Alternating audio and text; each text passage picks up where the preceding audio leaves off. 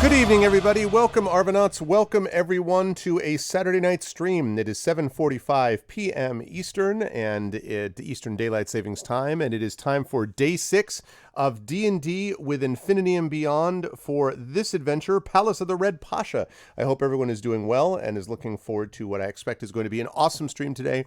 I am very excited for it. We have... just a lot of, I don't know, just a lot of cool stuff coming up, a lot of political intrigue, a lot of stuff that turns my crank, so I'm looking forward to it. I hope you folks are excited as well. And before we go any further, just a couple of reminders about ways to support us here on the channel. If you haven't done so already, please make sure to follow the channel. It is indeed absolutely pasta-tastic, or pastastic. I think it's posh-tastic, right? Is it? But before we go any further, if you haven't already done so, please make sure to follow the channel. Please check out the YouTube with !ArvTube, where you can see past broadcasts of this and other streams. !Arv tweets is my Twitter, where you can follow me. I always tweet when I'm going live and talk about various other things significant to the world of writing and streaming and music and teaching and gaming and family and, you know, other things on occasion as well. !Arv is the Discord channel where you can hang out with the Arvanauts in between streams, and the website for all of this is arvanelleron.com. On the financial side, !Arv Shop is the merchandise area where you can get stuff for the Infinity and Beyond crew that you're going to be seeing tonight, and you can get stuff for Adventures in Middle-earth as well. That supports us and gets you some cool swag at the same time. !Arv Treon is the Patreon, sitting at 21 patrons, $193 per month.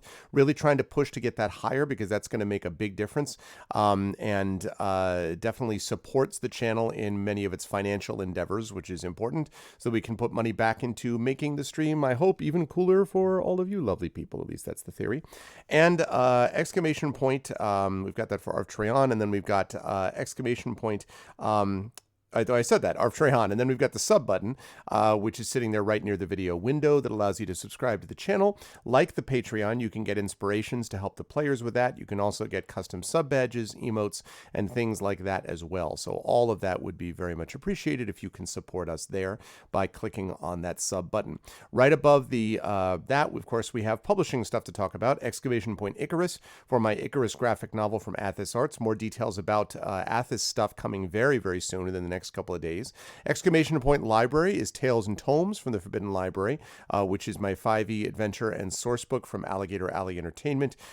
Given recent events, that's something which is even more important to me to be coming out in physical form, so I'm excited about that coming soon. And then that's !Arv Treon, and then yes, so !Library for that. And of course, we've got Greyshade KS, which is the Greyshade Kickstarter, which is going to be happening soon as well. And I'm very excited about that Greyshade Kickstarter, again, because more details about that happening, but it's going to have a lot of really awesome components to it, so it should be good stuff. And of course, BLM, Black Lives Matter, very important to affirm and assert the significance and importance of Black lives and protecting Black lives. And Help Now, which is the World Health Organization page on suicide prevention, also very important to support that too. All right, just a couple of quick notes before we get underway on schedule. Tomorrow we've got Palace of the Red Pasha INB tonight. Tomorrow we have got at 7 p.m. Eastern Daylight Savings Time. We have the amazing and awesome crew of Speculate and Twitch in our joint event of Blades in the Dark with Brandon O'Brien as GM. Then on Monday I'm going to actually have to ask. We've had a switch where Emberwind is going to be on the 29th now because of a schedule conflict. So Emberwind's been pushed back to the 29th. So I have to double check and see if we're going to have another Grumbler's Guide on Monday. I will spring that on Sod when I go over there right now. If not, then it means that Monday will be open. Tuesday, we will have Adventures in Middle-earth coming at noon Eastern. And then at 5 p.m. Eastern, one more week of it starting 1 week later, 5 p.m. Eastern, we will have D&D with GOG Storm King's Thunder. Then Wednesday, we are, I believe, off on no, that's not true. Let me see, double check this. I think actually the community D&D is on this Wednesday. Let me just confirm.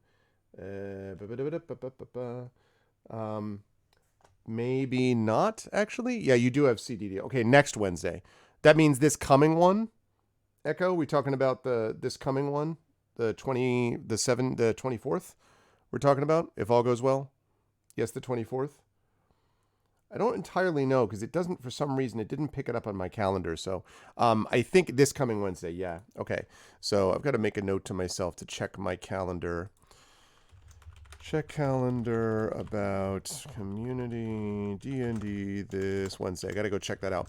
And then we are off Thursday. On Friday, we have got Rebel Crown that I am going to be appearing in, although I'm going to be getting my second vaccination on Thursday. If I get knocked for a loop, which is possible, then I may not be doing Friday, but assuming that, I'm in some reasonable shape, then I'll be doing that on Friday evening. Rebel Crown, which is again a Twitch and Speculate joint event with Mike Underwood as GM and myself playing with 3 Intrepid players. So that's going to be a good time. 3 other Intrepid players. And then on Saturday, we will have Metroid Prime because Metroid Prime is now set up. The Wii U is set and ready to go. And then on Sunday, we have got Sound Clash the Clampdown. And I believe that will just about wrap us up for the month. Tuesday actually will be the Patreon-fueled Chat Chosen Game of the Month, Tuesday the 31st, before we leave the month of March behind with Talisman Adventures. So that's what's going on. So yeah, schedule looks to be a good schedule, very exciting things happening, and more to talk about very soon. Now, with that said, I am going to unmute myself so the gentlemen know that we are ready to go, and then I am going to unmute them just as soon as I find my cursor. There it is. Now I'm going to unmute them. And last but certainly not least, I'm going to head over there to reveal your doom. No, to reveal the incredible crew of D&D. Good to see you too. With 3 people and an emoji. That's right. Yes, 3 which was changed because he was shamed into doing it by Little Red Dot on Thursday, who said she was tired of looking at BRB for a long time. So he's changed it to whatever that is. Hilarious. Laughing, dude, you do not watch Ghost in the Shell. Dude. No, I know practically nothing about Ghost in the Shell except the name. I am sadly uncultured when it comes to that. It's a must-watch series, I think. Really? I'd have to agree with that. Yeah. I'll put it on my list to check it out. But anyway, and then if you haven't, add The Expanse to that too. The Expanse, yeah. Oh my God, yeah. It is, but it's good to see everybody. I hope everyone is doing well, and I'm going to let everyone introduce themselves. I'm going to throw one thing on Sod first, which is that because Emberwind has been rescheduled, Sod, to the 29th, I wondered if you were able to do a Grumbler's Guide, although it's 2 weeks in a row, this coming Monday. Yeah. Yep, I can do it. Okay, Easy. so I have alternated it. Saad is an officer and a gentleman, so that means that you will see 2 weeks consecutively. Your cup runs over with Grumbler's Guide. Back to back, baby. As the temple. I mean, at this point, it's really all about the shouting, because if you saw his last performance, I mean, like, listen, Saad is pretty much dominating that game at this point. Like, just tearing it apart. I did the grinding off stream, though, because I don't want people to sit there with me going, rest. Is there an encounter? No. Rest. Is there an encounter? No. Rest. Yeah, pretty much Icewind Dale for me. Encounter every time. But yeah, so it's going to be great. Okay, cool. Thank you, Saad. But moving on to tonight, I want to start by welcoming, of course, the amazing person who has light shining to his right, our left, as you look in the screen, and that, of course, is Mr. Trendane Sparks. Hello, Trend. How are you? I see that you have the light has arisen. Do you feel the light upon you, in metaphorical sense? Yeah, that'd be fine. Oh, hi. I mean, man, every time. No, every time without fail. Yeah. I was working on audiobook stuff. Gotta get it done sometime. Well, Yes. I'm still waiting for something. Because like I have one piece. Well, I have two pieces left to do. One is to fold in some extra content, and the other is to figure out what the retail sample is going to be, because I still haven't quite figured out which piece that's going to be, but I think I know. I think it's from chapter 2, which means that extra media that I need to fold into the thing I need to have before I can do that part. So anyway, what were we talking about? Right, we're talking about D&D, yes. Which is awesome. Yeah, so hi, I'm Never down, Spaz. I'm oh, was that the light you were talking about? Yeah, that yeah. Oh, yeah, that's the sun. Oh, I've heard of it. Uh-huh. Yeah. I've heard of this thing. Do you have the sun in Connecticut? We do. I have sun Okay. during the day. It's like just blazes in on all levels. It's Typically, that's when it does that. Yeah. Yes. So, yeah, I'm Trent Sparks. I'm as some might have surmised thus far, an audiobook narrator and voice actor. It's odd how now audiobook narrators, because I used to just want to do video games and animations and then maybe, audiobooks on the side. And now audiobooks is pretty much all I do. And he's become like, the voice book narrator. Well, like I said, yeah. your answer is always just suck at your job and this won't be a problem. Like if you were doing worse, then that's all. true. I could do that. Well, those video game people would come knocking at your door, but that'll happen soon they enough. have to now do it. Well, they have one to now step do at it a on his time. audiobook schedule now. They had their Right. chance. I They told had them. their chance. So, That's true. Nope. I told them. Somebody actually came to me recently. They were like, "Hey, I need. Could you do voiceover stuff for this little game or animation that I'm making?" I'm like, maybe. Mm-hmm. Probably kind of interleave you into my schedule. And he's like, "Are you busy?" I'm like, "Yeah, yeah." I love to hear it. The term is in demand, buddy. I was going to say, we have yeah. we do not have enough trend supply for the demand. Know what I'm saying? Speaking of So, supply and demand, I'm playing a human druid named Fifely Harper, who is about to demand that he be allowed to put down this very heavy body wrapped up in a flying carpet that for some reason isn't flying. It's not doing its job to help him carry this body around. So I've been thinking about how many ways to replay something out of Hotel Rwanda as they lift out of the compound with archers blazing at them on the flying carpet. I don't think that's what you're planning to do, but What the hell kind of show is this? Yes. You leave for 3 minutes, Rob. You come back to this. I saw this started. I should have just gone and taken a shower. I'm feeling very dirty I now. forgot that Rob didn't know what was going on. This is gonna be a fun recap. Always a pleasure to have Trent. Always a pleasure to have Trent with us. Also a pleasure to have Sod with us, the star of Grumbler's Guide on alternate Mondays. Sod, how you doing? How's life with you and all that stuff? I have a towel over my microphone because I still haven't sorted out the audio problems yet. So hopefully that's for people in stream who are watching. It's not too bad for you guys. I've had to survive flooding, which is awesome fun because we just had torrential rain. That's the sign of the end of summer. Oh. And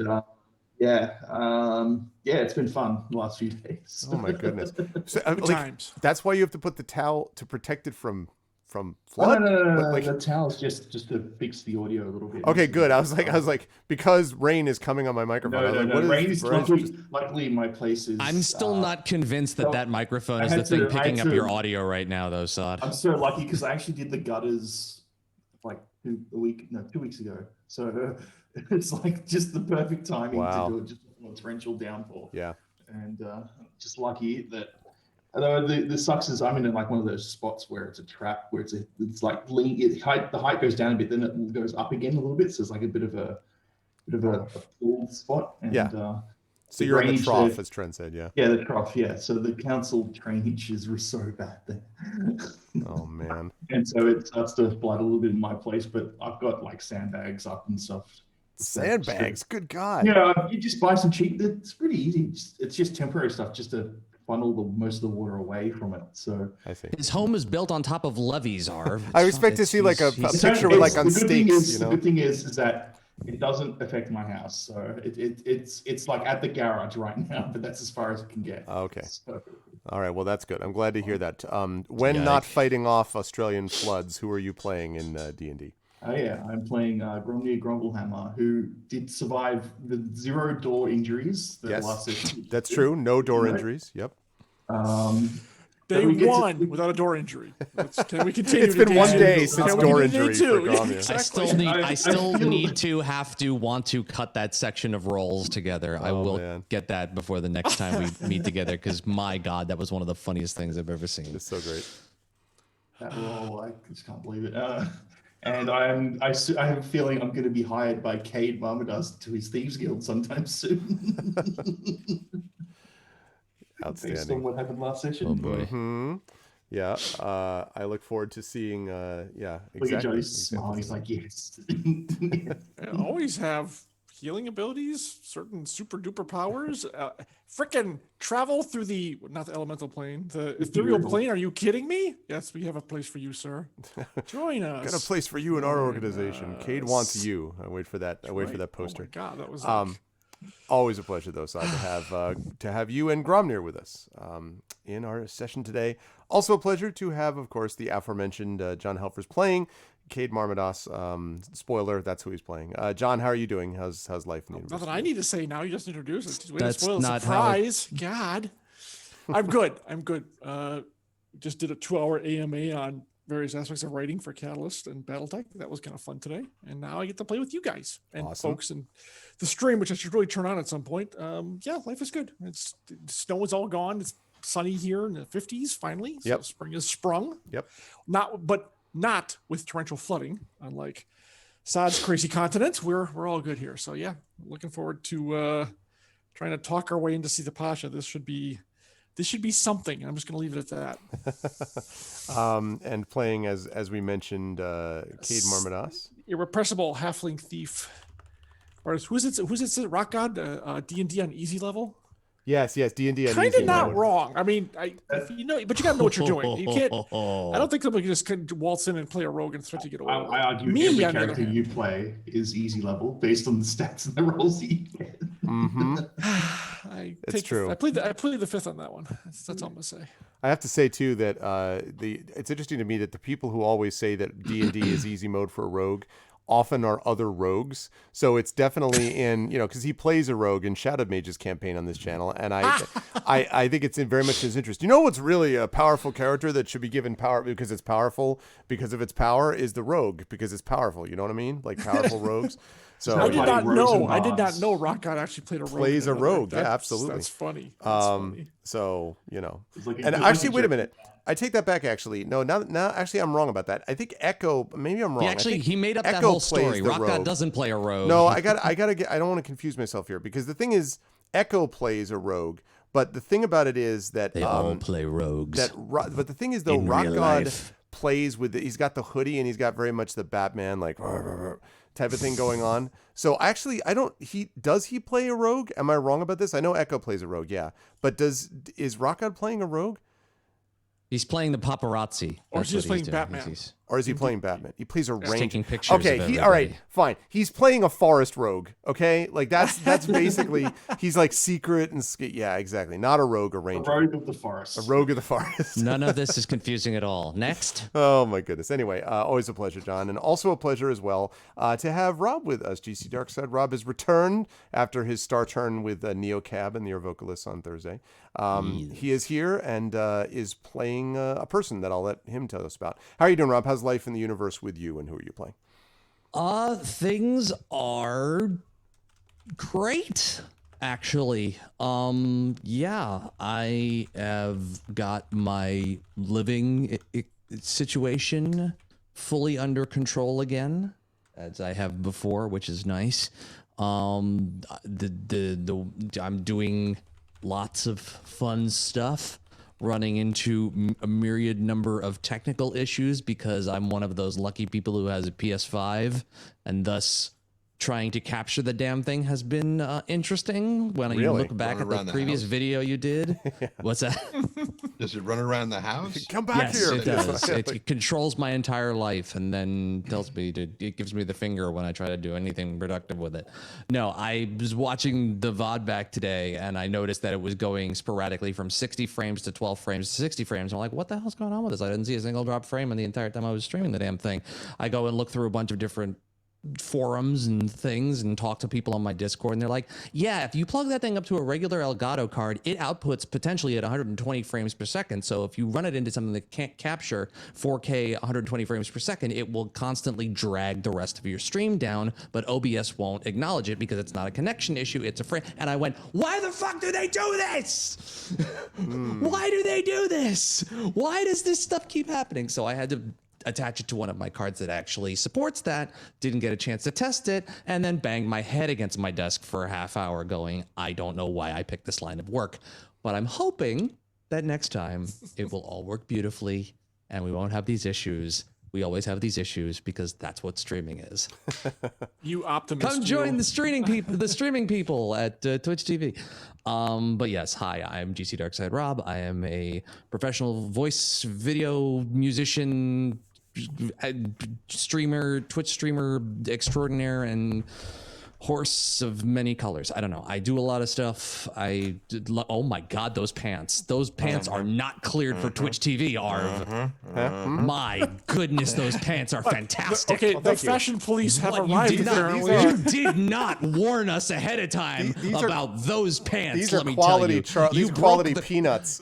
You pajama broke pants, the I'll tell you right now. cardinal rule of daytime television. If you have to either convince the world you don't wear pants, or you have to sell the pants ahead of time. It's after 8 o'clock, how man. This works. This is prime time now. For you, I was just saying, I'm just glad he's wearing pants, so let's leave it at that. Yeah, I am wearing pants. Yeah. But yes, GC Darkside Rob, Twitch TV. Like I said, I do video editing, YouTube videos, posts to Twitter, voiceover work of varying degrees of quality. You can ask ask other people how it turns out. I think it's fantastic, but we'll see what other people think soon Opinions enough. vary. And well, if anyone would ever listen to it, I was just wonder who I'm talking about there. No one in this chat. Next week for sure. John. Next week for sure. Exactly. Here, give me another 7 days. And Every then word out of your if it mouth, doesn't buddy. come back, Every word out of your mouth. if I'm not back in 7 days, just wait longer. But yeah, go watch my stuff, and I'll be streaming Wednesdays through Sundays on my channel, and occasionally, twice a month, 3 times a year. We're kind of like the reserves. That's us for D&D and our vocalists here on Twitch.tv. And I am playing somebody. Ryuvi Dark something. Yes. Ryuvi Dark Crusher. Ryuvi, what's his name? Drow. Yeah. And I'm actually really quick thing, because then I got to run away for a minute and come back. For anybody who's seen that new D&D, not a D&D game, the one that's coming out that had like some kind of heavy metal track like blasting Dark behind Alliance. it and said like Yeah. Dark Alliance, and like Dritz is in it as a playable character, and I was like, my God, what have you done? What have you done to my precious? What have you done to my precious? This looks horrifying. What are you doing? This doesn't look like D&D. Like, I'm the one who's supposed to defend this property after playing 2 games of D&D with y'all. But even then I was like, no, please be gentle, and they're just not being gentle. They're just bashing it into a rock. Dark Alliance, actually, I mean, Baldur's Gate Dark Alliance was a fun action D&D game that I actually enjoyed quite a bit when it came out, like, I don't know, 15, 16 years ago. I played it with my wife, co-op, but it's its own thing. So I feel like a lot of people are like, oh, I kind of like that. But yeah, it's not, it would never be sort of confused with an actual Baldur's Gate or, isometric RPG type of thing. It's very much this marketing it's pitch more Dragon's Dogma, looked like it was honestly. made. This marketing pitch for this game looks like it was designed by somebody who was an ex-employee for World Wrestling Entertainment, and it's their first day selling a D&D game. My goodness, I don't know what this game is, but I'm just like, Yeah. And with that lovely noise, I will be back in just a minute. Sounds like a plan. We are going to get underway here. Of course, Rob is going to successfully have avoided the recap now, so he still will have no idea what's going on, but that's fine.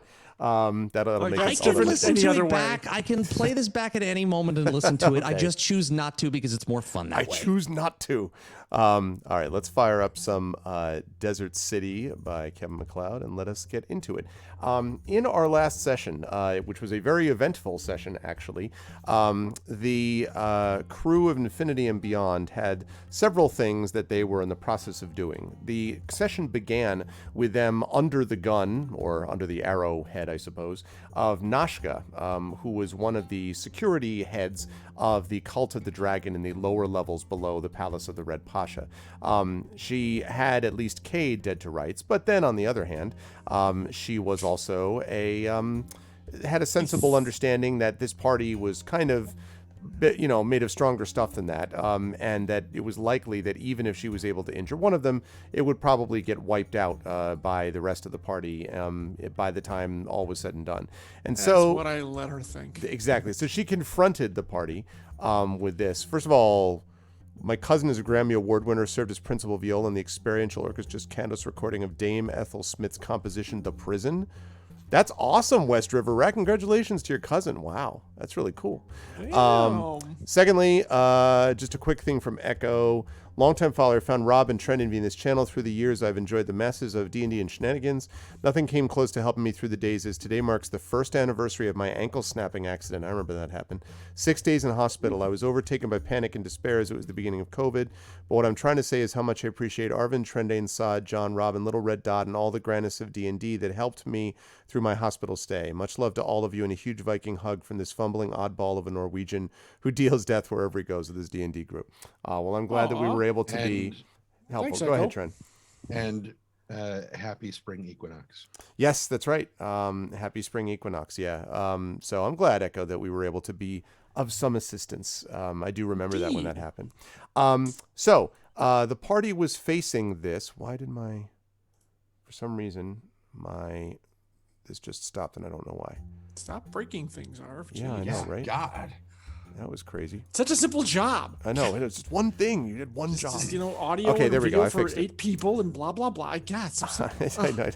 so simple. I don't even bother with it. I don't even. It's beneath me to actually try. Okay, I got it.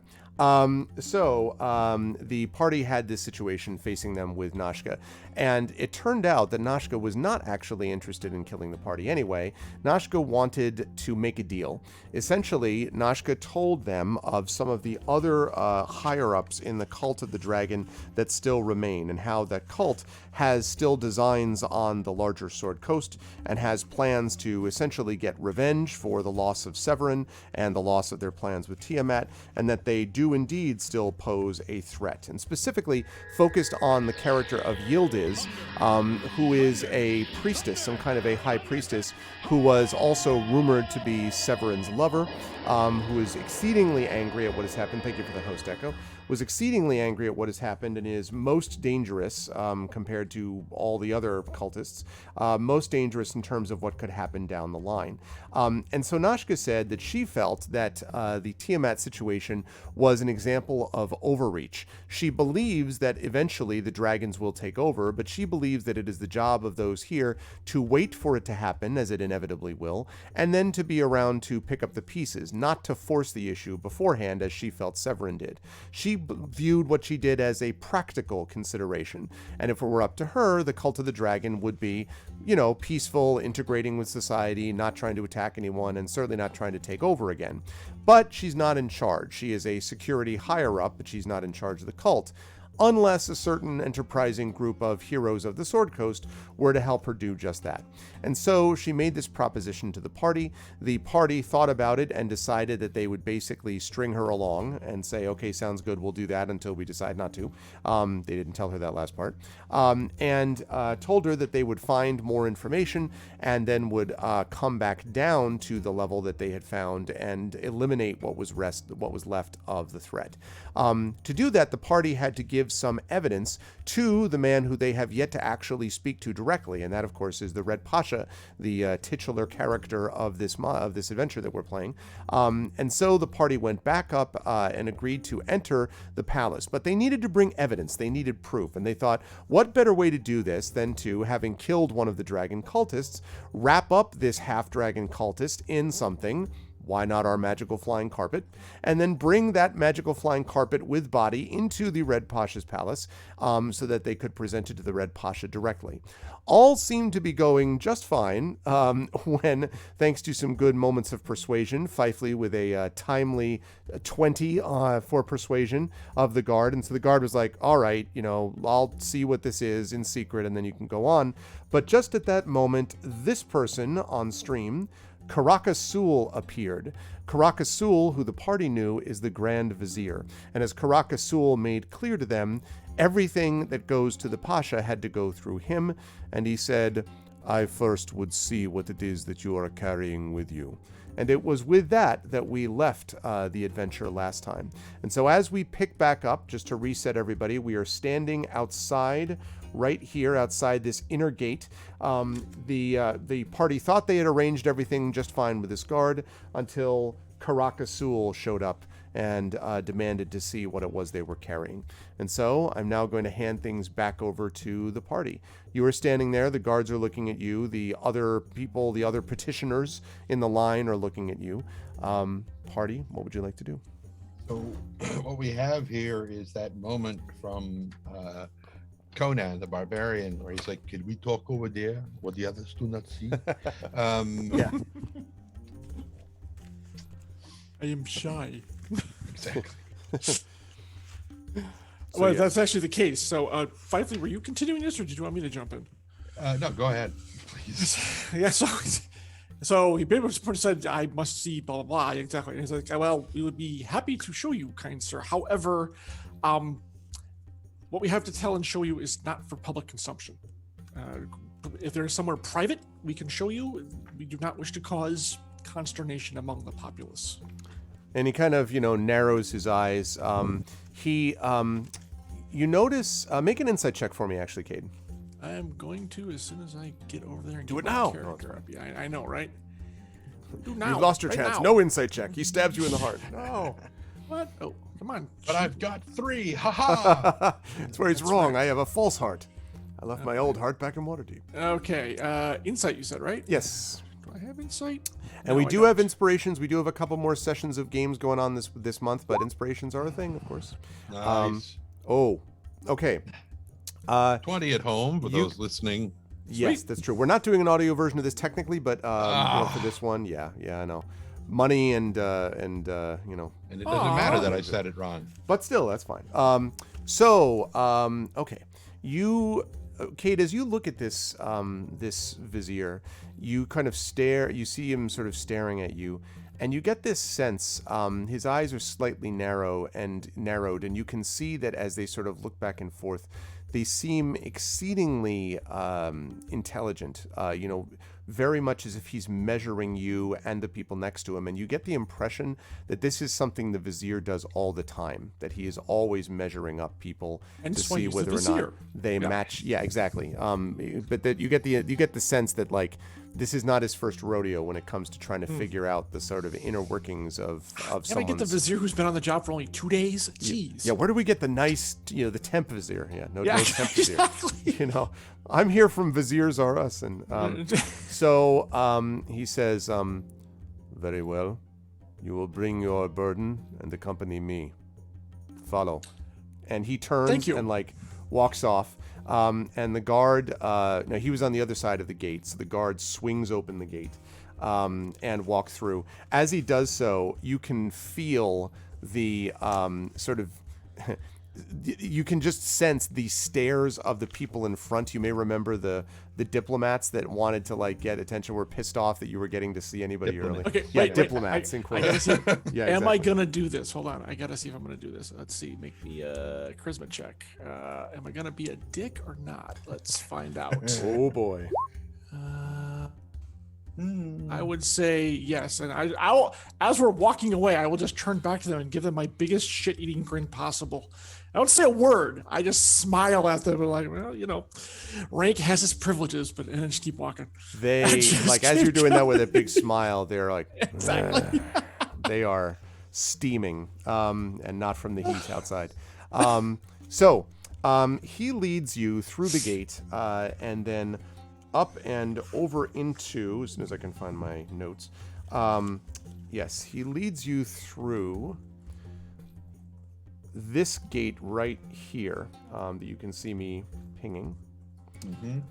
Which is this gate that looks to be first of all it's a very beautiful ornate, not particularly large, but a very ornate gate, and you can see that there are flowers have been cunningly worked into the gold and silver which sort of surrounds this arch, and as he goes through, you also see a number of what many would call conventionally attractive, beautiful women in this room beyond.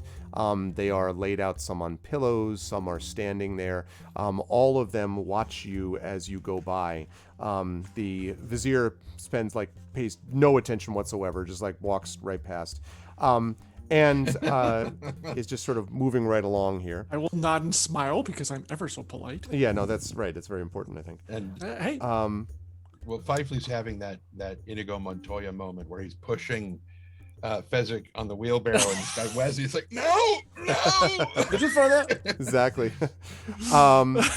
And so And so he brings you this way. Now, normally, because you can see actually, as he's leading, that the doors to this place right here are open, and you can see what looks like a fairly grand hall there.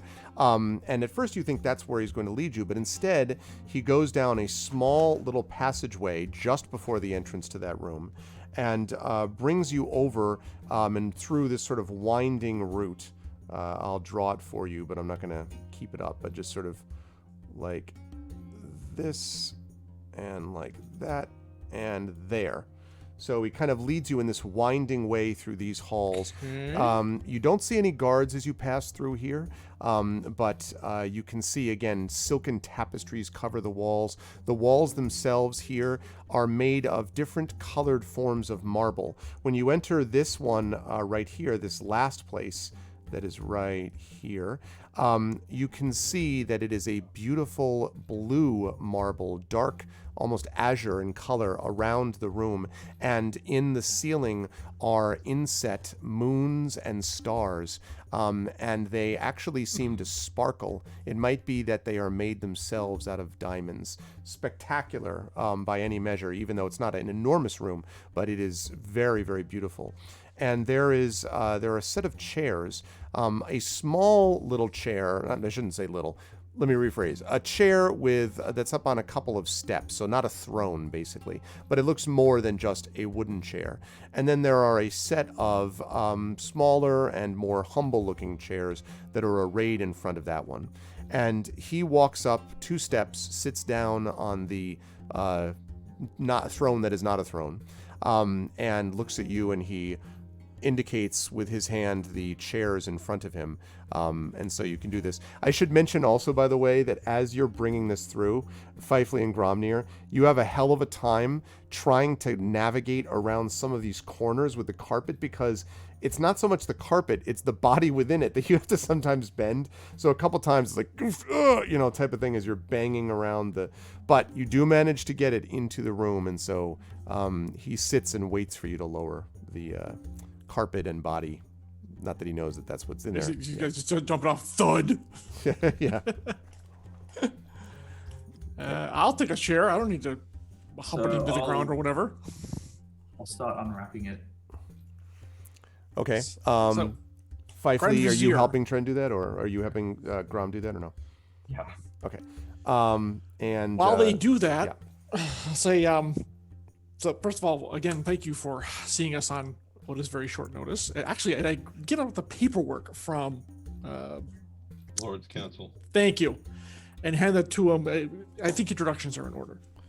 Introduce myself and my companions. And he looks at the notes. Yeah, here's the Sword Coast, yada yada yada. And we have unfortunately uncovered evidence that the dragon cult we were successful in thwarting up to the north has a fragment of it, or a splinter of it, has reconfigured or coalesced down here in Kalimport. And to be quite honest, it's as much closer to the Pasha and his palace than I think anyone wishes. And by that time, I think the words I have spoken have given enough time for them to unroll the carpet, and so then the body should be on full display. As an example, As it rolls out, like, draw me like one of your French corpses. So the arm falls out, and he has no reaction when he sees this. He just sort of looks down, and he's had his sort of stroking his beard occasionally, his magnificent beard, it must be said. and I'll keep going. On our way here, we happen to see this creature enter a portal to underneath the palace, and us being, given our duties here by the Lord's Council of, is it Waterdeep or Baldur's Gate? The Lord's Alliance is composed of multiple, Okay. The Lord's Waterdeep, Alliance, that's all I need to say. Neverwinter, and Baldur's Gate, yeah. We were compelled to follow them, and we're engaged in combat where we slew the beast, and then realized the situation was much more grave than we had first surmised. So we collected the corpse, and here we are. And he he sits and kind of strokes his beard again, and he says, This is somewhat disquieting. You say that you saw this creature go below into this lower level below the palace.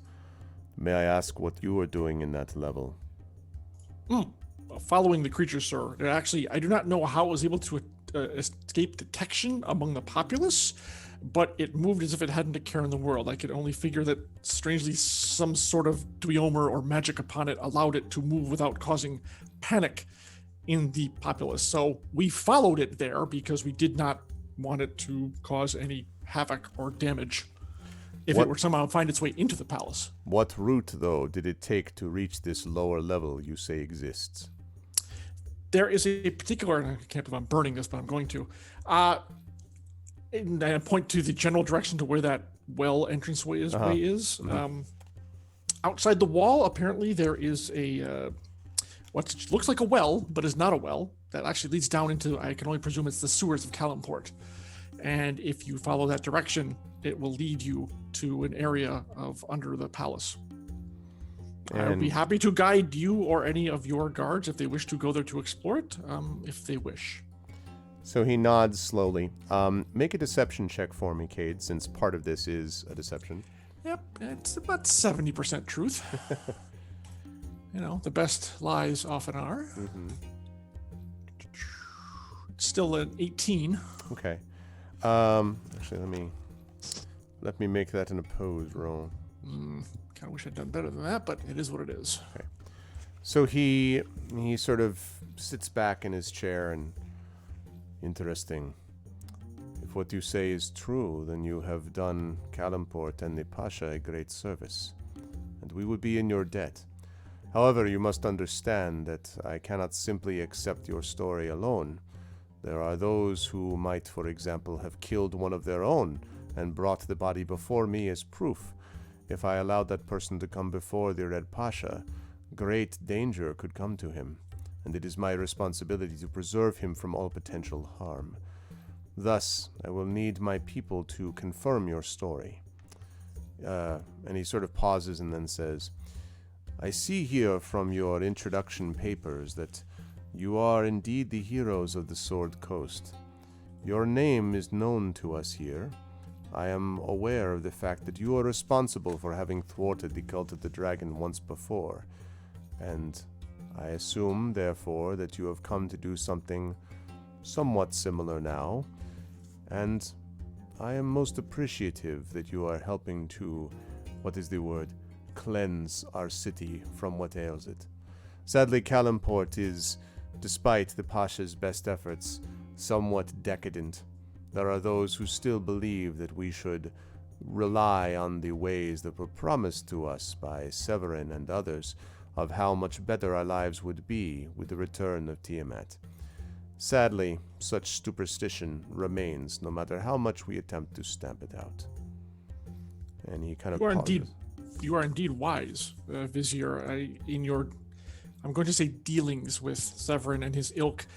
I think you, as I saw in your appraisal of us, I've come to realize that they were only interested in one thing: power, keeping it, maintaining it, acquiring it, and would ruthlessly stamp out anyone who they perceive to be in their way. The city of Calimport, as glorious as it is, would be no exception, unfortunately. This is true, and it is of concern to me. I must tell you, however, that the Pasha is he is an optimistic man, a brave man, and one who has unique qualities. But his bravery means that he sometimes takes a, shall we say, overly optimistic view of human nature. I myself am more cynical, a condition, I suppose, of my employment, as it is my job to suspect others. Thus, I must ask all of you to remain just for a short period of time while I send my men to examine your story in more detail. If you can tell me where this well is, I will send them down now. They will avoid conflict, simply confirming that there is in fact a level down from the palace, and that therefore there is a threat that we must contain. If it is true, then they will return. You will be welcomed to the Pasha, and I have no doubt that he will reward you richly for your service to Calimport. Of course, and I'll tell him exactly where the particular access to the sewers is, and even the directions to the multi tunnel room, the room that splits off into like 5 of them. Where are we currently? Yeah. So you were in what is called the Moon Court. At least that's what you think it is based on the surroundings. It's at the end of that green line that you say on the map. The Vizier Karakasul has brought you here, and everything basically, he says everything that goes to the Pasha has to go through him first. So you have brought the carpet with body and the 4 of you into the room, and Cade has sort of explained what happened, although not exactly.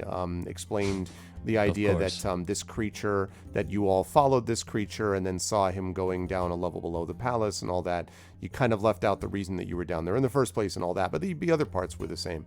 So the Grand Vizier has just said that you may have done a great service to Kalimport, but that he must check out your story because it is his job to do that, and that he asks you to stay temporarily while he has his men go to check out, confirm the story. This is likely to take a little bit of time. Where exactly do you expect for us to wait while you check out our story, as you say? For that, honorable sir, I have a place that I think will be well suited. If you will follow me, I will bring you to a place that is worthy of some group of your talents and honor. It is right, in fact, next to this court, and will be, I think, of use to you. We will have a servant that will wait on your needs as well. And he claps, and this now I've talked sort of before. give Kate a look. It's like Now this guy that comes in, that now there are I've often talked about. You see a big dude. This is a really big guy, bare-chested, bald, completely bald, bare-chested, clean-shaven. bigger than big dude. Yeah, walks in. Biggest dudimist. He does have a scimitar at his side, but that's it. He doesn't have any armor or anything like that. And he's basically, to jump out of game for just a moment, he's like the Shaquille O'Neal of guards, if that's who this is. Like, he's a big guy, and he walks in. What? That's not a D&D reference? Yeah, well, listen. I mean, yes, that's true. I'm not jumping out of game. So Unusually large monster who can play basketball really well, and who has dunk. played previously in Shazam, right, or whatever the hell it was. He played in something like that. So it was all fits. Anyway, so he walks in, even bigger than Tawny Bear, maybe a little bit. Yeah, maybe a little bit. So he walks Tawny's in. not that big. And he walks in, and he waits, and he sort of bows his head slightly to the Vizier, and then he waits. And Karakasul says, "You will take these people to the guest chambers. There they will wait while my men investigate their story. You will see to all of their needs, Azul. And I must be clear with you. These are no ordinary... Azul, light! Sorry, I couldn't help myself. You must know that these are no ordinary people. They are heroes of a higher class than some of those who enter this court. Thus you must treat them with the greatest respect and care." And Azul nods sort of impassively. And I want you to all roll initiative. Yeah, he says, "Now you would kill them." No, he doesn't say that. And he says, "Gentlemen, if you will, I must immediately attend to this situation. You can, I think, leave this body here. My men will address the situation. But I would ask that you accompany Azul to the guest chambers." If I may just quickly, Grand Vizier, please, if I can make a formal request, is to try to be a bit, don't be as public about this, because if the A find out that you have headed down there with men, there's a good chance that they may leave. He nods and he says, "Yes, in that you speak wisdom. We do not wish the mouse to know of the trap before it has been sprung. You may fear not. We will make sure that we use discretion and care. But first, we must see whether your story is accurate to begin with. If it is, believe me, no one here will have any more greater interest than me in the Cult of the Dragon's activities. And the Pasha speaks through me." And he sort of nods to you. And then he stands and he says, "Gentlemen, I look forward to our next discussion." And So, assuming you follow, Azul leads you to actually. Fifely's been pushing the body off the carpet and rolling the carpet Okay. back up so he can take it with him. Yeah, let's keep the carpet. Very That's important. good. Exactly. He's like, you For must leave the many carpet. reasons. Yes. So he leads you, and I will again continue my line drawing. He leads you up here, and yeah, exactly. He leads you up here, and actually, I think it's going to be right about there. Let's see. Yeah, no, actually, not quite there. He's going to bring you. It is through that room, but he doesn't stop there. He's going to lead you to here. This is a room that is smaller, obviously, than the one that you've just left. But when you enter it, now we've talked opulence before, but just as Azul is bigger than the biggest dude, this is as opulent as it gets. First of all, the room itself is lined with blue and gold silk all along the walls. And it seems to be a kind of woven silk that even as you look at it shimmers. You don't see any obvious light within this windowless room, but nonetheless, there is a clear. The room is well lit somehow, and the silk itself seems to shimmer with light. Moreover, there are not only a series of velveted cushioned chairs. There are also several small tables filled with fruit. It looks like just fresh day of pick, fruit native to the region. There are several plates of what look like perhaps maybe cheeses, but you see also dates and numerous things like this. And also there is in the middle of the room a small fountain. And as you walk in, the fountain which is flowing, you think you see several yellow golden fish leaping like in and out of the fountain's waters. It is really impressive. And Azul brings you in, and then impassively, sort of in an expansive gesture, holds his arms wide as if to say, here it is, and nods slowly to all of you, and then turns and leaves and closes the door behind him, and you're in this beautiful shimmering room. Well, I gotta say this: the Pasha and his people certainly know how to live. Go over to the table. You don't Cast have a to quick carry that detect body anymore, magic. Fifely. I didn't know half dragons would be that heavy. Did you say cast detect magic? On the food and stuff, just to make sure there's nothing. Just a quick reminder that technically magic is forbidden in this place. I'm just letting you know that, reminding you of that. Divine is not. It's okay if you want to take the risk. I'm just letting you know. You could always just taste it. We could probably help you recover if something is wrong with it. Or actually, we do have a dwarf. Come to think of it, so He's fine. He eats everything. Is that here, the idea? Gromner, eat this. You okay? Okay, we're good. Is there a roll involved? Because I think you should maybe stray away from that idea. I mean, it's a minor detection spell. It's up to you. I mean, like, I'm not trying to set up anything for you. I just that's a good point, though. I probably shouldn't try to insult the Pasha or give them any reason to discount us or be any suspicious. So I guess I'll leave it. I mean, it all looks good. Why would he bring us in here just to poison us? He could have killed us. I mean, he could have had Big McLarge Huge just kill us outside. Right. All right. I'll try a date. And on that note, I'm going to find a nice, comfortable part, although it seems like all parts are comfortable of it, but someplace where I can sit, meditate, and extend sort of my aura around and pay attention to see if anything unexpected is about to happen, but mostly just to relax a little bit. So you do that. The chair, by the way, is like exceedingly soft, even softer than it looks. Like, and it yet might still even be has so plenty soft that it would make me mad. Yeah. Yeah. It's got plenty of soft. back support, though. It's like this weird combination. It's really nice. Is Biggie McLarge Arv, huge I'm a still in the drow. That's true. Sorry, Fifely. Is Biggie McLarge huge still in the room? Outside the room now. Close the door behind him. So it's just us. Yes. He's guarding us from ourselves. Maybe. There are some cinnamon rolls. Absolutely West River Rat. I mean, like the icing just flowing down. I mean, yeah, and no raisins, obviously, because this is a cultured people. That's it. I'm going home. I'm going home. Anyway, Cade, Fifely, and Grom. What are you? I can't get down with a place that doesn't there's no raisins, then it's the worst place ever. The worst place ever. So. There's also a couple of long velveted benches as well, sort of like, reclining couches, if you will. I'm sampling the food, so. Okay. The chair will be date, fine. Some cheese, Okay. We're back to diplomacy again. One this will be better than the Lord's of the Rings. Would you prefer being under the door?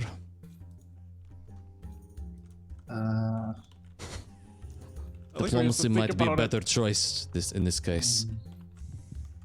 Well, What do you think? I think we should also consider the possibility that if this does reach to the highest levels, that the Vizier could just as easily be with the dragon cult. Keep your voice down, but yes. That's why I asked if he was still in the room. Wow, it's not like you couldn't be listening at the He door. breaks through. I heard you saying that you think the Vizier is with the dragon cult. All right, Yes, Kool-Aid. Piggy McLarge. All right, Kool-Aid man, get out of here. Yeah, It's so a big exactly. There will always be a possibility that somebody knows somebody who knows somebody who is looking to be part of the cult of the Dragon Queen. But unfortunately, we have to interact with somebody here, otherwise we're going to get nowhere. Be on our guard, but we have to talk to someone eventually. We will go through Either the, they know or they don't know. we will go through the regular channels until it's time to not go through the regular channels. I think that's the best And way to go about we know how this. to handle ourselves in a fight. I don't doubt that. What I'm saying is that, speaking of being on our guard, this entire room seems bent on preventing us from doing exactly that. It is a place to relax to the point of contentment and possible vulnerability. Which is why I'm trying to ignore most of it and pay attention to what's going on beyond it. Oh, good. Then I can relax. Oh, thank God. Ah. The dates and cheese, by the way, As are opposed to what, spectacularly fresh. Just wanted to make that We note. gotta try this cheese. It's man. a goat cheese that Goat, you yeah, think, yeah. exactly. It's amazing. Yeah. A little cracker, a little schmear. God. Oh, Good stuff. Perfectly salted. Smear. yeah, schmear. Ah, yeah, I know this is it's great. always schmear. I- It's never smear. Exactly. Is there a mango here? It's always schmear. Yes, indeed. Delightful. And I want to make a note about that. Well, so yeah, there is a mango. You're able to grab that. Is anyone else eating There's a reason I'm asking this. It's not meant There's to a make anyone lime in freak the out. coconut. Is there it anyone all else up. eating food in particular? I'm not trying to set I'm anyone. I'm not. not setting anything No. up. I'm just asking. So no, Grom, are you I'm eating not. anything? No, I'm just interested in like any kind of symbology, anything like that. I noticed out of place. Okay. I'm trying to think. If I noticed anything as we were traveling through the rooms. So, let me see. Make a religion check for me, please. Or if I'm having my mage hand feed me fruit while I lounge on a divan. Outstanding. It's yes, it's delightful. It floats over. I'm so glad I'm not paying any attention to Kate at all. Okay. You've I'm heard having bad of stuff, religion, yeah. Grom. You've That's heard of cool. religion, and like definitely Oh my God, has it begun? Consistency. Oh my Yeah. God. you've heard of it, and it That is exists. a natural one. and like there's it's a a lot of thing. religion here. It's a thing. For sure. Yeah. It has begun again. Yeah. Uh, So good stuff. Also, you're religious, that like you've ascertained you that. remembered. Oh I yeah. know. I It's something I do know too. That's sort of religious. So You believe that religions exist. feels bad. So Sort yes, of 'em. but let me know if anyone's doing anything else. But other than you continue to talk with each other, that's fine. But if you're like doing anything, just note for me whatever it is you're specifically engaged. I don't in. really have a window? spell that allows me to do this, but I'm trying to sort of connect my magical aura to the room a little bit and just feel beyond it, for whatever that's worth. I know Make that an there's not Arcana really check anything for that me. allows me to do that. Make an Arcana check for me, really. All right. I have to open up the thing and do the thing with the stuff. Is there a window? No, windowless. Interesting. Not Although good. oddly, I mean the room is not enormous, but it's a good-sized room, and it doesn't feel even vaguely claustrophobic. Actually, Fifely, it's. In fact, as you look, Taking you're like, lessons from Sod, buddy. you're just like, I am in. I know magic.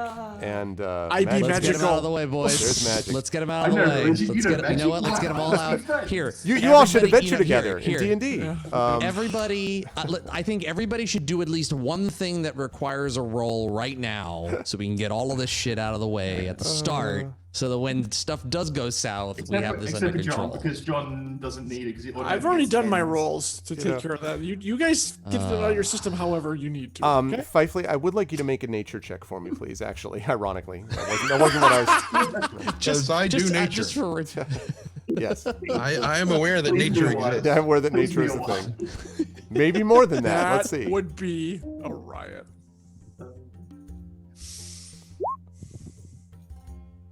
Oh, 21. No, you spoiled know. it. So, Fifely, something very odd about the sky in this room. As I said, the ceiling is, stars and like whatever, blue and so forth. But as you're looking at it, you're almost positive that what you're looking at are the same constellations and the same arrangement of stars in the sky that you would have seen in the Wood of Sharp Teeth back home. Which is odd, it seems to you, that you would have those kinds of constellations in a room in the Palace of the Red Pasha's, in a room in this palace in Kalimport, and yet At a there it much is. more southern latitude. Yep. But this definitely feels to you, it would not be out of place just looking up and going, oh. Well, that's very odd. What?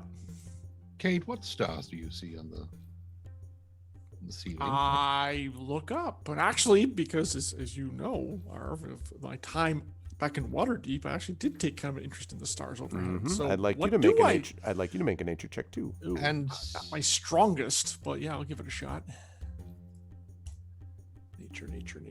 Nature. Oh, well, it's actually better than my insight, which is kind of funny. All right, here we go. Bam, that's an 18. They look very much like the stars you would see on an evening looking out in the City of Splendors as you look up above you in Waterdeep, Cade. So the mage hand brings a grape, and it's like it's about to drop in his mouth. He's like, oh, and it just pauses there, just kind of waiting. And he's like, you look at Fifely, like, it's like I was looking at the night sky back home. yes. For you too? My home, yes. I'm Drop the grape tempted in my to mouth. see what Ryubi Chomp. says. Or Grom too, for that matter. Let me know. I'm gonna keep eating. That's up to you, Grom, if you want to do that. I'm sorry. I'm mostly in libraries for every 9-bit sure. It looks You like are the roof aware of a there's library. a yeah. sky outside, right? I assume you've gone And outside. in this sky, there occasionally. are things called Oh, yeah. stars at night. Grom, the ultimate streamer. Yeah. It looks like above Candlekeep. So Now, for you, I mean, it's the stars above Candlekeep and the Wood of Sharp Teeth aren't all that different. We're all, but, we're we're much in the farther same south. region. Yeah. We're much farther south here. This shouldn't be what it is. So, whatever this enchantment is, it knows where we're from and what stars we would expect to see above our home. Yeah, Ryuvi, you can also make a nature check for me, please, because they requested that you do that to see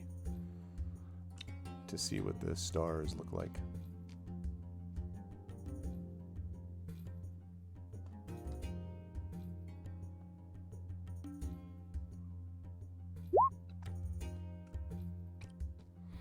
Yeah, that's enough. It does indeed look very much like the sky above the tower in which you reside, Ryuvi. The constellations, the arrangement of the stars, it looks like So it looks the night sky. appropriate to all of us And individually. Individually, yep. That is a I was- very interesting trick. I found myself wondering if it was going to be the stars above the tower or the stars in the Underdark. I was like, oh, Yeah, that'd no, be stars interesting. above the tower. Okay. Yeah, I don't consider the Underdark my home anymore, so that wouldn't make much sense. Wonder if this place is just for travelers. Trying to make them feel welcome.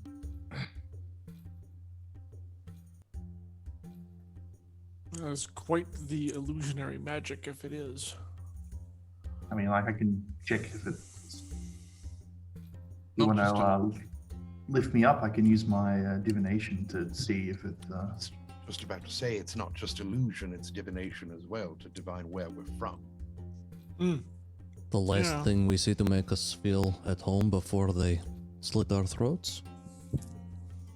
And he sort of makes a dastardly chuckle at that. Well, I think Probably that- best to not think of things that way right now until we have some kind of sign that that's going to happen. How big is this room, roughly?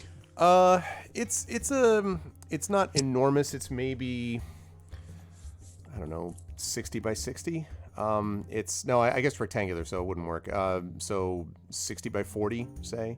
Okay. It's not enormous, but one of the things I mentioned to Fifely was that it doesn't feel claustrophobic though. It's oddly, it just seems like you're in the garden near your respective homes, looking up at the night sky. Right. So if I position myself in the center of it, I should be able to use my mage hand to start kind of nudging aside these silken tapestries on the wall to see if there's anything behind them, and I can just kind of go around the room and like yoink and no. And Could do yoink that, and except no. these here are not tapestries. This is tightly woven silk that is essentially like Was it stretched? that. Yeah, against the wall. So it's Oh, like. wow. Yeah. Alrighty then.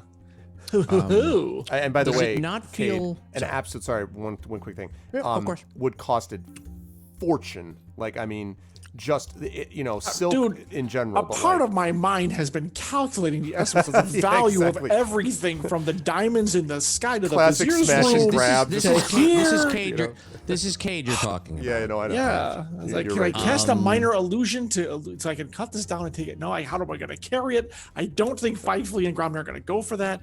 It's like, Sorry, Reed. I'm glad. Wrap it up in It's the very carpet, wise just of like you the that you didn't even bring up Ryuvi's voice. God, no. Ryuvi's name in that because given your disdain for physical labor, I mean, come on. Well, yeah, exactly. Yeah, am I Why do wrong? you think we get along? Exactly. I know your limitations. Also, did There's you nothing to notice do with that- limitations, my friend. Anyway, did you notice that the vizier's hat looks like a giant upside down tooth? Actually, kind of did, didn't it? In the Barb, Kalim to be language, honest- Karaka means molar. No, I'm just kidding. To be honest, I like these beers more. I just Is the wanted to point room- that out. Is the room comfortable or uncomfortable or somewhere in between? Not because of necessarily because of the space of it, because of some other force of it. That's there's you said there's a lot of magical aura here. Is it some other thing that's sort of Well, I mean, it is comfortable. affecting us? It's quite comfortable. I don't know that you can sense because that was one of the reasons I had you do the Arcana check to see. I don't know that you can really sense where the aura is. I mean, obviously this is magical insofar as all of you are independently seeing individual constellations above. So I mean, that's obviously there's magic, and the shimmering of the walls and the ceiling, the fact that you can see perfectly even though there are no obvious lights.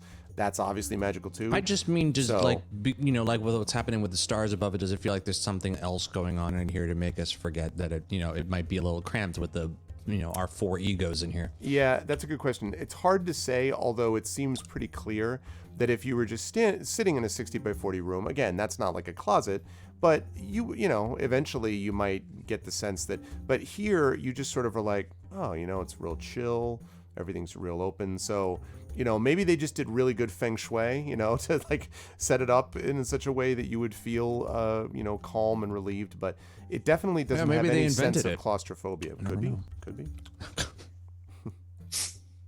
We could always just ask, was it Azul? Who's outside? I assume he's outside still. If he knows anything about the room.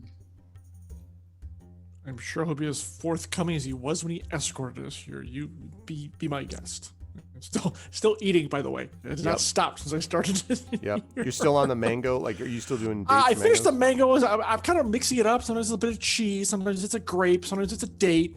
The mango was really good, though. I'll go back Yeah. to the mango. It's like, but I like mixing it. Sometimes it's a pomegranate kind of thing. It's, Yep. Yeah, I'm just kind of sampling. I'm sampling all over. If there's any melon, I'm all over that too. I want you to make. No. I want you to make a Make a indigestion check. Investigation check for me, please, Cade. Oh, okay. I gotta level up. I know exactly what I'm taking, but I gotta get there first. And roll 20 has paused. Oh, it's a 7. Yeah, the only thing that sort of strikes you is that you don't really remember seeing a melon, but when you're like, I think, is there a melon? There's a melon. Like, I don't think it's high enough for me to realize that, so I'm just gonna keep going. We have told you not to do that. If you do it again, we will have to punish you. with the comfy chair. Yeah, didn't quite make that. So, all right, I'll just keep enjoying the repast, the feast spread out before us. That would be a reference to Encounter at Star Fort Trek: The for any Next of you- Generation. Yes. For any of you who didn't know what the hell I was referencing. Anyway. So yeah. Grappler's Horn. What do you? I'll head to the front door, the door, and knock on it to see if he's outside. So when you knock on it, of course, because it's just this woof, woof, woof, is what it sounds like, not like a typical knock, because it's all velveted, you know. Yeah, I'm not trying to be So- too hard. Gentle as possible with my armored gloves and all. And the door gradually opens, and the face of Asul is like, you know, like as the door opens, and you know, you have to think of it being like, you know, like that. Is your sort of Yeah, I'm like 5 foot, just barely 5 foot. Right. So. and he sort of gazes down at you. Azul, yes. With the conversationalist, right? This room. Is there something unique about this room?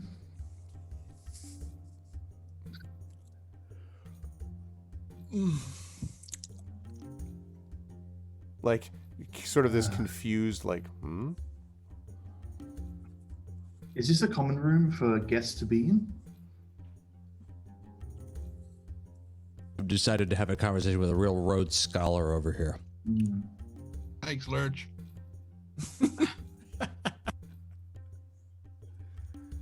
Oh, go ahead.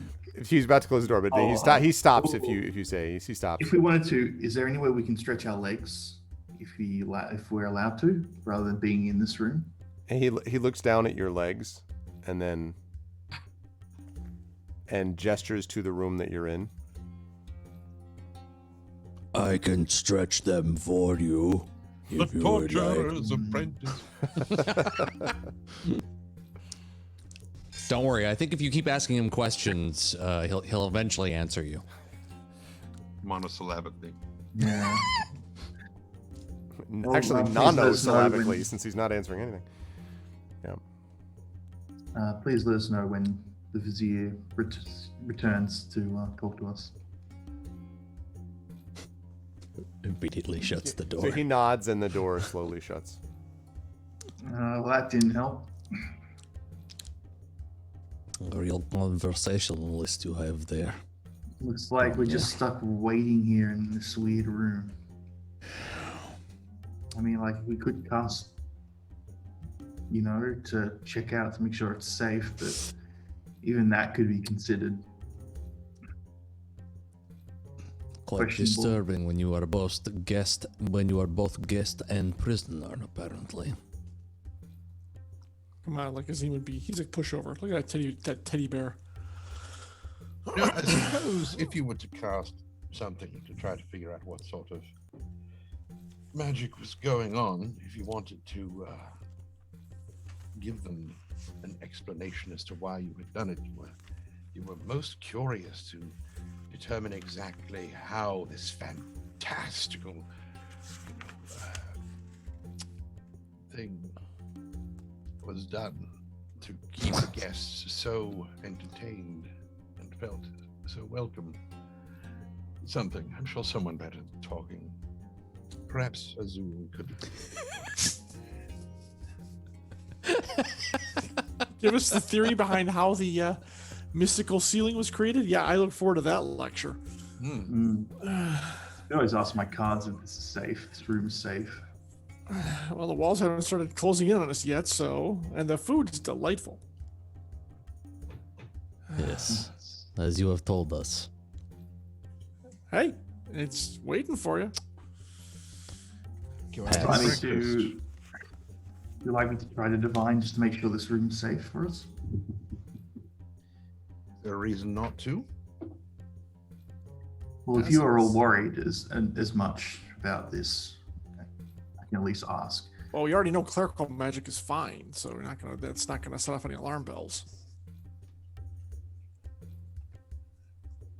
Go for it. All right, I'll go for it then. Okay. I'll place out the cards again and do augury and ask, is this room safe? So. Okay. What you was that see? hand? Oh, sorry. Yeah, exactly. Caracas pops in. None of your games of chance. Let's see. Okay. Don't you just get wheel or woe? Right. Yeah. Well, what comes up for you as you check the wheel or cards is both wheel and woe,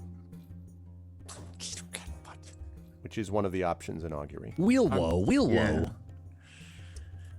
Wheel of whoa. Oh, sorry, that's the wrong game. Whoa, I it's a think wheel. Something else. Well, Contemplate that's not peace good. on the tree of woe. So, what'd your cards? What'd your tarot cards tell you?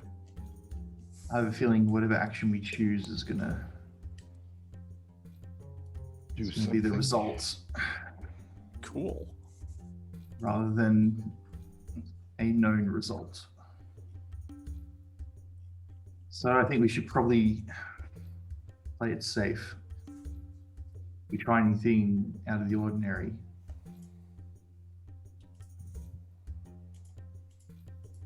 So no flashy magic, eh? All right, fine. Which plan of action is playing it safe? Good question. Yes. The one in which we don't. Why am I a British person all of a sudden? The one in which we don't die. Yes, but one can take a path that we presume to be safe and then suddenly get killed through no fault of our own. Yes, So- that always works out great for us in the end. Well, you know. Let's wait a bit and see what happens, and then we'll decide. I mean, at the very least, we gotta wait for what's his face to come back. So, you know. To hell with it. Cade, what do you like from this spread here? Dude, I haven't had anything that's bad. It's all good. True facts. Yeah, I mean, I know I'm a thief and a rogue and a trickster and yada yada, but seriously, there's nothing here that's not delicious. I can't stop stuffing Is my there a face. It's pastry crazy. over there that has some nice frosting on it? As you look, there is indeed a delicious pastry with you don't know if it's delicious. It looks delicious with frosting on it. Did it magically appear as I thought about it? You don't remember having seen it before, but nonetheless, it is there. But since it's there, did you feel bad that you missed it? Well, I kind of felt bad I missed it actually. Like, hey, and seriously, like, I don't notice those. I swear, if this, Did your failure to notice it make it? did you failure to notice it? Yes, exactly. Exactly. God damn it. Fine, I'm gonna pick up the pastry. Actually, I'm gonna take a look at it and sort of examine it. It looks, I mean, Is there anything unusual about it? it is slightly warm. You can smell the odor of Hell is that? cinnamon maybe drifting up from it. And it looks flaky and, delicious. I take it back over to my chair and I eat it, sort of not not like I don't know what it is, but just sort of It's super good. patiently. Yep. Just since I know it, not to eat it. My mother Drow always told me never to eat your food quickly, but not to play with it either. So, yeah. Yeah, no, it's good. Was it? Arv did a whole tray of those, like, just kind of. No, there are a few large bowls and plates there, which are loaded with food and various pastries and things. And like, and cheeses, and whenever it's odd. Whenever you look over, it's not like something just pops into existence, but somehow whenever you're like, I wish this, it's just there. It's just Right. in the basket. I or will. on the plate. I will look over things neutrally. taking stock of what is there. Then I'll like, oh, I could really go for some roasted capon. So when you do that, you don't see anything kind of pop into existence, but Right. you do smell coming from behind one of the large fruit bowls. You smell this faint aura of something cooked. Mage hand to go push that bowl aside, and what do I happen to see behind there? It looks like a succulent capon With capers? with capers that You are don't also roast, you don't succulent. roast opposite. capon with capers. It's No, Philistine. they're added. I was kind of just imagine we just all made words about a really delicious raisin. That does not happen. Raisin Nothing appears when you think pie. about it. It doesn't occur. They Nothing have found happens. the limitations of the spell. Exactly. Yep, exactly. But one of the limitations of the spell, one of the other limitations is one that Filey would think of, and it wouldn't work either. I want a raisin to show up in the middle of the table and start singing the blues. Can that be a possibility? One of the California raisins. There you Exactly. go. I actually get up heard from it my through the divan and go to Gromnir. Like, it's a cleric, so you can detect magic, right? Mhm. Can you detect an illusion? Well, it doesn't really. It would just say that there's something magical there. I wouldn't be able to discern the illusion. Well, why don't you If there detect was like an illusionary wall, it would just say Right. that this wall's magical. something's that's all. magic about it? Go detect on the table that we're dining from, would you? Please? Are you sure? All right. Yeah, I mean, well, they're not gonna get all offended where they Well, might as if I do it. technically it is divination, so Yeah, but you're a cleric. It's only Hmm. the wizard spells they have an issue with, apparently. I was going to, but a voice from beyond told me to be careful about that, so I decided not to. It was the dates. Exactly. Dates of insight. Exactly. That's right. Are you sure you want to do that? I remember these. Anyways. all right. So I'll do detect magic. Okay. As Room you, lights up. yeah, exactly. Ow, blind! Yes, there is unquestionably there is magic here, but it is not illusion. You would guess conjuration would be your guess about the kind of magic that we're talking about, Okay. but definitely not illusion. Oh, good. It is real food. I was worried about that. All right. Yeah, We it hate could to be be dining similar. on It air could be and- some Nonsense. advanced version of like creating food and water, which is a very common spell. Yeah, but to do, from what I understand, those spells are usually pretty generic. You get like oatmeal and I don't know hardtack. This is a lot more complicated to produce what someone's Yeah, thinking of exactly. and That's have what I'm it saying. appear. It'd Yeah. have to be some kind of very high level version of it.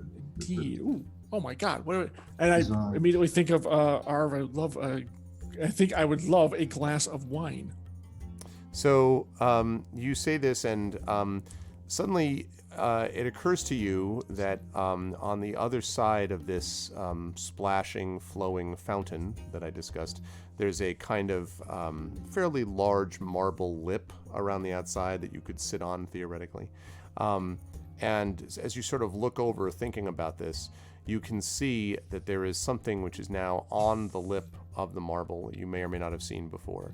And it is a stoop of wine, or at least you think so, because next to it is a glass that has been filled with some kind of dark purplish substance, which may Oh, if I indeed be didn't wine. have more ambition, I think I'd just set up shop and retire here. But alas, I have things to do. However, you will go skip over there, and he'll actually pick up the glass himself. Okay. Not trust the mage hand. I mean, he trusts the mage hand, but why, take a sniff of the bouquet. I'm sure it smells like wine. Smells rich and fruity with a taste of autumn. You get the idea. The more pretentious you can think of, the better. Blackberries, a hint of tobacco, Yeah, a little exactly. chocolate undertone, silky on the tongue, and light on the palate. There you Right. go. With the detect magic, the starlight ceiling thing, is that magical for sure? Am I able Yes. to tell? Clearly magical. And that is that's probably alteration more than Straight out of conjuration. garden. So yeah, Because when you're here, you're family. your family. I take a healthy slug. I mean, it's, whew, it is some good stuff. It's got it doesn't have a kick, and it doesn't have a terrible aftertaste. It's just smooth and like a summer evening in Waterdeep. Gonna grab the rest This of that bottle and take it with me and sit back This down can't, again. this can't be the spread at Olive Garden. There's no bottomless. That's true. There's no constant breadsticks. Yeah. That's because we Damn haven't it, if I wasn't conjured it. hungry already. Yeah. That doesn't mean it can't exist. Yeah. Hilarious. Continuous portions of fettuccine alfredo, enough for you to drown in. There would be a lot. And I would go for it. Oh. I will be swimming. Be like a Backstroke, pig in shit. backstroke. Yeah, I'll drain my glass. Hell yeah. Delicious. Have a little more cheese. Yeah, Yep. cheese and wine, of Super course. good. Yeah. As long as I'm waiting, I might as well avail myself of the amenities. Yeah, I can't really think of anything else to really do without getting us into lots of trouble. I'm just going to keep an eye near the door if I can hear anything coming down the corridor or anything like that Make a perception check for me, please. as we wait. Perception.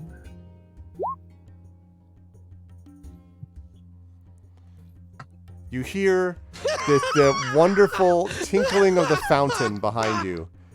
And you that hear would be, at for one those point of you listening at home, that There would aren't be any. miraculously, unbelievably, yeah. unfathomably. At one, Another Truly natural amazing, one. Sod. at one point, Another Grom, natural one. Grom, you hear the, and then all of a sudden you realize it's your own heart. They're not. Yeah. See, I get that all the time because I put new cups on my headphones. Yep. And they press against the pulse point right there. Oh, So I'm no. constantly- The telltale What heart. is that? Yeah, pretty much. Yeah. It's you. Anyways. Yeah, oh, you can hear nothing at all outside the room. Amazing. I think you need new dice. I think you need to get new. In fact, what I think you need to do is you need to get your own dice and never use Roll20 A again. lot of burning sage around So I it. just burn this computer. I'm buying you a set of dice for Christmas.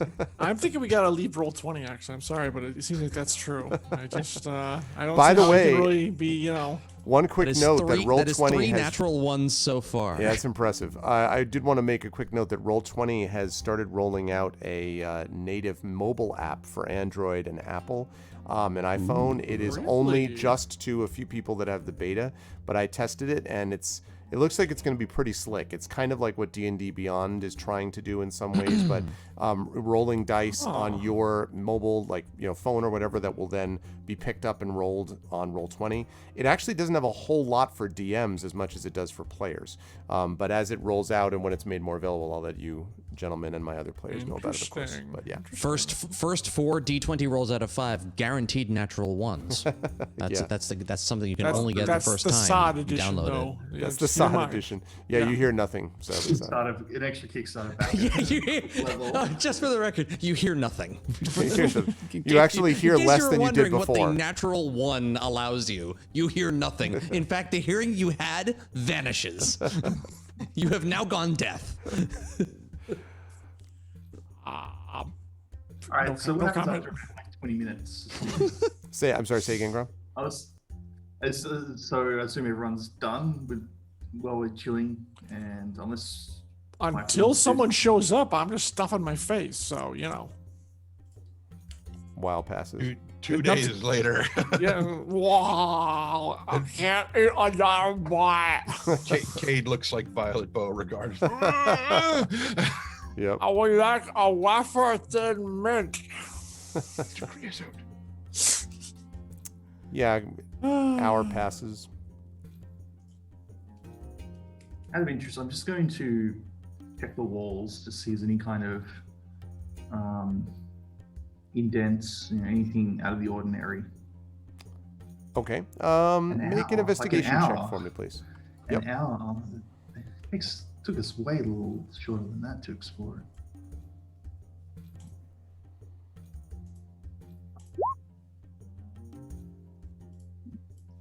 Well, A little better than your last roll. Yeah. Hey, he doubled like- it. What are you talking about? Come on. You're like silk. This is definitely silk on a wall. Sure. A wall of It's silk. 100% increase. Silk on a wall. All right, I'm gonna knock again. Out. See if Azul's there.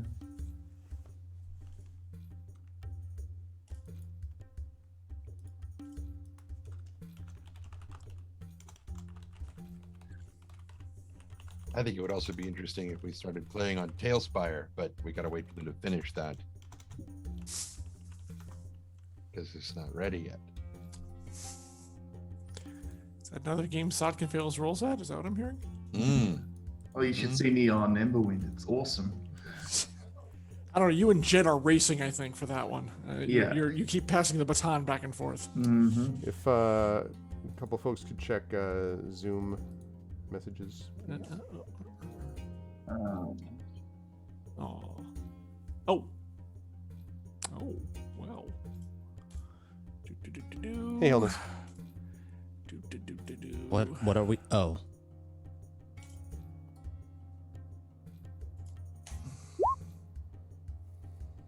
Oh. 13. Okay. Okay. Okay.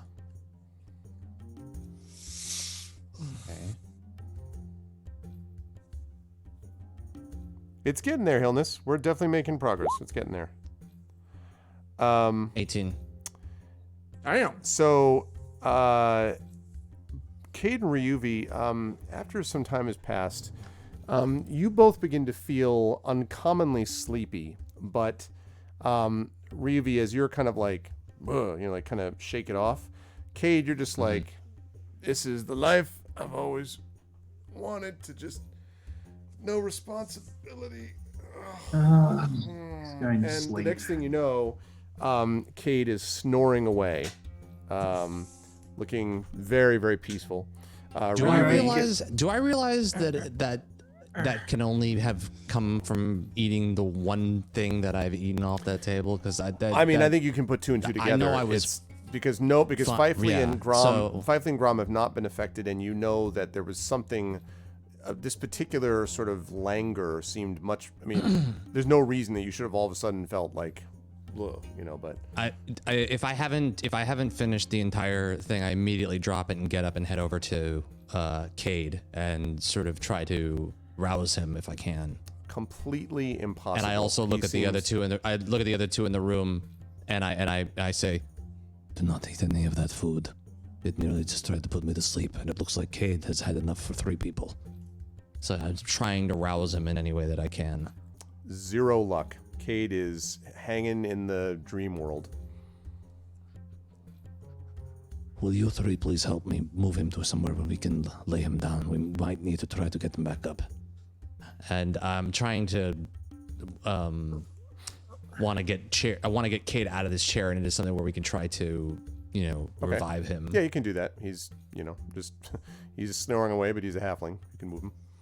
Is there like there's a bench or a bed or a There's I a pretty much reclining was couch. lying down, actually. I think that's true. Actually, he's just yeah. on that couch. I'm assuming. He's just But there are on a that couple of couch them, lying yeah. down? Yeah. Oh, okay. I thought he was in a chair. He's on one of those reclining, like couches, like arm draped So- over.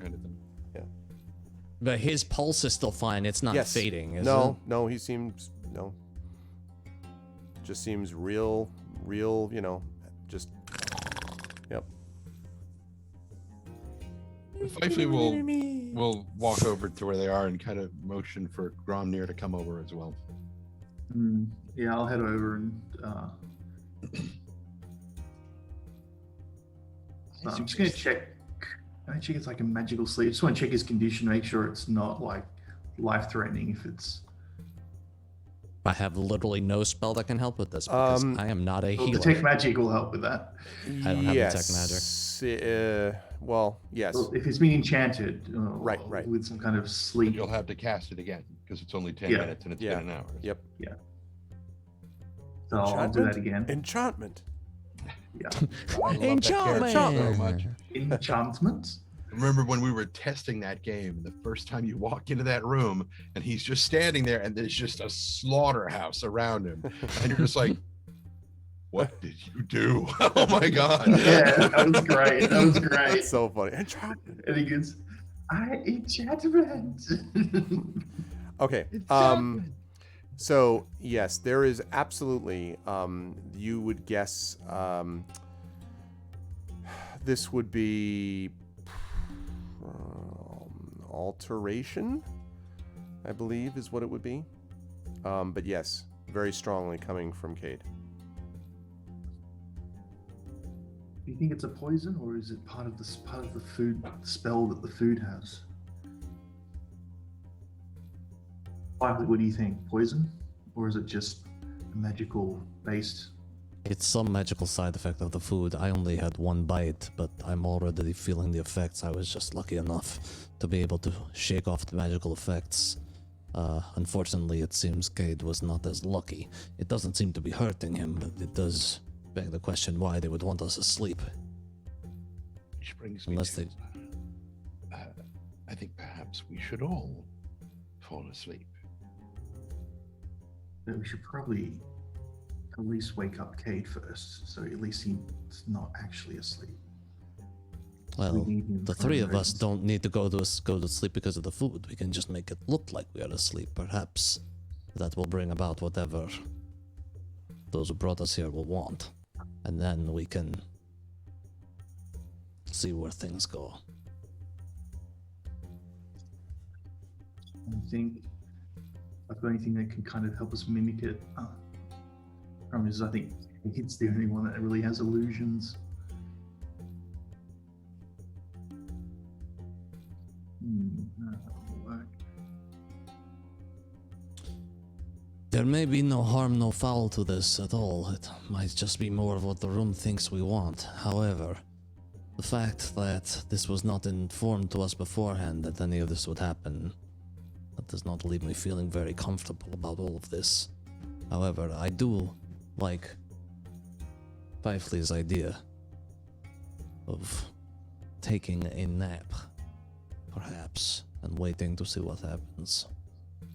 The question is, do we fight them as soon as they come in? Or do we continue the ruse? I don't know if we need to. I think if we startle them, then at least we can ask the question.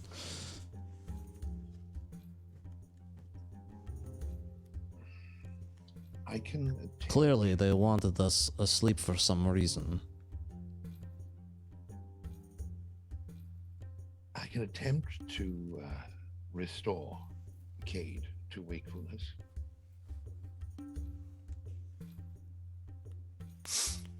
Any Yeah. side effects possible? You have Dispel Magic ready? No, not a spell magic. Restoration. Well, I have What's the both, downside? so you're going to use mine up, or you can use yours up to see. But I'd rather try Dispel Magic first, since it feels like a magically induced sleep. If it was poisonous, there would be signs. Wait, before we do this, consider something. If we all go to sleep, and one of us actually is asleep because of the food, it will sell the ruse better when they come in that we have all eaten the food. If we are all not actually asleep, they will notice. They will check when they come in, I'm sure of it. Best to let them see Cade first and assume we are all in the same state. And then pull the rug out from underneath them, no? Presuming they're not all listening right now. Hmm. There's always a chance. We know very little about this room, and this room is not letting in on all of its secrets. But it is obvious that there is more to this room than meets the eye. We just have to decide which way we want to play this. And unfortunately, because of when this has taken hold of Cade, we probably have less time than we think.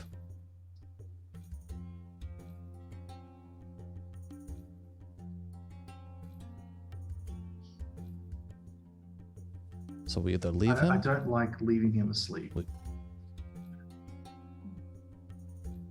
This is actually the most peace and quiet we've had the whole time, but I know, it's actually really nice.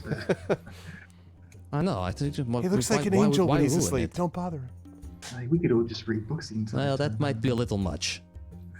I would rather wake him up, at least attempt to see if my dispel can work, and then go from there.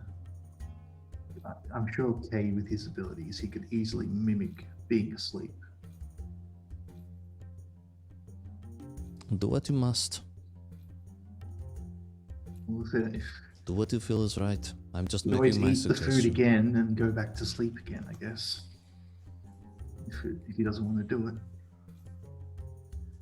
It does not feel very good. Feel good to you because you Unfortunately, resist it.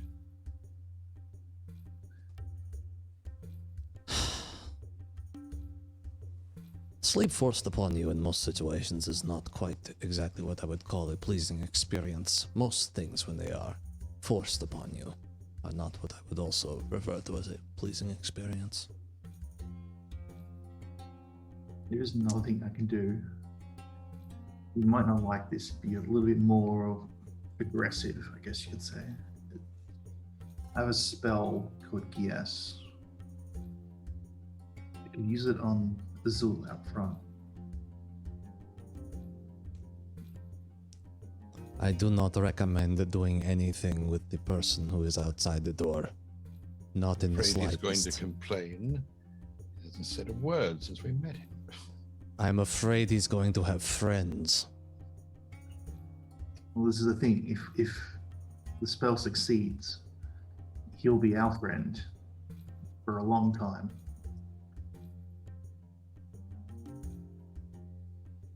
Is that spell you would cast on him based on his intelligence or his stupidity? Neither. You just have to try to resist it. So if they do have charm protections on, it'd be possible to really tell until I cast it on them. And to what end? What does making him our friend do for us? Well, firstly, he would actually talk, unless he's for some reason unable to talk.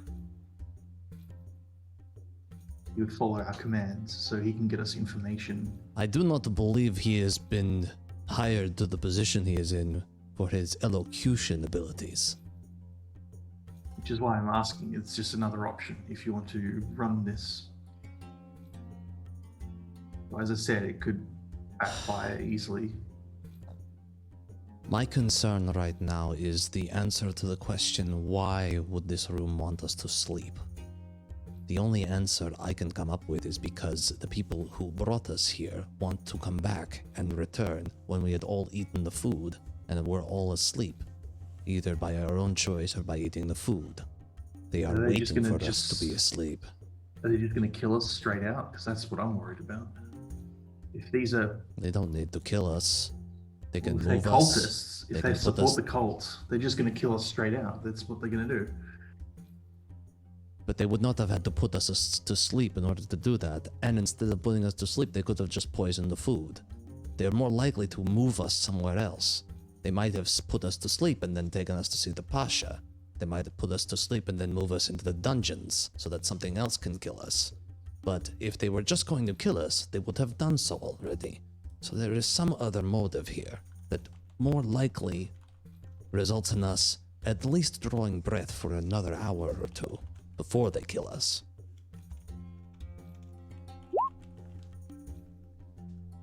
I do not believe that they want us dead right away, but they definitely want us malleable. Nashka said that on occasion the Pasha did go down to those lower levels. If the Pasha knows they're there, I guarantee you the Vizier knows that they're there. And if he knows that they're there, then my worries that he may be part of the cult as well are even more well-founded. As for why they may want us asleep, or probably far more easy to imprison that way. gives them time to figure out what damage we may have already done. And those guards, the ones that Nashka sent off while we spoke with her, they know we didn't follow anyone down there. The Vizier questions them. This entire ruse falls apart. Yeah. Prepared my sending spell because I asked if we're, I guess we probably would be authorized to work in this fashion if needed. But if we're going to go up against the entire palace, that's going to be a problem.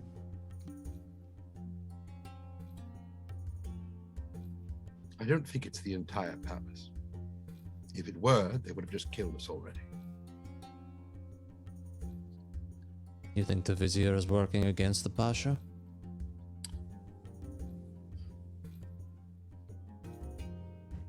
It's possible. There were certain things he said, ways that he phrased things that just didn't sit right with me. Things that could be too easily perceived as truth on either side. He was rather clever in his verbiage, I think, but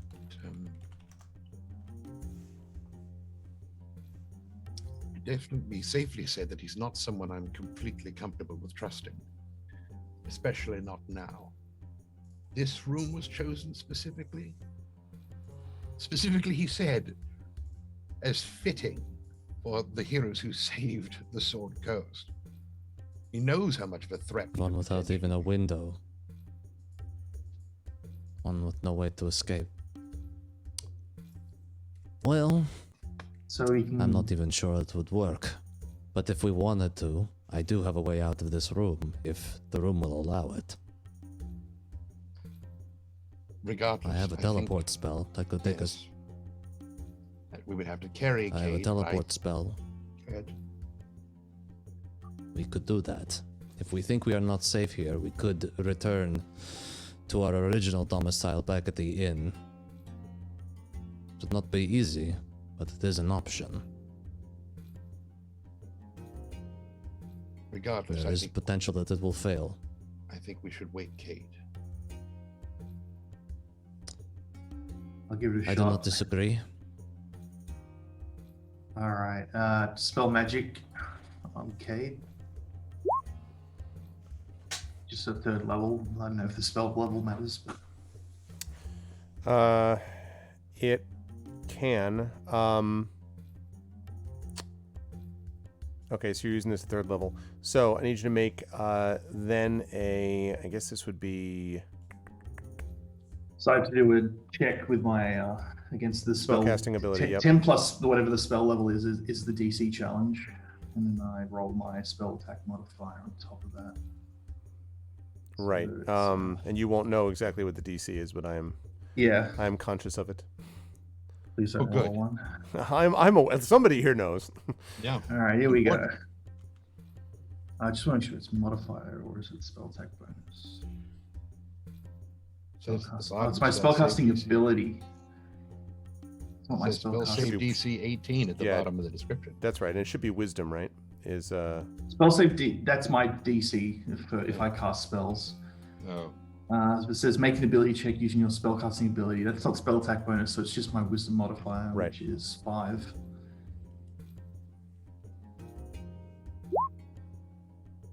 Oh, bam! There you go. Hey, wow. natural 20. nice. Okay. So when you cast this, Every magical item he has is yeah, wiped exactly, out for a while. completely winks out of existence. God damn it, no. So you cast a spell magic on, and you notice that his breathing becomes more. I mean, not that it was labored before, but it becomes somewhat shallower. His breathing somewhat less regular, and his snoring perhaps a little less pronounced. I think might be the way to describe it. I give him a little tap on the cheek, see if he'll wake up. Your gauntleted fist. Ow! He does not wake. His snoring kind of changes a note, perhaps. He does not wake. But Well, you definitely get the impression that something changed, though, Grom. Well, it did something, but he's still unconscious.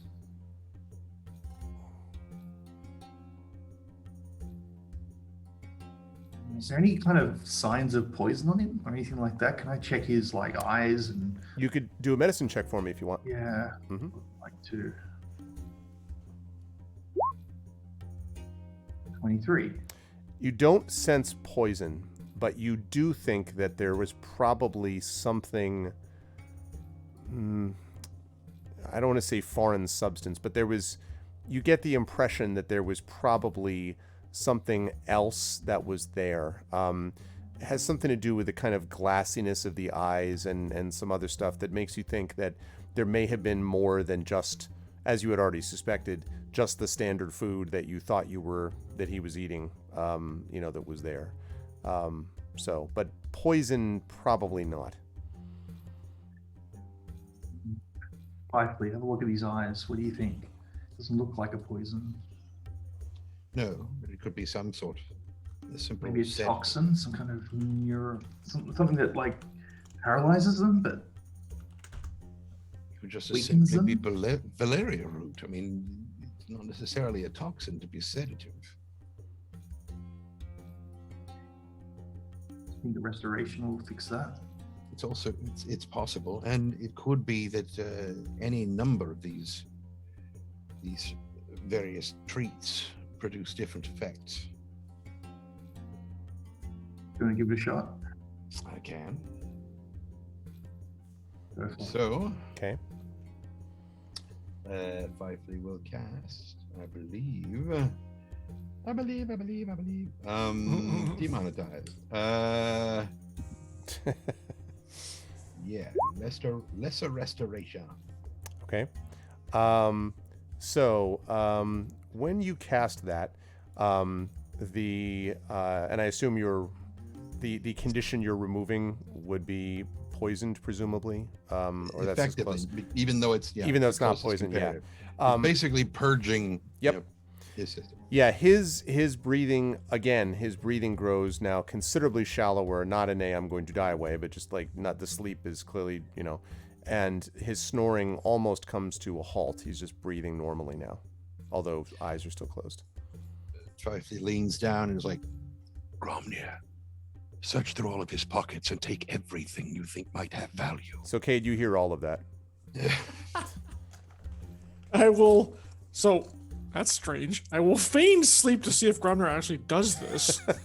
Great. It doesn't work. All right, we cut off his head, and no, damn it. Okay. But I'll be coming over and go, so did it work, Fifely? And then I'm like going over. And Yeah, that makes sense. reaching So, over. so you But the go mage over. hand So comes you, and smacks you across the face. And I open my eyes and say, what the hell just happened? Back to the world of the disenchanted. Where did I go? And for a second, you see like a flicker in his hand, like something was going to start up, and then he stops it for a moment. And when he asks that question, Ryuvi just picks up the snack and sort of looks at it, and then sort of motions it towards Cade. You could always go back if you wish. How do you feel? Okay, body? Can you move your body around? Okay, it's not stiff or anything like that. Past my extremities, I assume I'm all right. yeah, they all feel. You do feel. You feel very. Feel not groggy. there anymore. No, you feel very groggy, Cade. It's the difference between like, excuse me, like a refreshing sleep and a sleep having Induced one. Yeah, having Yeah. been drugged or coming out of anesthesia or something. Like very like, ugh. You Well, have a I'm a slight bit headache. Stuffy headed and pretty pissed off, but other than that, I'm more or less okay. Dane was it looks around. Ryuvi, I assume, were you affected or not? He said he was. You notice that he has vanished. Damn it. Meditated him. Did Oh, he's teleport. doing I think us! due to the drow our affinity to resist stuff like this. Very similar to elves. Well, Been affected. that was very untoward, I must say. Not really happy with the Vizier on that level. As we should let him know. Oh, I intend to in time. Specifically meant right now. But Well, going to find him means getting to the man mountain outside, which, while we could do, would probably be quite messy. This is where we were discussing while we were figuring out what to do with you. I'm glad you chose the point to wake me up. We had two choices. We were thinking a ruse or going out there and being on the front foot. It's a ruse as in we'd all pretend to be asleep. Mm-hmm. Do you have anything that could help with that if we were going to? Well, I mean, I could cast a real sleep spell, but that's not really germane. It just depends on how well your acting skill is. I can't. Well, wait a minute. Wait a minute. The question is, no. See, I can't do that because it doesn't quite work. See, I mean, like the throne. What was that? Major. Sound, smells, temperature. Things pass through it. Okay, no, I can't create anything that's like a simulacrum that would allow me to like remain invisible and shadow us while they're taking you guys down the hall. It doesn't work that way. The ruse is tempting, although the question is when we would spring the hey, we're not actually asleep kind of business upon them. Of course, honestly, the way I feel right now, drawing steel and going and slitting some throats would also be just as appropriate. I don't like being taken advantage of when people are offering quote unquote hospitality, but it does beg the question of why. Yeah. I've also still Million not gold convinced. question. The other option is I can use a spell called Geas, which allows me to control someone for a period of time. I didn't As think in you had that in you, Gromner. It's not exactly a spell I'm happy to use, but it would allow us to have our own person on the inside, so to speak, if it's successful.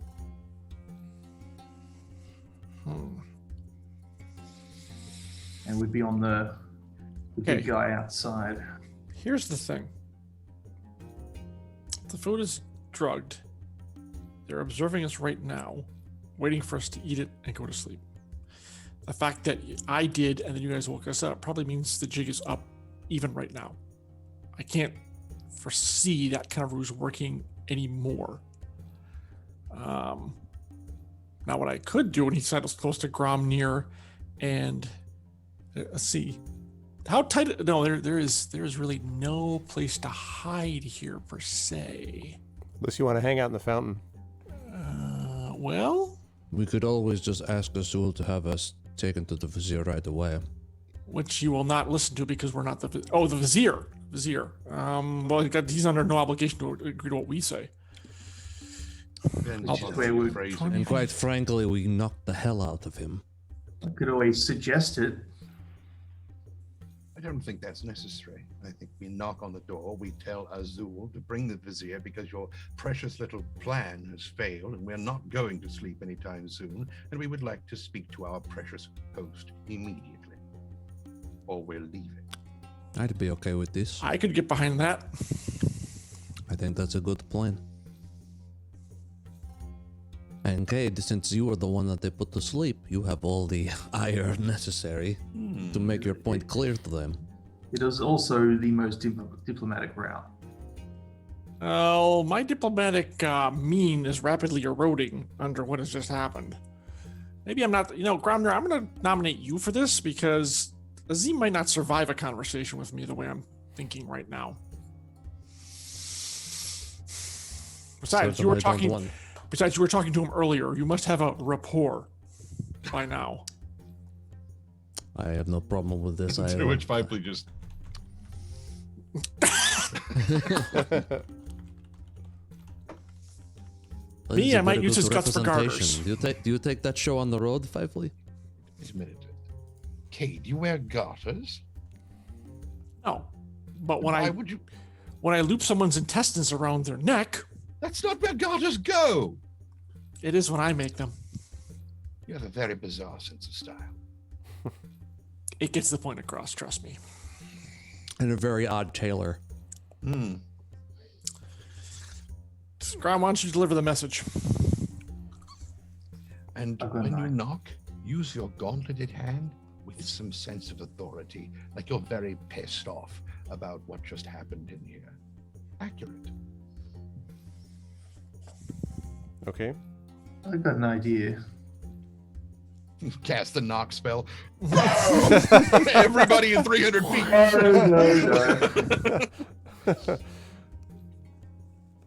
I'm gonna write a note. If I were the dwarf I were 5 years ago, I'd take a flamethrower to this place. I'm gonna write a note in my book and then kind of tear out the page. And the note's just going to demand to speak to the vizier, and that his attempt to deceive us may cause some, may create some consequences which he won't be able to handle. Are unless we he sure speaks to Azul us can read? right now? And after I write that down, I'm going to knock on the door heavily. Okay. There is no response. Try and open it. There is no handle on this side of the door. Cheat, the room That's knows. not what he said. He said, So just try to open it. Oh, well, I mean, I guess if you want a Kool-Aid man through it, you know, like, I mean, you tell me how you're opening it. All right. Well, let's start with the classic heavy push. See if it comes open. Okay. If it's from the inside. Go ahead and make a strength check for me.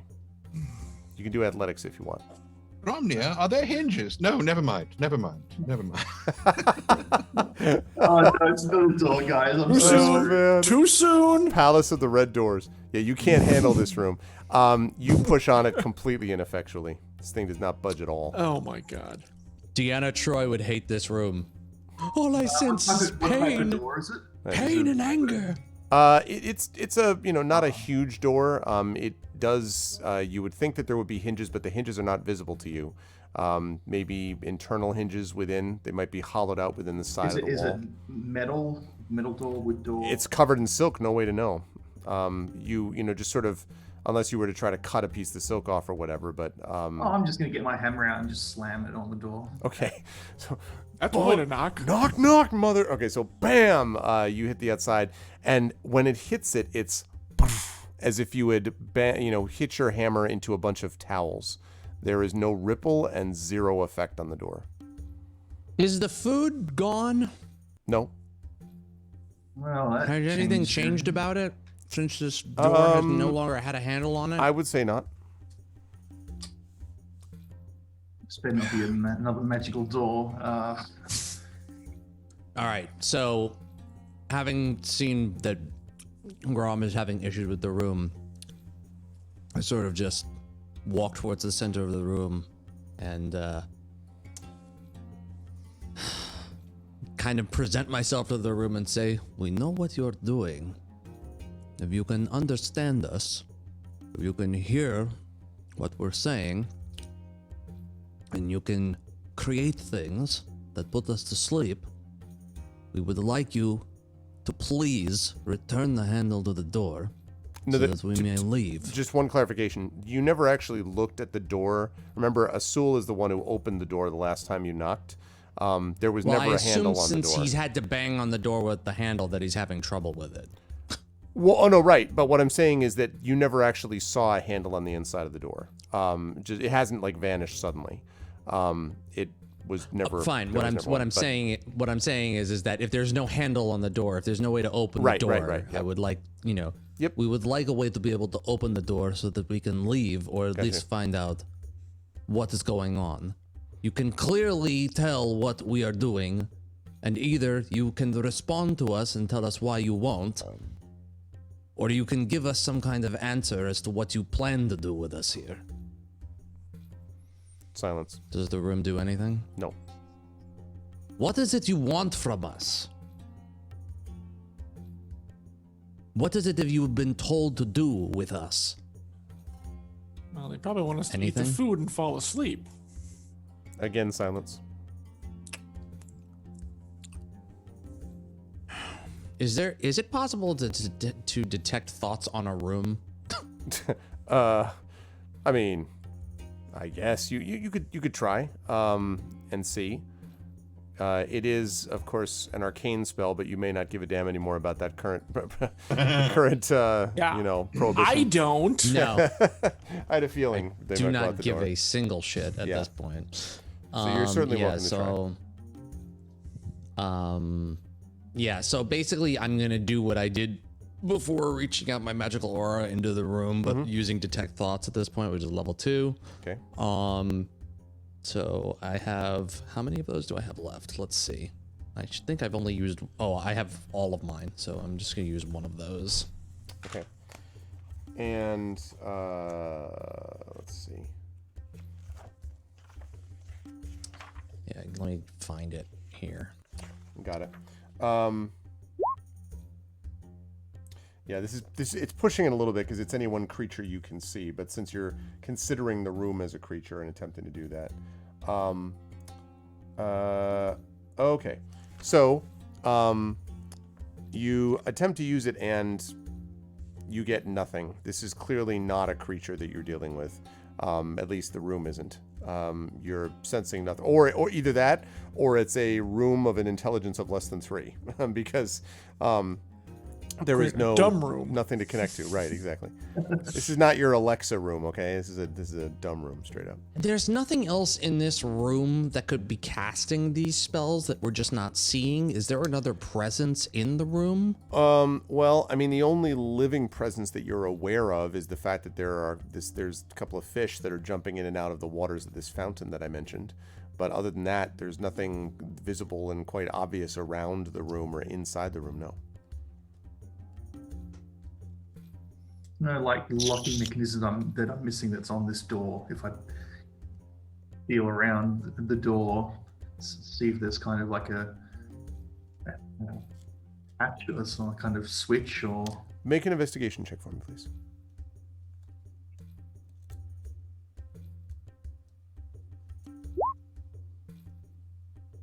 $21.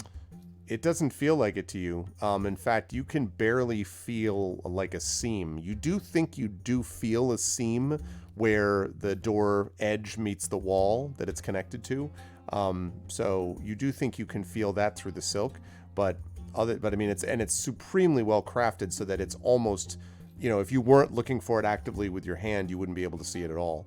I need to cut away this silk. Anyone got a knife I can borrow? Pick one. I have, once again, with everyone awake, I would like to suggest this one other idea again, if it is possible to do from this room and there's no guarantee.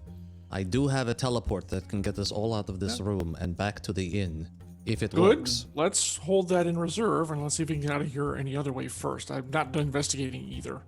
I take out a knife and There's start. no guarantee that the room will. Yes. There's no guarantee that the room will allow us to leave. Yep. All right. Good to know. I start cutting away. Yeah, I'm very curious about cutting away the silk on the side of the door.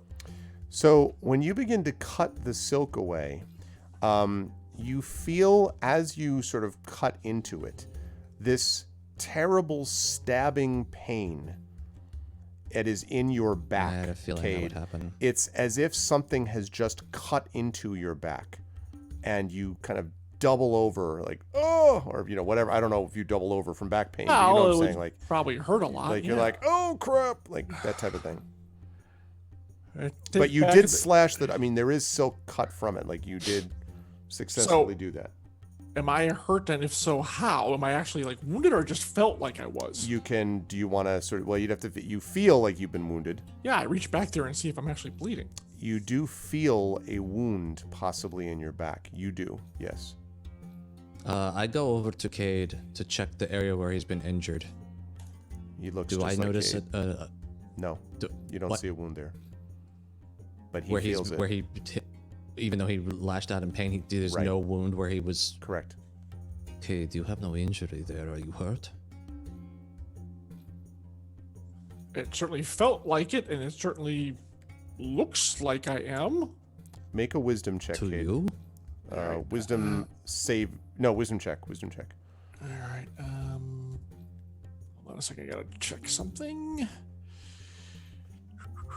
So he thinks he's injured, and he thinks he sees an injury, but I can't see it. Correct. And you're mentioning that you do not see it is what's giving him an opportunity for this wisdom check. It's a check, Okay, not a that's- save. That's cool. Correct. Correct. Check, not a save. Yeah, okay, great. Ooh, that was a close Wow. one. It occurs to you, Cade, that That is as a you're sort natural of 20. feeling back there, that you think there was nothing behind me. There was no force that attacked me. There was nothing that you've been hurt before, been badly hurt before. Right. Nothing could possibly have cut into you. And when you hear Ryuvi say, "You have no injury," his words kind of merge with your thoughts, and suddenly the pain vanishes. Okay, and I reach back and I don't feel anything anymore. Correct. Is the slash still in the Yes. silk? Yes. All right. I reach out and poke the silk again. You do so, and this time you have no effect All right. on your body. I mean, I not- sorry, you affect the silk, just not your body. Yeah. Yeah, I was gonna say. You are stabbed through the heart to die. Yeah. Like, damn it. The knife instantly melts into nothingness. Yeah, exactly. All right. I nod at Ryuvi. Nazgul Thank you. blade. And I now cut the rest of the silk away from the door. You do so, and there are, when it's hanging in tatters, you can see that you were looking at a fairly. Oh, it's not. By the way, it's not hanging in tatters. I cut it very carefully. Oh, I I'm see. I beg taking your pardon it then. with me. Okay.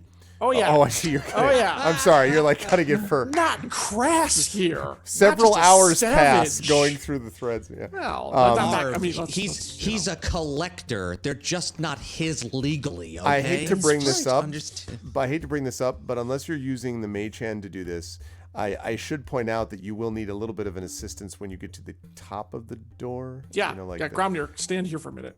I climb on top of him and I finish it Yeah, off. you better stand on his shoulders.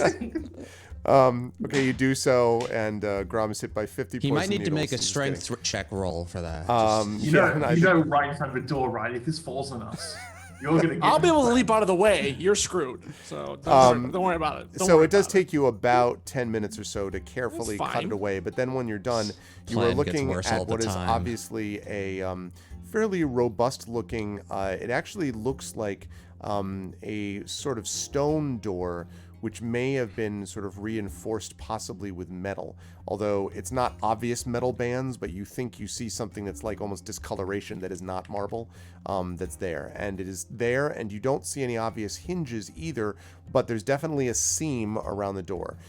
No handle, but the hinges also, could be inset within the frame of the door. And so it's expensive to do that, but you don't think money has been a problem for these people. So. I actually look at Grom like, I think you just make a hole in the middle of the door this time. I could do like just the wall next to it. Yeah, that worked so well last time, remember? Well, technically, it did the hinges. That's why it fell. Your call. I just want to make No. sure. If we ever try that again, perhaps we should keep pressure against it or so it falls the other way, just for future consideration. Yeah. Not a bad idea. Yeah, that's probably a good idea. I mean, like, I don't want to be flattened by a giant metal door again. Just quickly, hey, do you think you can open it without me wasting a spell? Because I just want to see if you think you can open it. What am I supposed to work with here? The door. I don't know. And You're- do you you're see any kind you're of the lock expert. mechanism or anything I can use tools on? Because I don't. It's not my All job. right, I was just asking your expert opinion. Let me take a closer look. All right, I will Just go gonna- investigate the door and see if there is any kind of mechanism in there. Make an investigation check for me. My notes. While he's doing that, I'll look for a spot in the wall that looks good enough to stone shape us out. Okay. 19.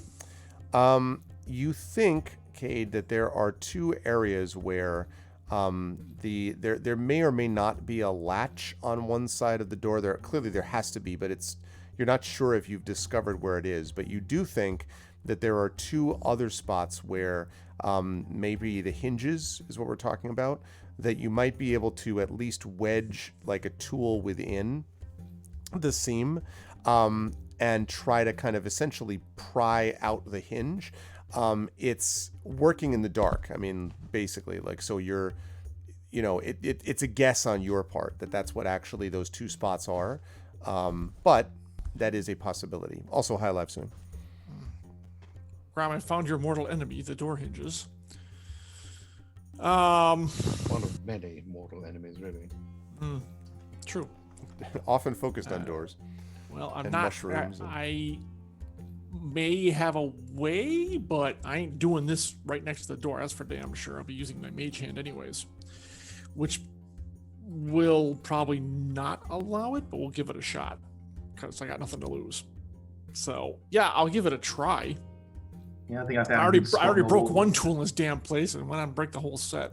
Okay, just I don't mean to jump in the middle here, but I actually hate this map that you're using, Arv, because I just tried to clean my screen because I thought there were fingerprints on it. I'm looking at these. What the hell is this third-rate crap you're using? I was wondering what you I came swear, I'm back like sitting with. here going, I'm going like this on the screen, like what the hell is this on I my thought- screen? What did I get ink on this thing? I What thought is- you I'm came like, back I- with a latex glove, and I was like, "What is that he brought back to the I thing?" have this thing in my hand, and I'm looking Why at it, won't I'm this going, come "Wait a minute." out? I close the screen, it's gone. I bring it back up, I zoom in. You were I'm affected like, by the "Wait a food." minute, what is Yeah. Oh my what God, is that's happening funny. here? That's Out, funny. damn Is there spot! dirt Out! on the digital? Dirty ass map. Non-fungible dirt on the damn Oh, fucking no. screen here. Oh, that is good. tremendous. That was good. That is tremendous. Oh god. All right. So what am I doing? Thieves tools I hate check? it. Thanks. You've been I doing hate these it. tools. All right. I need a way to figure out how to implement this on all future maps. Yes, I I'm do. going to Christian. cast. Oh. I'm going to cast guidance on Cade, give him some help.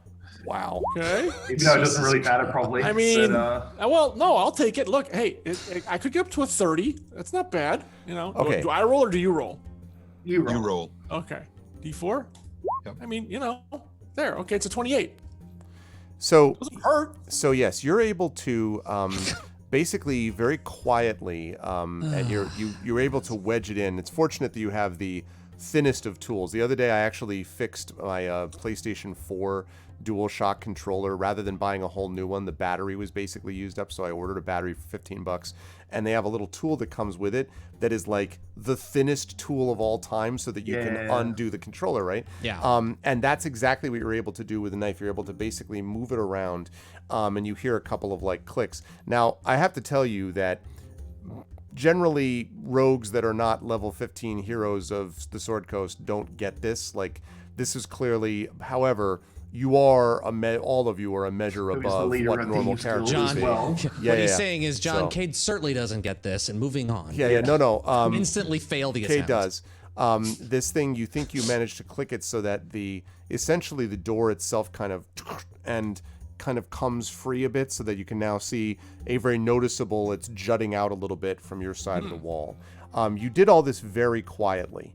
You think if you were to pull on this side, so the hinge side of the door, if you were all able to do that, you could basically pull it inwards, you think, and like you could do that and like leap out quickly if you wanted, or you could like do it, catch it, and then like lower it gradually, slowly to the ground and that sort of thing. You Or probably we can wouldn't be tip it able over on Gromner one more to, time. right. You would not be Yes, able to I think push it that's out actually the plan we should do. though. You wouldn't be able to push it out. You don't think though? Is there space between the door and the frame? Not now? yet. Well, I mean enough to get the tool in, but there's Well, not obvious. no, like, that should be enough because Grom, I think you should wizard eye the corridor outside. All right. I will Arcane send it through the 'Cause I think gap. that does need a space to slip through, right? But not It much just of needs one. this- Yeah, it's go That's through all I want right now. That's all I want right now is to get a look at what the hell, 1 inch if anything. diameter. There you go. I don't actually think that there's 1 inch of space between those. Yeah. So I'd have to say no on All that. right, all right. Let's make 1 inch of space. How about? Well, yeah, I mean, if you again, it depends on, you have to sort of think about how much you want to be obvious or not. If you let the door, if you kind of pull it somewhat, you could probably pull it enough so that there would be an inch of space. Just be aware But that that might be noticeable. correct. But At it this depends point, on. I think we should just rip the damn thing off. No. Use what was. Okay, go back. Okay, thinks for a second about the outside of the door, and then cast minor illusion on the other side to still create the door being there. When you try to create this minor illusion, you find that your spell, the best way to put it would be, fizzles on this side. Okay. That it does not go to the outside of this place. Okay, you really should leave the magic to us magic users, you know. It's like the Millennium Falcon. Whir, whir, whir, whir, whir. I don't want to sit here anymore. But my mage hand worked. Yes, but the mage hand is not being pushed outside the room. Well, okay, no, that's fair. That's fair. I'm getting the gaze of Right. how. No, Okay. what I'm saying is like that's what you would recognize is like. Right. Okay. All right. I kind of look at you guys. I say, screw it. Let's just pull the damn door open, and anyone who's on the other side gets fistful of, face full of blades of magic. I There do not anything disagree fighting with to your do, plan. or- I prepare to help him do that because I'm ready to go. I'm ready to fight at this point. I don't want to get stuck in this room anymore. Kate, you were trying to cast something outside this room, correct? Yeah, I was trying to create, like I did at the other door, create the minor illusion of the door being there again. So if we did pull it back, no one would see it, but it didn't work. It couldn't make it past here or something. Yes, that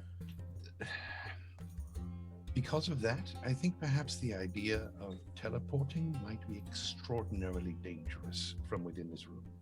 It's probably a good idea. Yeah. By the way, would Arv, not disagree. did I actually cast? Oh wait, minor illusion can't. It doesn't matter. Never mind. Yeah, probably. Not And a the good answer is idea. you attempted to. But it's a cantrip. Right. It's not Do I I didn't lose a slot for it. That's No. what I was asking. Okay. Question, Arv, or clarification. Since we're both magic users, do I have an understanding of what he's alluding to when he says that, or should I ask him? I don't follow. Why?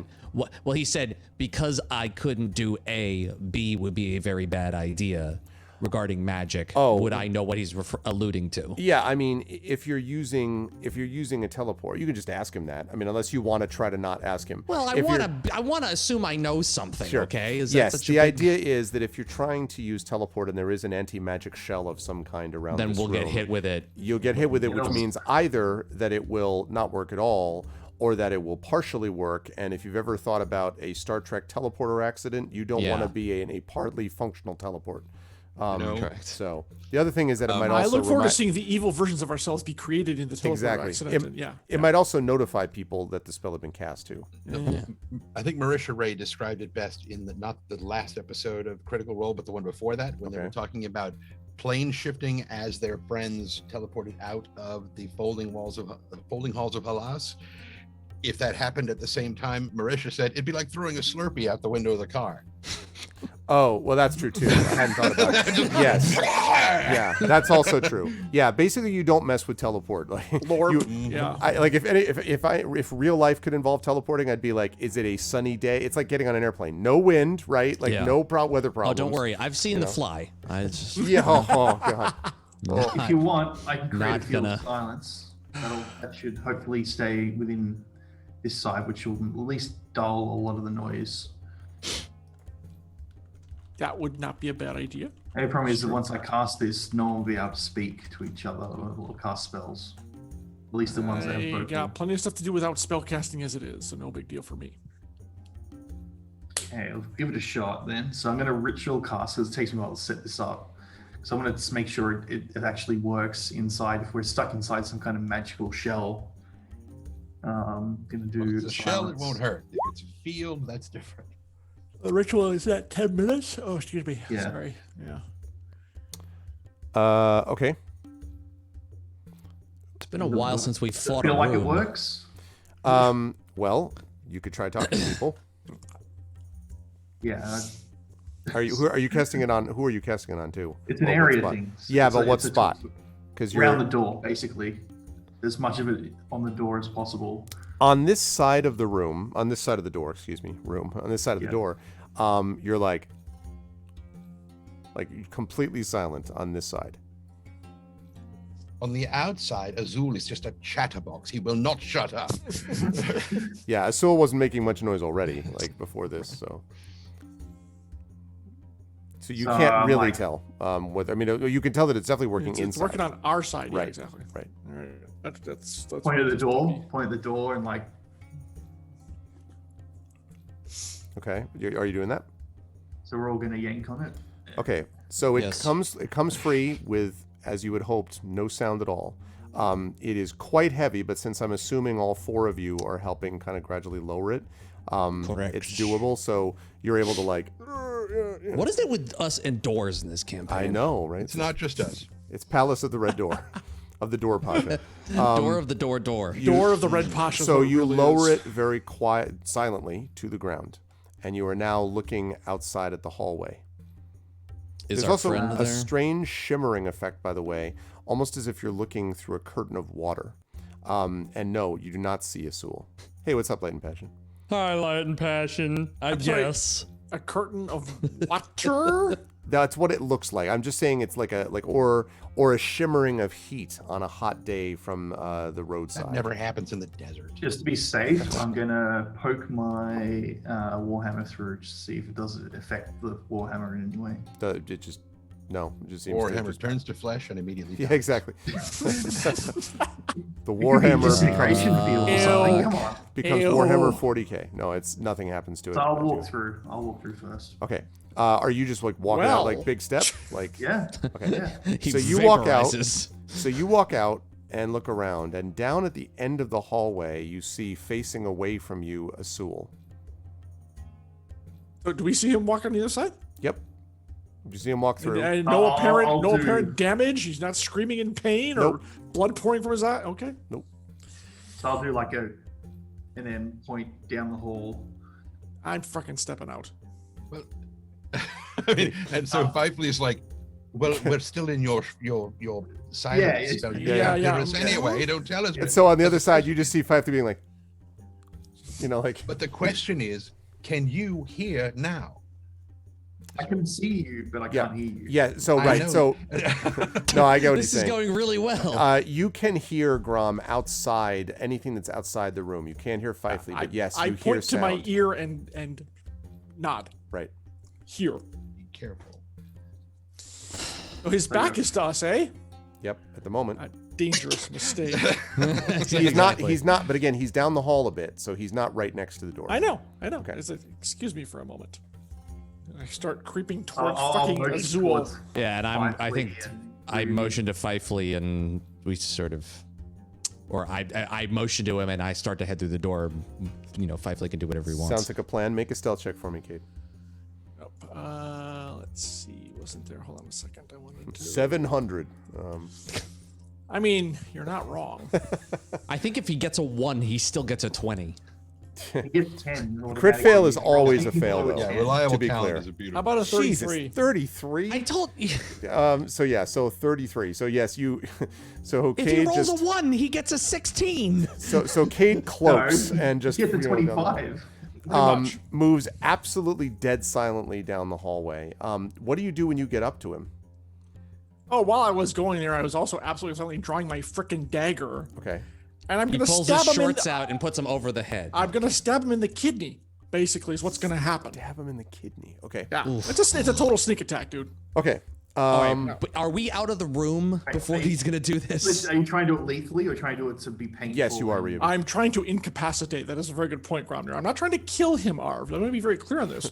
I'm trying to incapacitate. I'm thinking him. of the incapacitate kidney shot, and I'm wondering about how that thank you. works. Like, Thank you. I avoid deadly organs, but just cut around. I'm going to defer to the He's actual got a medic in spare. the room. Yeah, exactly. He's got 2 of them. I mean, he's about to have 1 of them. I mean, but- see, the problem is he's a little tall for me to go for like just the under the heart blow, which would be the ultimate. Like he's still alive for a few minutes, but he can't move. But he's yeah, too you have to big. reach up I like can't- this yeah, to I hit the can't- kidney. Right. Like my mage hand, I can't do my mage hand to stab him. So I gotta do it. I gotta work with what I got here, and the kidney's about what I can reach. I figure. Okay. Are we all out of the room? You were by all way? out of the room, yes. We are all Not out of the quite room. yet. Okay. Very Well, I mean, not quite. unless Fifely doesn't want to be. but, Fifely like, is leaving the room, but he's turned back into the room to see to watch the room while they step out to see if anything changes. I'm already out of the room, so he can. Yeah. So I have now entered into everyone in the castle is in enemy mode. When you step back out of the room, Fifely, other than the fact that again there is that curtain of water effect looking back into the room, but other than that, no, nothing seems to change. Obviously, okay. Then you all look down and see Cade like. Okay, so make your attack roll. You're going to do this at advantage. Obviously, he has no idea that you're there. Yeah. Exactly. Let's see. This is the dagger. Just not making any friends today. They started it. It's all I'm gonna say is they frickin' started it. I mean, I would say the Lord's Council sent us, but then the Dragon Cult started it. So I think that 29 ought to do it. Yeah. So you just like now, and he arches his back and backwards, falls backwards, and his mouth is open and his face contorted. And as you look down, you realize that the reason that he's been silent is that he cannot speak. He has no tongue, and he makes only a slight gurgling sound, barely audible enough even to you, Cade. Aw, I don't feel bad. You did, however, of course, hear the as his body hit the ground. But collapses on you, yeah. Yeah, There's but that. So 2 plus 5 is the original, and then sneak attack damage is another 85 damage, let's right? see. And- Well, I mean, don't go crazy. It's only 26. yeah. So 26 is 5, 7, 33? 34. Yeah, 33, sorry. So he hits the ground, and essentially, Cade, he's at your mercy at the moment. Now, you could, I mean, he can't definitely frickin' would be able talk. to react and do something, but Yes. Well, I mean, yeah, other than crash, is this a marble floor? Is that right? yeah, yes, it is marble floor. Yeah, you could definitely talk to him. You could definitely like, where's Rachel? And he'll be like, you know. Yeah. Hey, you didn't kill him, did you? So I'm walking over now. I'm not going to be that quiet. So. Kind of made And- noise. strictly speaking, the floor is now marble and blood, so he can write. Yes. That's true. Oh, jeez. Technically, it's a good point. Wow. Don't bring alright. out the dark side of your What, D&D you know party what? then. Actually, we can still ask yes or no questions. If you answer my questions, you will live. Would you like to go to What- dinner? Was the vizier? Wait. What I'm was gonna the cast- vizier? I'm not listening to him. What is the vizier trying to kill us? I'm going And- to cast divinity. Nod recall- or shake your head for recall. no, nod for yes. It's a very simple. So that he- blade's not coming out of your kidney until you do. He's like, Yes or no. he kind of like what you think is like a shrug, sort of. Are you saying you don't know? I'm doing this. Okay. All right. Let me. Ooh, okay, good one. Your only Okay. job was to guard us outside the door. And he nods painfully. Yeah. What you read, Gromnir, in his thoughts are, ouch,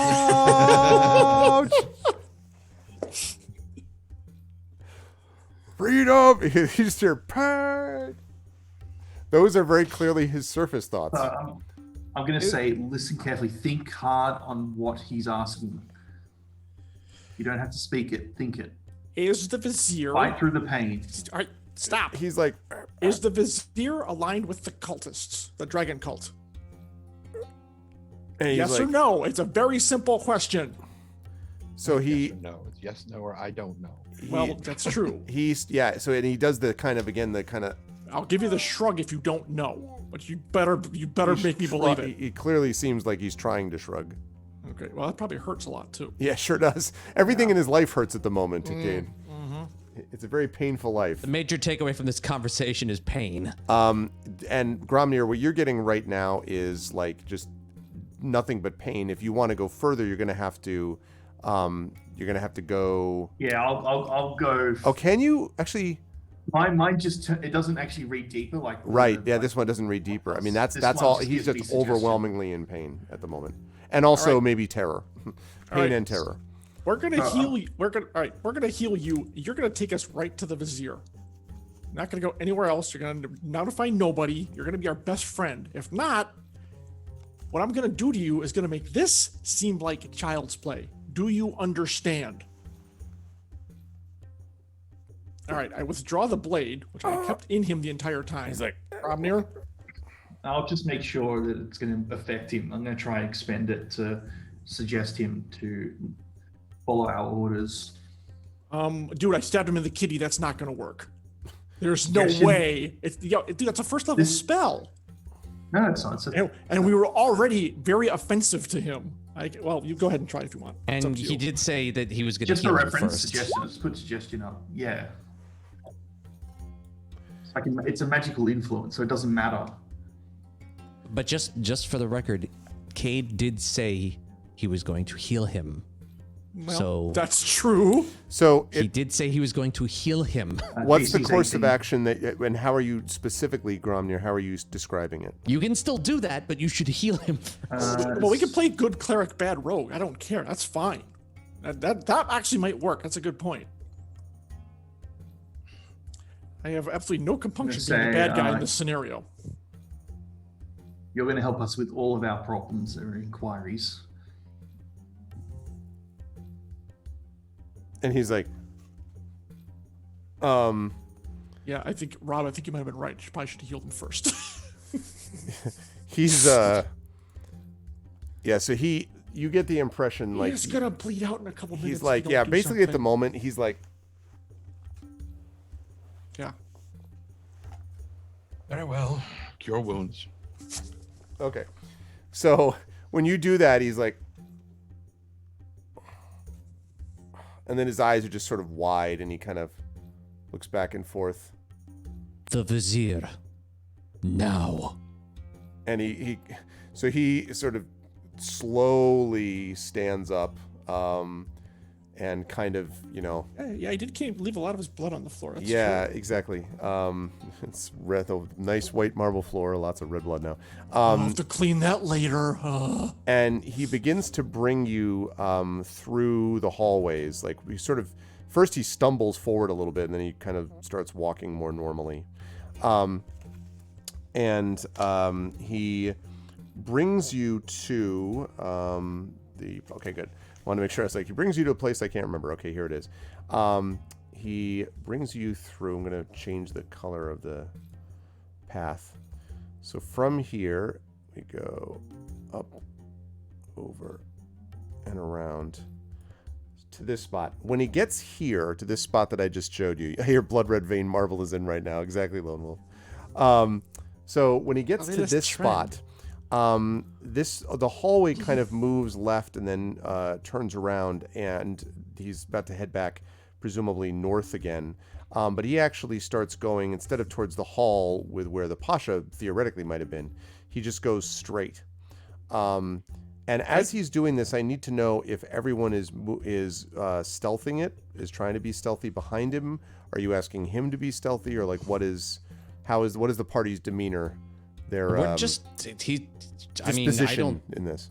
Just normal. following him to the Vizier. He was I'm gonna ordered. do it normally. Yeah, he was ordered to acquiesce to our every request or whim or whatever the hell he said. So this is exactly what he's doing. The fact I that don't his give a damn kidney's about still stealth healing. right now. Yeah, pretty much. Exactly. I Okay. don't either.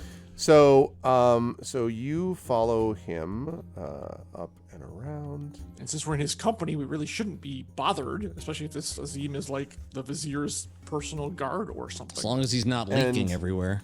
And then I think Fifely stopped that. he brings you to this area. Now, when he brings you to this spot right here, there are, you can see the one that we've ended right there, which is right here.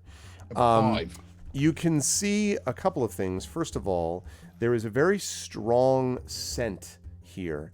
It is a scent of jasmine and some other flower that are kind of mixed together.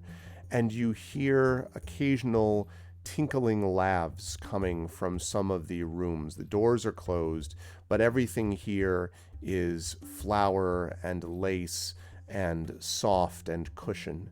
And the sound of occasional lower voices combined with the tinkling laughter suggests that you are in a place of a particular form of pleasure, let us say. And there is a very large staircase that he brings you to, which descends downwards. and he points down the stairs. Perhaps Okay. should we go to the Red Pasha instead? Is the Red Pasha on this in the upper levels of the palace? Presumably. Oh, just you're asking him that? I'm asking him, Yeah, yeah. he nods. So we can go down and talk to the vizier, or we can go and speak to the Pasha. If we try to bust into the Pasha, we might get arrested. I'm keen to do the same kind of conversation I just had with Azim with the vizier. I think we owe him one. The question is, what do we do with him once we get him? Either we hostage him as well and enforce him to the Pasha, but that's not going to help our bargaining position. But I think we've all agreed that we're kind of beyond diplomacy at this point. Well, I personally would rather speak to the Pasha. Yeah, well, what if the Pasha ordered the vizier to put us in there and drug us to fall asleep and capture us? Well, then I will tell the vizier that he's basically just declared war on the Sword Coast. Open to other suggestions, guys. He kind of he looks at Fifely and Ryovia. So what do you guys want to do? I could technically go either way. Made that Are you clear when muted, you said Rob? you're ready. Go ahead, Rob. You're still muted. Yes, you am. No wonder no one could hear me. That was like 4 minutes of me trying to interject, and no one could hear what I was saying. We have no idea whether the vizier is down here. He is pointing down there as if he is. We don't know where this goes, and we don't know what we're going to encounter when we get down there. We also have not talked to the Pasha. We don't know how he's going to respond. Basically, either decision we make, we are making without full information of what we are jumping into. So it's damned if we do, damned if we don't right now. Well, I was thinking of doing a little reconnoiter down the staircase, invisible, so I could get a look at what's going on there. If the vizier is there, I would take him hostage with a knife to the throat, and we'd have a nice little chat. What do you want us to do in the meantime? Wait here with big guy? And make sure no one comes up behind me. Yeah, pretty much. We can do that. Anyone Else have any ideas? Well, Yeah. yes. How exactly do you plan to cast this spell to turn yourself invisible without anyone knowing? I think we're already beyond that, wouldn't you say? That's not my point. Oh, you're saying, well, we don't know exactly what kind of quote-unquote alarm is going to be going off. Now, the good thing is I'd be invisible. The bad news is you guys would not be. You'd be Although- invisible to us. There are people, doubtless, who will be able to see invisible things if such an alarm goes off. That would be the first Listen. person you would say. Did you say, Arv, did you say that it gets darker down there? Yes. I mean, not pitch dark, but No, but shadowy. yes. Okay, all right, okay. Skip the If we- invisibility. I think I if can we get down go there and without s- being seen anyways. If we That go and is see the probably a better Pasha, idea. we do have a way to get out safely. We can use my spell, Well, we could use the carpet for God's sake. and that too. But I think the Pasha would be very. I don't think he's crazy enough to want to straight up declare war on the Sword Coast. The carpet that I left in that room. You didn't take you the didn't carpet bring with the you? I'm not magic going to be carpet with us? dragging that huge thing around with me while we're trying to Well, infiltrate. it is a lot But why lighter would you now. leave it in the... It's lighter, but it's the same size. All right. We can make Azul carry it. Well, you have to Then we go have to back go to back. get All it. right. We have. It sounds like Gromir wants to go to the Pasha, which Azul could probably take. Azul, you could take us to the Pasha, couldn't you? Azul looks like kind of slowly. He shakes his head as if to be like. You wonder if this is like past his pay grade. You know, like you get the impression he doesn't even. Can you write? So do you know how Let to us write? put it another way. If We wanted you to take he us shakes to his the head no. Pasha, you would, correct? I'm sorry. Ask that again, considering- Reva. I didn't hear that. Sorry again. Let us put it another way. If we, as newly minted good friends that we are right now, commanded you to take us to the Pasha, you would do so. You would be able to do so. Correct? He shrugs. That is not a very confident answer. Would you like to try again? Well, if there are guards outside the door, have orders Are to they- stop yeah, anyone are they from coming guards in in. front? He nods like as fast as he's ever nodded. when Yeah, you so say that. what are you saying? There are obstacles in the way of us seeing the Pasha, correct, Azul? He nods I mean, it's really quite amazing definitively. what a knife to the spleen can really do for your declarative powers. This is why I want the Vizier. The Vizier can get us into the Pasha fairly cleanly. I'm just worried they're all in league together. Well, if we Let just us- come in with the vizier tied up, I mean, he's just not going to care. That's the problem. He'll just probably straight up order Gentlemen, us arrested. gentlemen, we are arguing in the hallway of enemy territory for a moment. Let's just say that we need to get answers from someone because we don't have any. If answers are down that stairway, let's go get some. Yeah, I agree with that. The Vizier put us in that room for a reason. We need to find out what that reason was. And Bottom line. do we want to get the carpet now or later?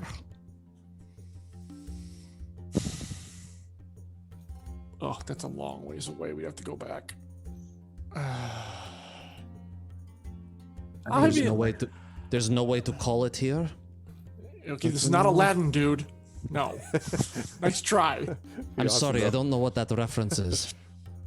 It's not a sentient creature. It's just an item. Somewhere you hear whistling. Demonetized. I've certainly Pretty much, yeah. Instant demonetized. believe me, Cade, I have encountered living people who are not so much sentient either, so No.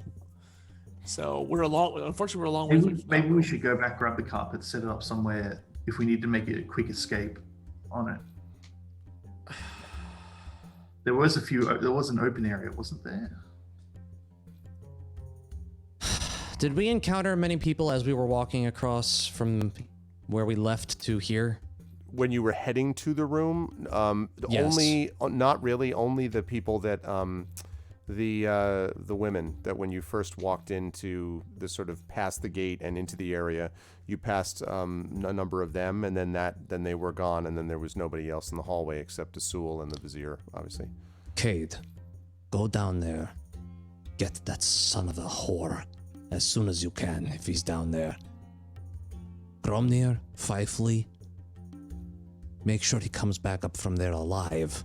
I will go back with Asul, and he will come back with me here with the carpet. I don't want to leave Cade down there by himself. Do you think you can go within That's 5 why feet? You you're will not staying leave here. Cade by himself, but and not no- all of us can stealth together. Stay Exactly. with him, but stay Exactly. behind him. I'm thinking 5 feet. I will I'm go not exactly with a Asul stealthy to get the person. car. That's the thing. That's why you are Why going to you're stay not up here going. while Cade goes down the stairs. But you, Yeah. if something goes wrong, you rush in to help him. Fifely, you as well.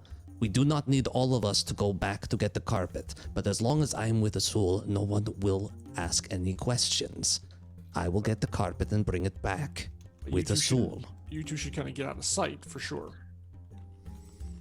Because loitering around the entrance to the stairway is probably not a great idea. Good. Yeah, go. And We'll if meet, no one we'll says meet anything, back here in I 5 motion- minutes.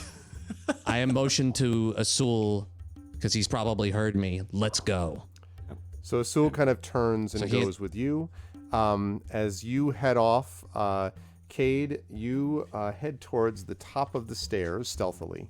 And as you get right to the top, suddenly you hear the top of the stairwell, as I said, is unguarded.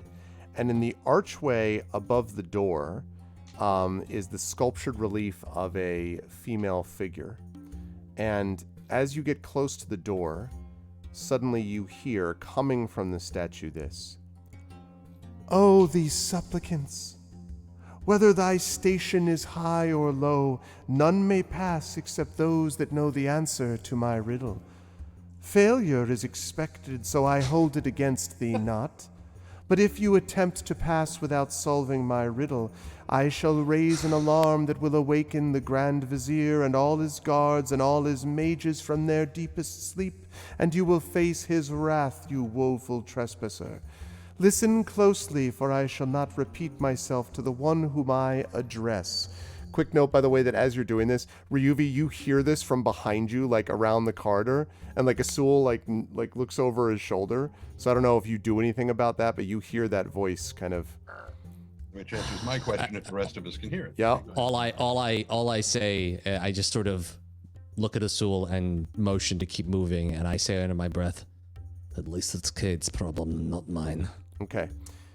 She says, provide for me, if you think you can, the answers to this group of 3. One, O my dim-witted inquirer, is sitting down and will never, ever get up.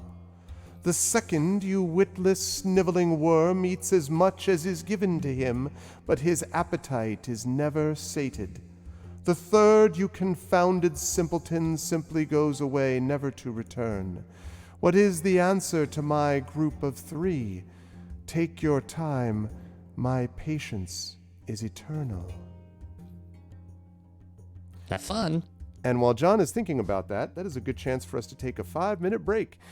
You are watching the wonderful crew of Infinity and Beyond with Palace of the Red Pasha. This is day 6. If you like what you see in here, and I hope you do, please support the Patreon, and please check out all of these gentlemen and their various individual achievements and accomplishments.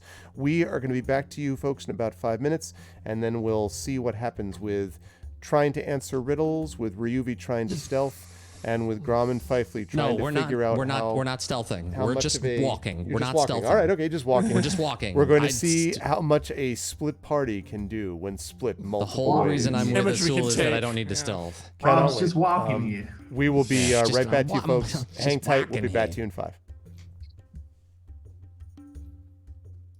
Oh boy, you have to text me that.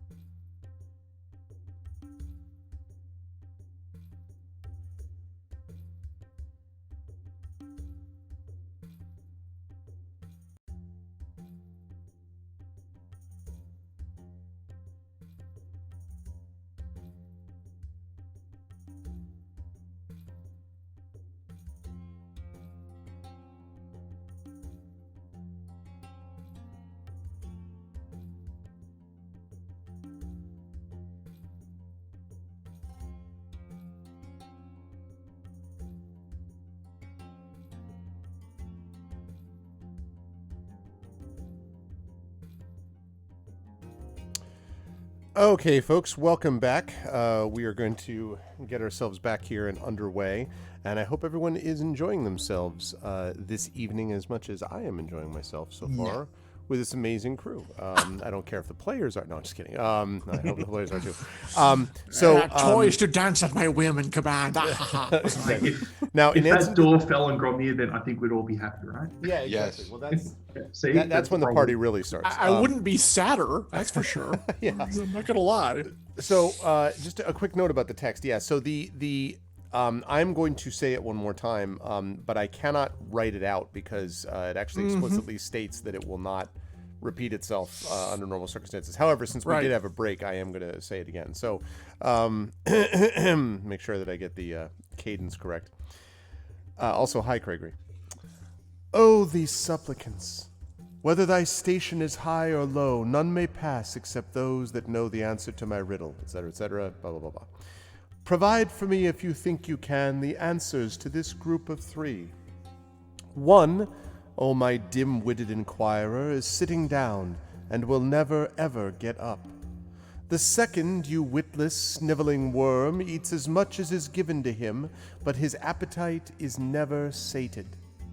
The third, you confounded simpleton, simply goes away, never to return. What is the answer to my group of 3? Take your time. My patience is eternal. And then she goes, is this burning? No, she didn't do that. Come on. Eternal flame. See, my patience is not eternal once you start. See, that's-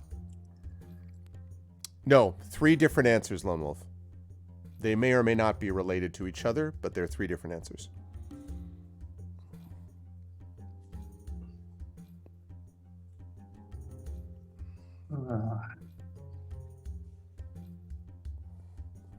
Puzzles.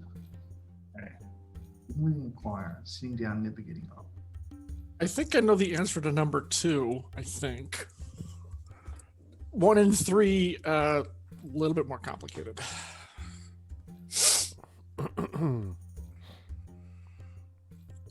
The relief waits silently.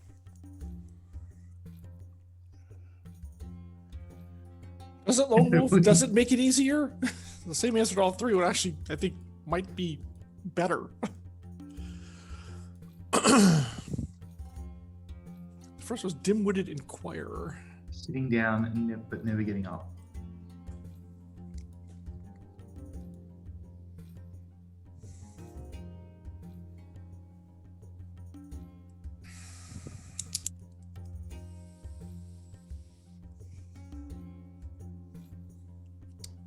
Saad, did you write down the 3? I frantically wrote. Okay, yeah. I took some notes too, but they were very. I was trying to I'll also put get it, the I'll put insults it too. in. You can put it in the There we go. Roll20 chat Wait, if you sorry, want. sorry. I'll separate them out because it's not. Mm-hmm. Not that I am technically allowed to help because I'm nowhere near you guys. That's true. I'm going to include all my spelling mistakes because I was frantically typing it down just for fun, you know. Literally, like endlessly eating, never sated on the second one. Yeah.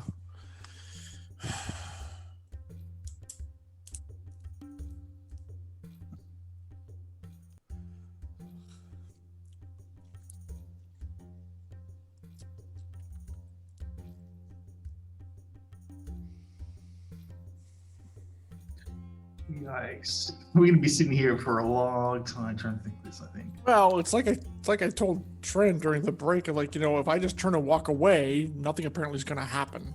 As she pointed out, she said her patience is infinite. So if I never give any answers, we could just backtrack and figure out something else. Mm. But I got to get some help on 1 and 3 because I'm just not sure.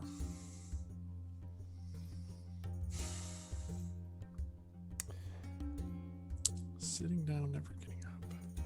Source? Hold on a second. For me. Oh, well, frankly, looking through the pages. All right, I am going to tuck the daughter in for bed while we're doing that. While I'm Well, doing we- that, Yeah, we we'll try be and solve- pondering for a few feel minutes. free to exactly. ponder. Yeah. You know, So Riveting content you're witnessing, chat, that's right. Solving as we ponder. puzzles. Yes. So I think number 2 is the mouth of a river. That makes sense. But I don't know. I'm a little stuck on 1 and 3.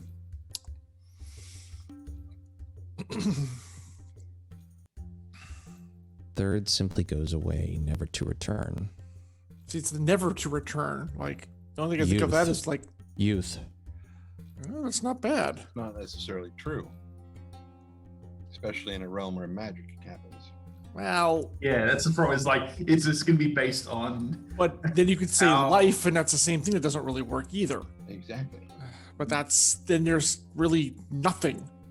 Yeah, in a world where magic exists, anything is possible. Right. So I mean, well, considering being talked to by a stone woman who's Yeah. giving me these things, Now, here's the other question. Do we assume the dim-witted inquirer stuff has anything to do with, or are they all references to you? well, that's what Trent and I were talking during the break. That we're not sure if that's supposed to imply or mean something or whatever. I think it's talking to you, and then asking the riddle. But that's Well, it's not personalized for every person. It would say this to everyone trying to cross the threshold. exactly. I think that's Yeah. what it probably thinks of everybody trying to cross the threshold. All right, but Um, dim-witted inquirer. Sitting down, never to get up. So you said appetite never satiated is the mouth of a river? That's what I think it is. Gregory's got the right of it there. Wondering if the insults are a hint or a distraction. Mm-hmm.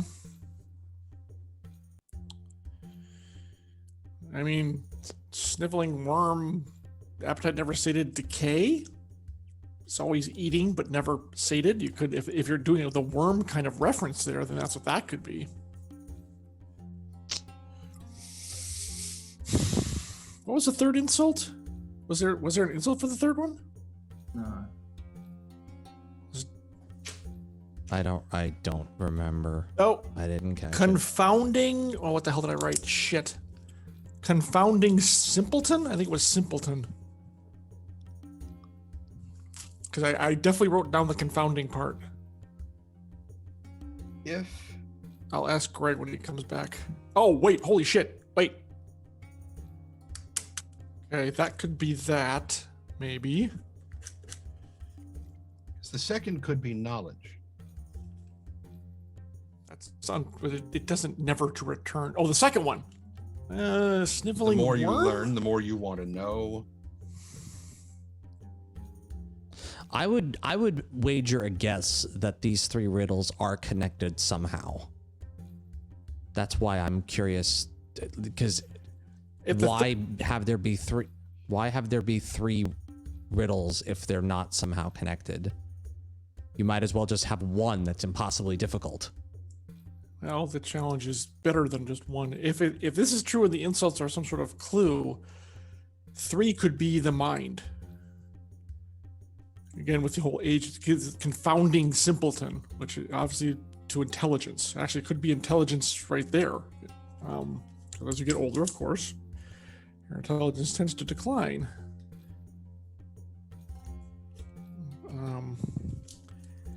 I'm not sure where knowledge and the worm come into play, unless you're talking about a bookworm, I guess. I mean, the more you learn, the more you realize you don't know, and so you learn more, then you want to learn more, and you just, the more you feed your knowledge, the more you're like, oh God, I need to learn more. Yeah, but not everyone's like that. It's not kind of a truism. And that still leaves with a frickin' number 1. Yeah, dim-witted inquirer has me a little bit confounded. Sitting down, Dim-witted never inquirer, getting sitting up. down, never getting up.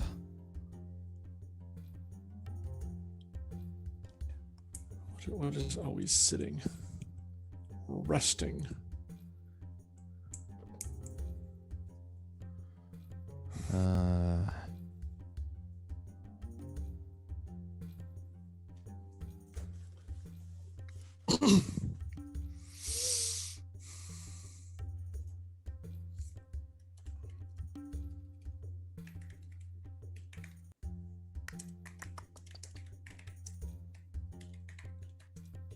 Yeah, I'm glad this is not my problem. I'll be right back. You're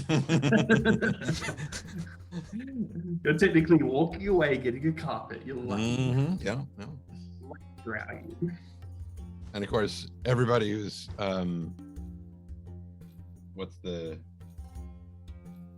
watching the thing, since I just verified that yes, we are not muted, and they've been able to hear everything we've been saying thus far.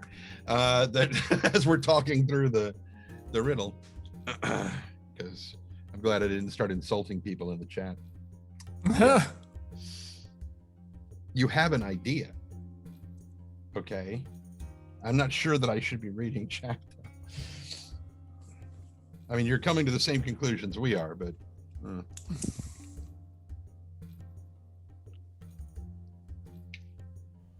And of course, ours back, so now we can't. Oh, hi. Oh, do we have the party of chat contributing? Well, I only just noticed that they are kind of talking about the same things that we are, and then I realized that we weren't muted this entire time, so they were listening to us. And yeah. So yeah, we're discussing ideas. Oh, I see.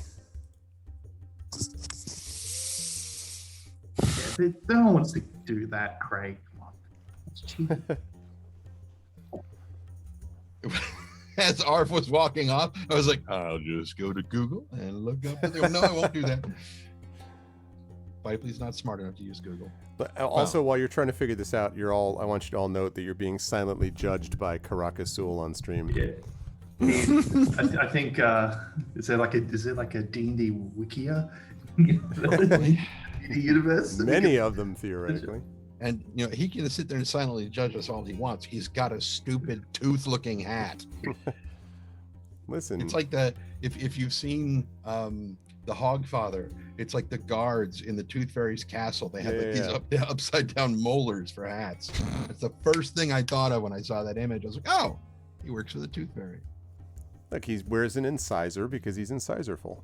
So like, that's all. I hate this. I'm gonna cast Dispel Magic on that.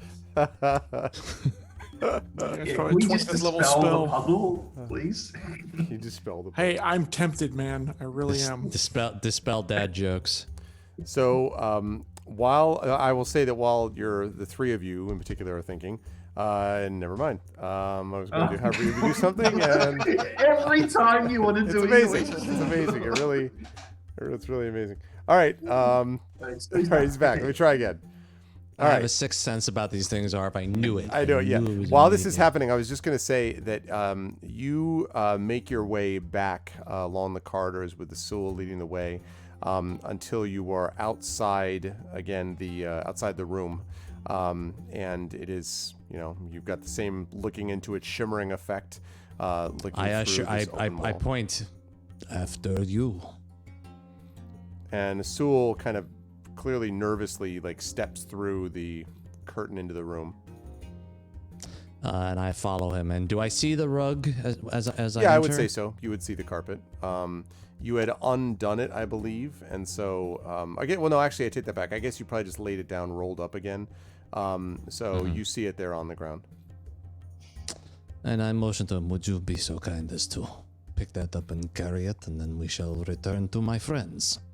Our friends. So he, kind of slowly bends down, picks it up, tosses it over his shoulder, like he was carrying a roll of paper, like a roll of paper towels or something, and looks at you. All right. Back to the staircase, please, Asul. Okay. So he makes his way out, as do you, and begin to follow around as he... And you notice that Asul, although he is obviously immensely strong, the agility of like tight corner management is not really so much. So as you're going through, like it keeps bopping against, now if it's carpet obviously, so it's not like setting off bells, but there's a lot of loud, like the slapping sound of whoosh, like as it hits against walls and things as he's walking through. But despite that, you are more or less apparently not noticed, or so it seems, until you are approaching your compatriots. In the meantime, what are the compatriots going to answer for the riddle, if anything?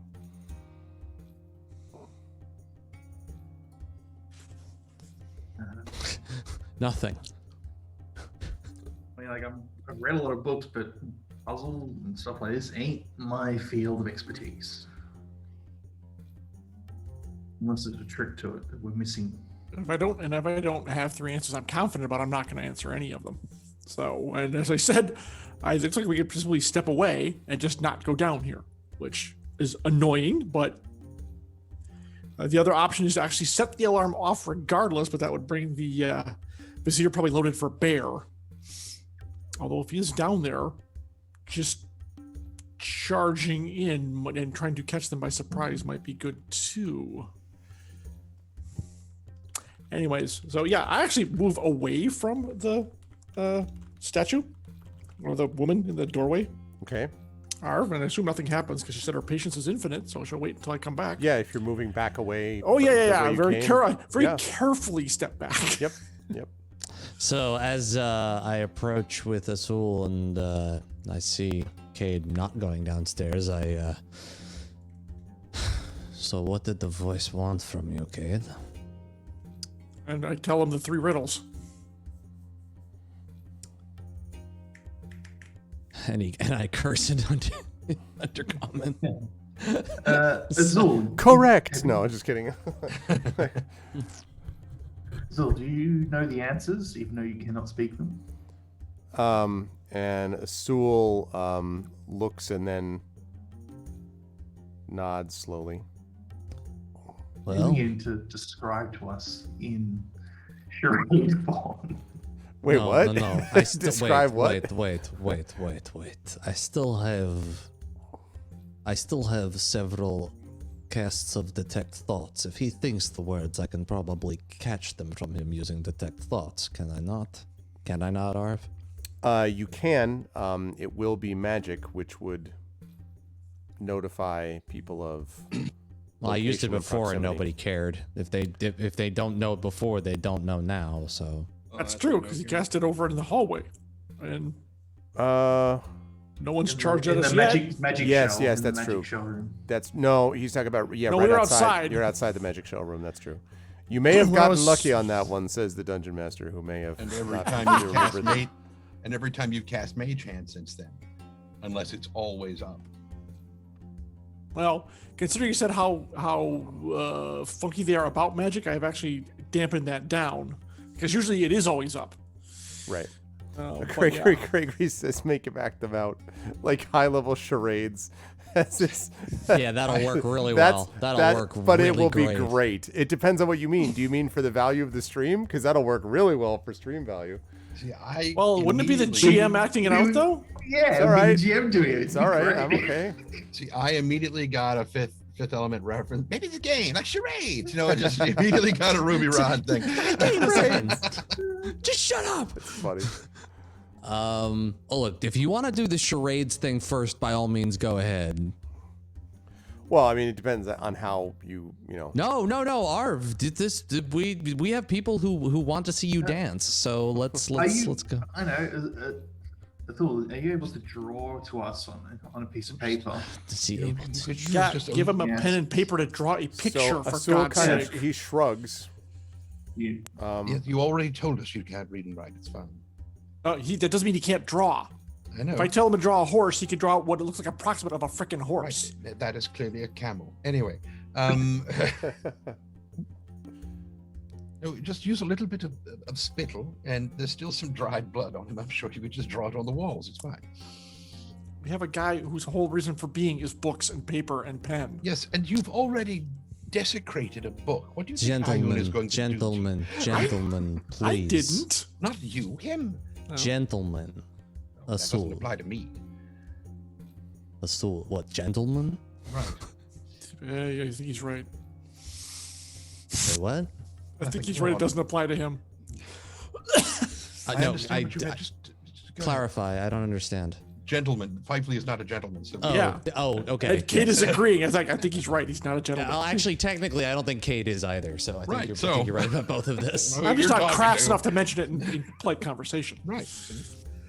So anyway, Yeah, you were saying. Azul, if you think in order 1, 2, 3, what the answers are to the 3 questions, I can detect your thoughts and receive the answers if you will allow me to do so. I still think it's knowledge. And so he shrugs like, To be clear, this will help you live longer.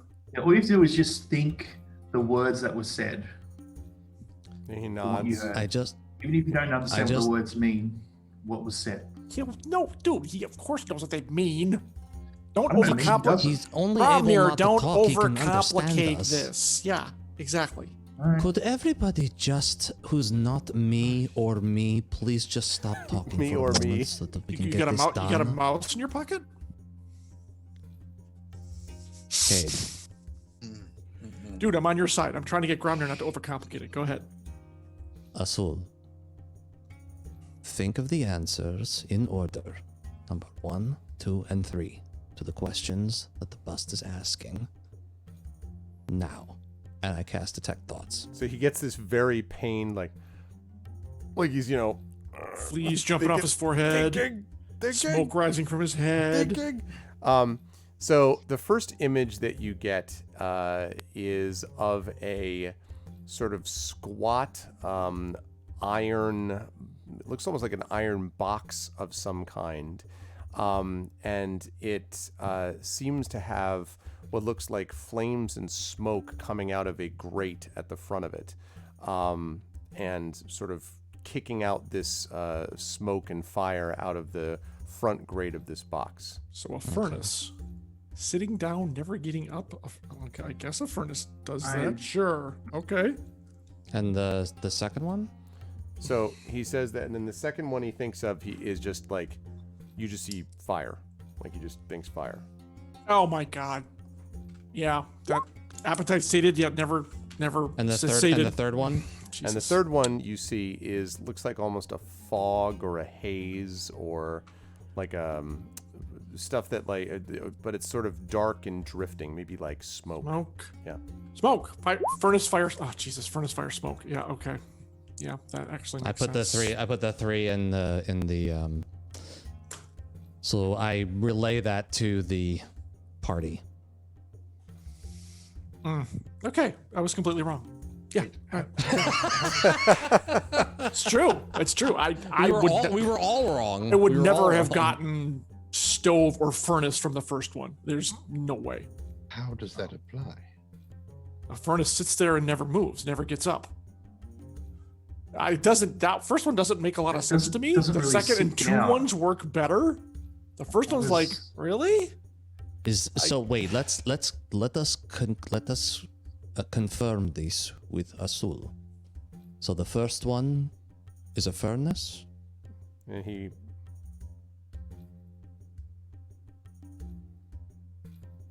An iron box with flames and smoke. That's what you said, right, Oh. Arv?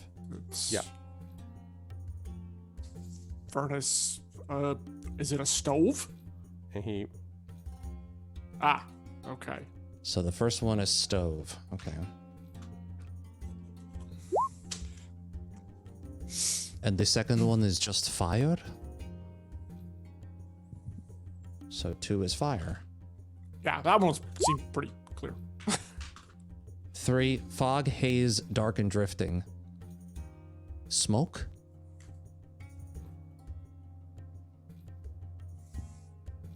So if we are Was a way never to return. That Understand. qualifies. Yeah, that first one's a little bit of a reach to me. Yeah, presumably if you find the other two and you think of them as connected, then that may help with that first one. Yeah, maybe, but man, I don't know. Yeah. Anyways, well done, Ryuvi. And kind of listen, like I don't hear pounding, I don't hear the alarm, I don't hear pounding Make a perception feet. check. Okay, well, maybe I spoke too Now soon. that I Well, you have to say them to the bust too. don't I know. you? No, Or- I'm listening for has anyone been alerted by the use of magic? That's what I'm listening for. Okay. Let's see. That would be 28. You don't hear pounding footsteps or anything like that, but Stealthy it's footsteps? possible. No, yeah, exactly. But you hear quiet ones. No, but you might hear from some distance what sounds like a bell, but it may or may not be a Maybe call to afternoon prayer. prayers. Right. Yeah, who it may knows? be, Yep. but you do hear something. Okay, here's the question. Now that we have this, are we all going in, or is it still the same plan as before? I think at this point we should all move together. That's kind of what I'm thinking too. By the way, also good job on getting the carpets. I noticed the thing over Azul's arm, Just or thinking, you know, shoulder. I guess if we go down there, they wouldn't expect us to know the passwords. Well, yeah. So, see, So I if knew they it. do have What do we I- want to do? What would we like to do with the carpet? We may not keep want it to for a just fast leave it. getaway. We're gonna keep it for a fast getaway. We already have someone to carry it. I knew there was a reason I didn't kill you, so we're fine. Zul's just gonna come with us. He looks like at you with this like wide-eyed expression. Yeah, see, he's all good, but he's gonna Don't carry worry, that until we he's- need it. He's like this all. So do not worry. He is like this all the time, and only half of the people he's ever with end up dead. So Right. You should worry. So let's go. Man, what were you saying? All right. Gromnir, what were Stay you with saying? me. What, Grum? Just worried about. The spell could fail and then it wears off. Okay, I'm not sure your spell even really worked. I think it's the threat of imminent demise that's keeping him with us. But you do you and I'll do me, and we're gonna keep moving. So yes, let's we go. should definitely keep moving. I think. Yeah. All right. So do we want to make sure that we've actually answered the 3 questions? Yeah, I Well, don't think I'm- you've actually said it out loud to. Yeah, right? No, you we have to- haven't. And I'm gonna go up and do it, but I want you all to be with me because I don't want to have every single person answer the damn questions and go through like one Very by well. one. We'll all go together. Right. Okay. What is your favorite color? Red, no blue. Ah! Ernest, no stove. Shit. No.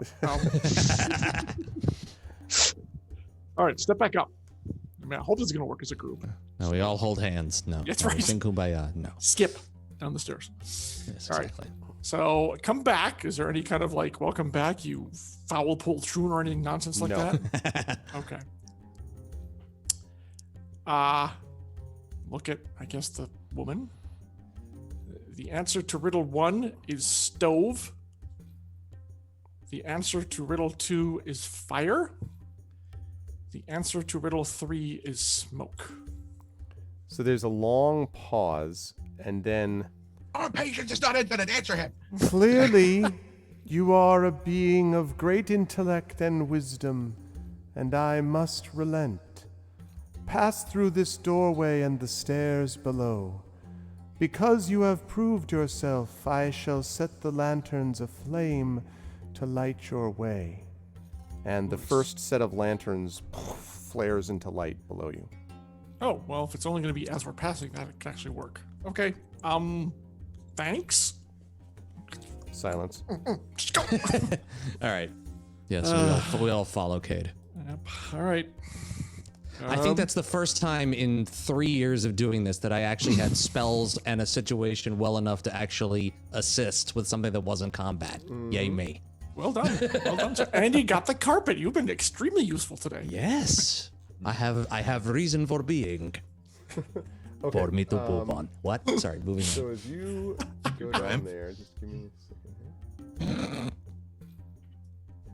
There we go. Make sure I don't. There better not be any dirt on this next map, Arv, otherwise I quit. Any dirt, you say? Apparently, it Sometimes offends it's on the Rob map. so much that he's just gonna stop fighting. I will grab That is this so funny. this cleaning rag and I will go to work. All right, let me tell you. Yeah, that is so funny. I didn't even know what you meant at first, and then I was like, oh my god, that's It's really funny. Let that be a lesson it's to you, messy. chat. You can rack your brains to think of the answers, or you can use an NPC to cheat, like we Yes. That shit was pretty It's damn not clever. cheating if it works. That's yeah, not I a bet. don't anybody ever don't, All you have to don't do use is that like stab a advice. guy in the kidney. A poor In worker. D&D. I wanted to make In- sure. Yes, in D&D, major qualifier. Well, yeah, there, in in D&D. in gaming. Okay. Now, Arv, I needed to make sure he Unless got my. they're stonks. I needed to make sure that Azul got my point. It's very important. Your point. I see that. It's a really edgy joke there. The dad joke Yeah. banner has moved from Arv to John. I pick There up you a go. carrot. Yeah, it's all good. It's all good. It Whoops, moves sorry. around. It makes the rounds. That's the- Not to me, because that's the I'm legend. actually funny. So All right, it's just so really- Be we a go little down prick. He's here. got to take it to the hilt every time. We don't stab guys in kidneys. You can get good money for those. Nice little. What's up, Rock God? Okay, Hey, Rock. I'm gonna bring you to a new map. Oh This no! looks like this looks like a very familiar. Yeah, map. this What are looks you talking familiar. about? Yeah. I think we've been here before. Okay, Okay, that's new. Yes. at the bottom of the stairs is a large room with plaster walls that are painted in a pattern of reds and yellows. And as you will go down, I should say, the stairway, as you're walking along, the lanterns flare as you pass them and then go out again, as you walk I like by. that she's eco-conscious. That really speaks well of her. Yeah, very much. Yeah. It's Should all- we it's all move our motion active. tokens? Yes, please. To the- Please do that. To our imminent demises. Yeah, absolutely. So, I'm huge. yes, let me address that problem. Okay. No problem. You can just pull the top right, small Cade. You don't have to. Okay. I'm lazy. I'll make Arv do it instead. All right, we've got all that. We do need Fifely down here, though. I like the spider. Are you? No. Oh, there you are. I'm right there. Okay. Stay with the class. No. All right. Let's see. And we're skulking. We're We're skulking. skulking. Yeah. That's right. Okay. What do you think? The lamps grow on Flanking trees? the 20-foot wide corridor that extends out from the room are statues, and you can see them, the stars here, and here. Of 2 stars. Of Okay, great. 2 combative genies, posed so it appears they are casting spells against each other across the hallway opening. One always tells the truth and one always lies. But standing in front of those statues are 2 decidedly not statue-like creatures. And I'm Each gonna do- holding Captain America's shield, thus indicated. And they both say, "We can do this all day." No, that is not the case. Let's see.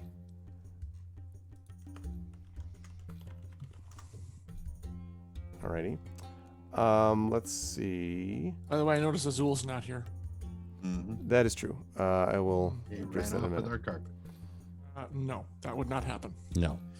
Because I would cut him off at the knees. You hear the pitter patter of He's only got giant one footsteps? He's only got one kidney left, and it's got Right. Cade's number. I only healed to the outside. He's still bleeding internally. Ow. It's amazing that Detect Thoughts didn't still reveal In in that case. Well, he's really trying to hold it in. Yeah. Yeah. So, Okay. Give me 1 second here.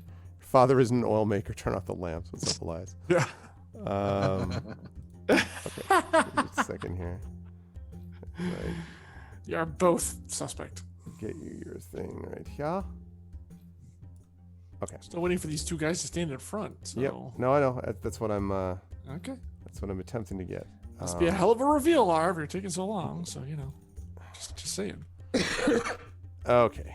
Let's see. So, yeah, this is what you see.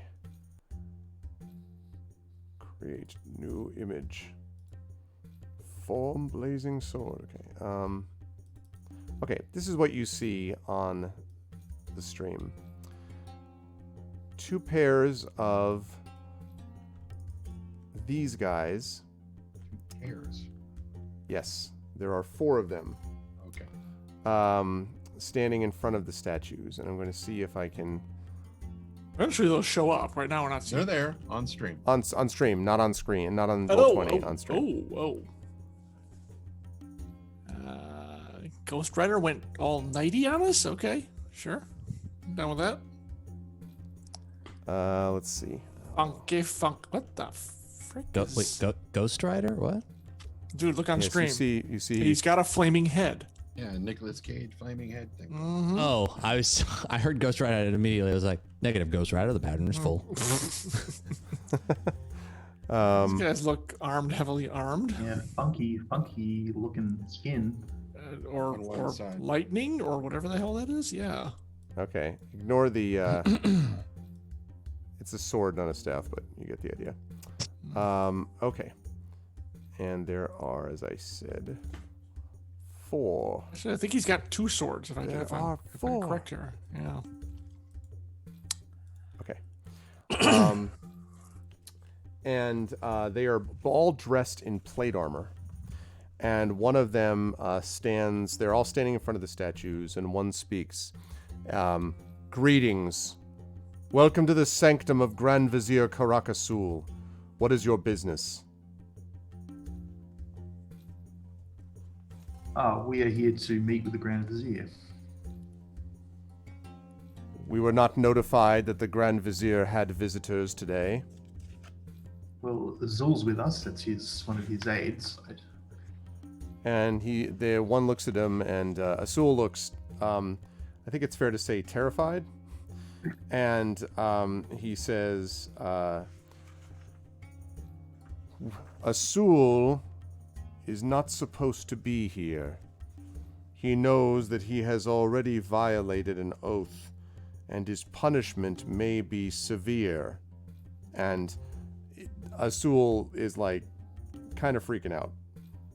Well, I do not believe that will be necessary. He was told to guard us, and he is doing so. He's doing And to precisely what acquiesce he's been... to every request we made, we requested to see the Vizier. He is kind enough to bring us here. Now you will step aside, and we will see the Vizier. So they pause, and one of them folds his arms and says, No, we will escort you to a place where you will wait, and the Vizier will come to see you if he so wishes. We That have is how this already will been escorted to a place where And- we were... Wait, Cade, Go ahead. let's not interrupt each other all day long here. Mm. We have already been to one location where we were asked to wait without any indication as to when we would be able to see the Vizier again. We have had an incident occur in that place. And frankly, we do not wish to wait in another chosen location without any indication as to what is going on. We would much prefer to speak directly to the Vizier So at the earliest convenience. So the one who's been speaking says, That is not our concern.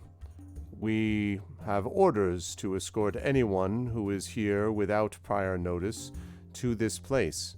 If you have previously been kept somewhere on orders of the Vizier, that is his business, but we are given orders to protect in this way. Do you have any idea who we are? And he looks and says, Should we?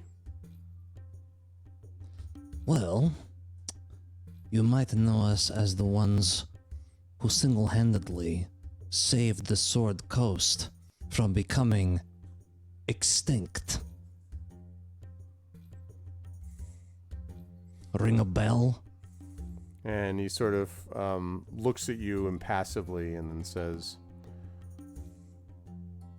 What your prior deeds have been have no bearing on your current demeanor. You are instructed Does to your wait. continued drawing of breath matter to your current existence? Because I assure you, without us, that would be a thing you would no longer have any concern for. Where is the Vizier currently? And Do you know? he says he is in his chamber. Then we would like to speak to him. If you need to go ask him if that is okay, we will wait right here. But he has already spoken to us once, and we would like to tell him that we do not appreciate being in a room that, while acquiesces to our wishes, also puts us to sleep. and you can tell him that verbatim. We will wait here, but let him know we would like to understand the reason as to why such a thing was allowed to happen when we were under the understanding that we were welcomed guests. Make a persuasion check for me, please. Gladly.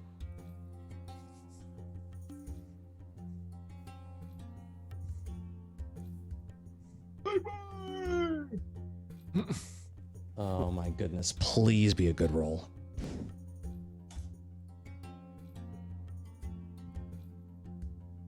Nice. 25. So he sort of looks you up and down, and he says, "Do not move from this spot." And then he turns, and the three others are staying watching, and he goes up and then goes. Let's see, where does he go? Oh yes, he We'll never goes down see here him again. Yes, he goes down. He's this immediately hallway. killed by the vizier. Right, he walks in, and you hear, I told you not to come in here. "You fool! I was Never not to be while I'm bothered. eating!" I left instructions not to be bothered." No. See, my persuasion is your stealth because I get plus 15 on that. Exactly. So So he disappears and is gone for a minute, and then comes back out. And he says, "The vizier will see you. You will go in front of us, and you will take no hostile actions, or you will be destroyed." We will take none as long as none is done upon us. And And the we just, moves I out of guess, the way walk in. to allow you to. Okay. So, all right. So it leads us to this corridor here. And just so you all know, like, go ahead and position yourself in the hallway. It is about 10 feet wide, so actually, 10 feet wide. So there's enough room you could theoretically go next to each other. But just give me an approximate place that you are. There is one in front here, and the other three are behind. all right. Where's Azul? And a Sewell, who I really need to... Yes, we definitely need a Soul. Yes, okay. Let's see. He has our ticket out of here. Will a Soul make it out of here alive? Place your bets. Place your bets. Let's Probably see. not. I give it 50-50. Use your predictions. Set up a prediction. Whoa. Does Azul make it out of here alive?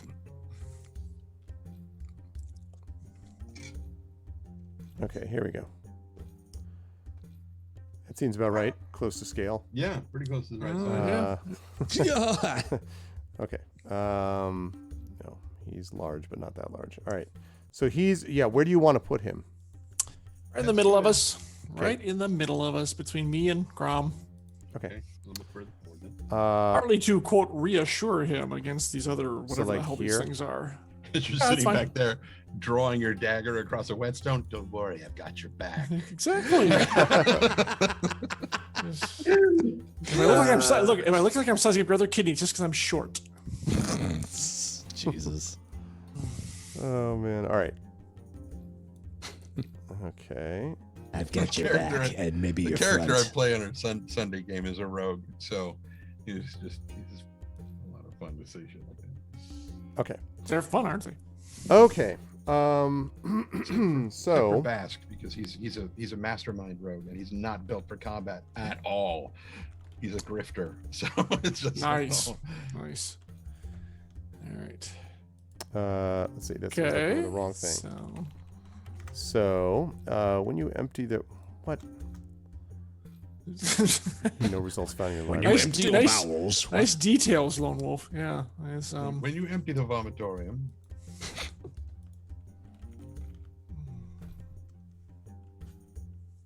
What is this layer of ash and soot we're stepping through?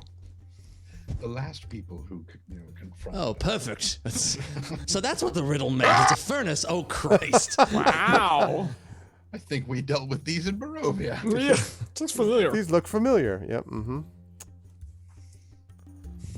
Okay. This is going to end well. His wife You know, can't we're make bringing holy all the water. enemies to us. How could it possibly Your go any milkshake wrong? brings all the skulls to the yard, and That's they're like, right. all right. These don't look like the vizier. Oh, there he is. And they're like flame on, is what that's. Exactly. Okay. So clearly, what we need to do is step up to the desk and sign in. He's And a Power Rangers enemy. Okay, cool. Oops, wrong thing. I mean, there we I go. guess that's one way to light your room, but it seems a little over the top. It's a smidge dramatic. I've returned. It's time to conquer Earth. How are you? All right. Here we go. So,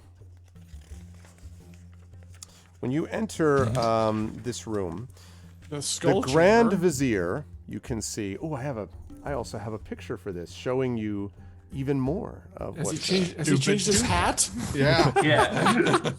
Would Yeah, you well- like to know more? No, I'm good. I've learned enough.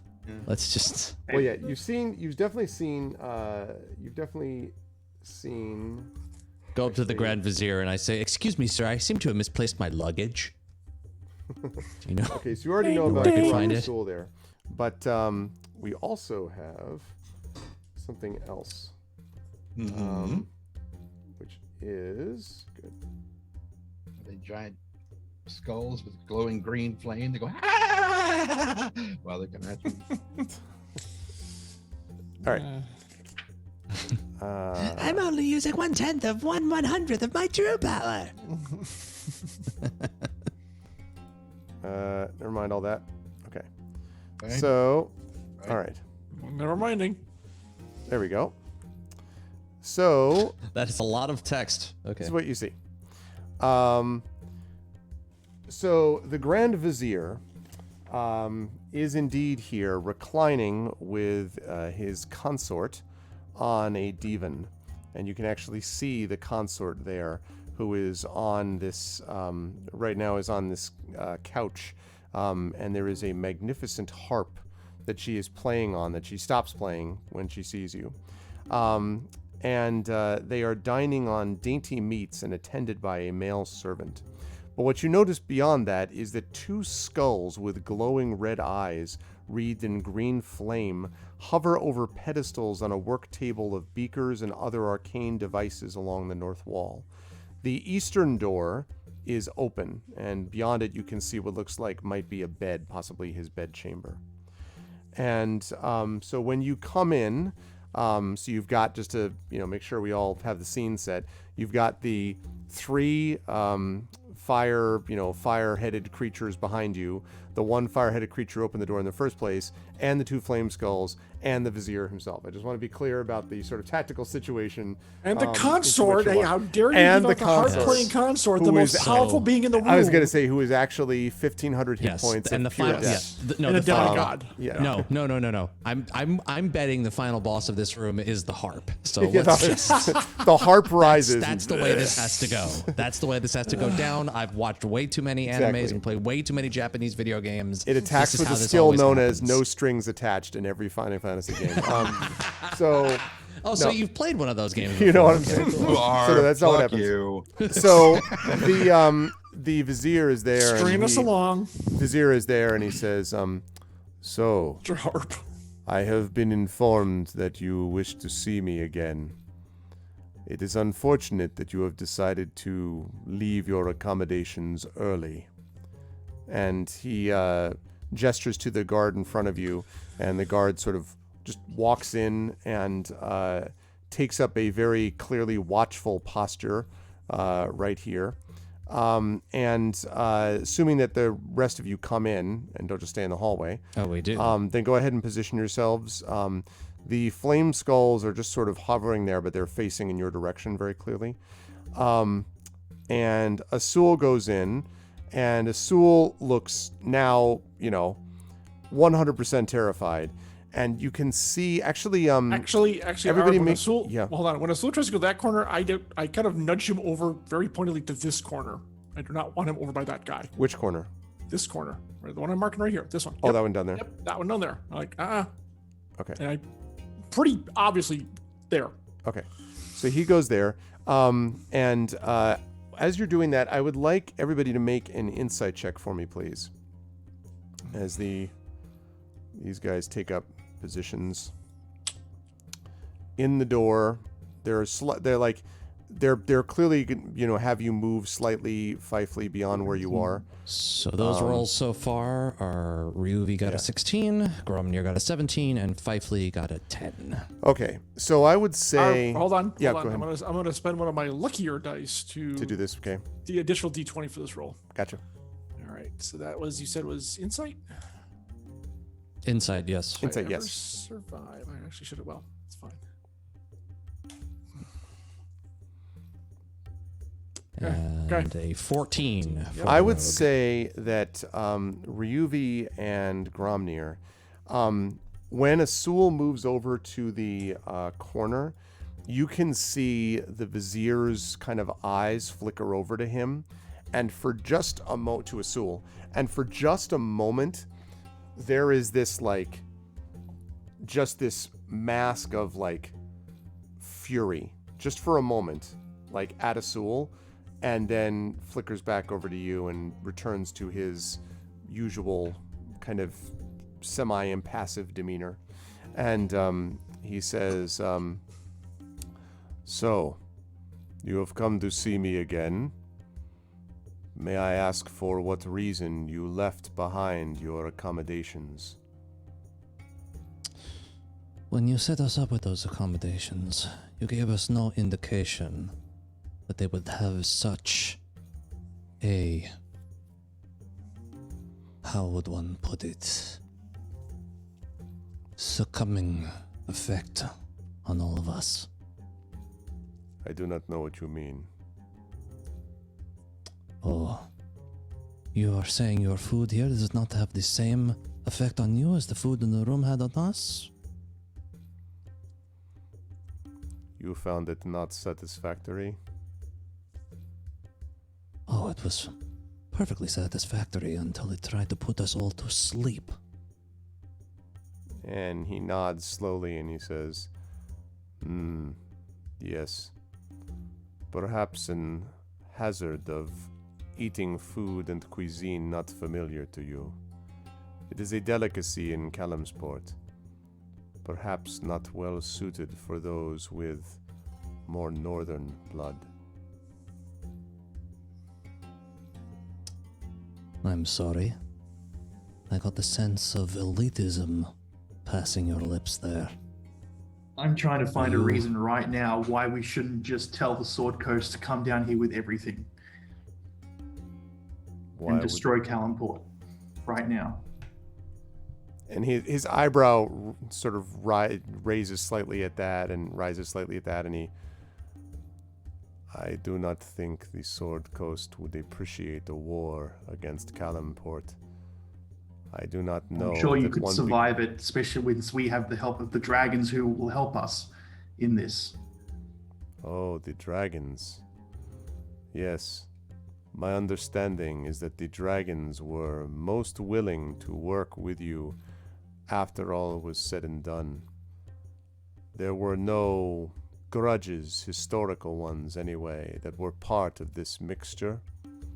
They are your pets now, that you may command them as you will. Let us be They true. are our friends. No, They but they are have the same allies. goal as us. They want this cult destroyed. And Do he, not continue like this. I do not understand your Vizier, what are your concern here. intentions? He shrugs, he says, to enjoy a pleasant meal and to gather information. Your intentions, on the other hand, are considerably more obscure to me. We simply want to know who we're speaking to. And if we are speaking to friend or foe, we are not here to waste your time, nor ours. We either want to speak to you or the Pasha. And if something comes up that's going to interfere in that, we will then address that situation as it comes to us. But do not waste our time. Do not insult our bloodlines. And do not assume that this is a situation that we take lightly. Your food had an effect on us that we did not like, and currently we are taking it in a very particular way. If we would like to continue diplomacy, as we would at least appreciate an explanation as to why. Or if diplomacy has collapsed, then tell us what your true intentions are, and leave the charades aside. What is your answer to that? And he kind of lifts his chin a little bit as if studying you, and he says, I have heard many things about those from the north, that you speak large words, and in your case the words have been reflected with deeds, for they have preceded you here. Yet I must tell you that your arrival in this city did not go unnoticed. The minute you passed our walls, you were breaking our laws. Already, you had shown how much care you had for our city. My intentions, as far as that is concerned, is to do what is necessary for Calimport to return to its position as a center of power. And that means, very simply, that I must do what is necessary to assess threats. I know that you did not simply come to this city, mistakenly find a creature, follow it down, and somehow make your way to this cult of the dragon. You had other intentions in mind. If you are a threat to my authority in this city, then you must be eliminated. My intention is to determine whether you are such a threat, or whether you can be dealt with reasonably. The skulls. Here is reason enough By the way, for you. the skulls, by the way, you notice float slightly, like the flames seem to brighten slightly, even though they don't move towards you. Go ahead. I interrupt him. Here is a reason for you. We have absolutely no intention to destroy or harm your city. I personally do not care how powerful your city becomes, as long as it will work kindly, friendly, and safely with the other parts of this coast and this world that I do care about. The only intention I have is to deliver the lizard we killed before to your feet, to remind you, if you do not already know, that there is a problem underneath your feet, and we would like to assist you in removing it. We are not your enemy, and you do not want to be our enemy, but I am willing to be your ally on this one, if you give us half a chance. That creature we killed has friends, and we want to see them all destroyed, so that both Waterdeep and Calimport and every other city that exists in this realm can survive in peace. I want peace, Vizier. All I ask in return is for us to be on the same page. He says, you speak peace, yet you come here with violence and death. I wonder if it is your peace that you wish, or if you wish for peace of the person who would put all of the oxen under one whip. If it is the peace of slavery you offer, we reject it here. We are a proud people. And if it is your intention I have to said no such intimidate words us to into give you any doing so, indication of the sort. I have said no such thing that would indicate that to you. You read into words I have not said. I choose my words carefully, Vizier. I do not seek to put you under my whip. I run an order that sees our people who work towards it as equals, as allies, and as friends, should the situation present itself. We do not subjugate. That is not the way my order works. I came here because, and we came here as a group, to continue doing what we did before, which is to show the evil, bring it to light, and expunge it. We wish to work with you, Vizier. On my life, I swear it, we wish to work to remove this threat from this city and allow it to continue doing what it will without us here. We do not wish to stay longer than we need to. The cult is our goal, not Callanport. He says, if this is true, then you must explain to me why you are here not simply to offer assistance, but to spy. And he turns and he snaps his fingers, and walking out, sort of shuffling forward with their heads hung, you recognize, Ryuvi, two of your men, the two that were sent down actually some time ago. They are shackled together. They look, well, they don't look bruised or beaten, but they definitely do not look like, hey, everything's great. They shuffle out of the room, and he says, these two of your spies came here. They were discovered and turned over to us. It seems to me not a particularly friendly act that these two were here looking in our city for things from the Sword Coast. Moreover, you, one who calls himself Ryuvi Darkcrasher, are not the first one to have been here. For if it is true that you came for us, I wonder why you came here first in other guise. And he swirls his hands together, and you see appearing before you a picture, basically what looks like a vision, if you will, an image, right? Demonstrating that clearly this is someone who was a mage of some power. And this is essentially an image that you see, a vision, a moving vision, it appears, of the past. And he says, these two, when they were turned over to us, confessed all that was intended, and rightfully so, because later you yourself came to check on their business.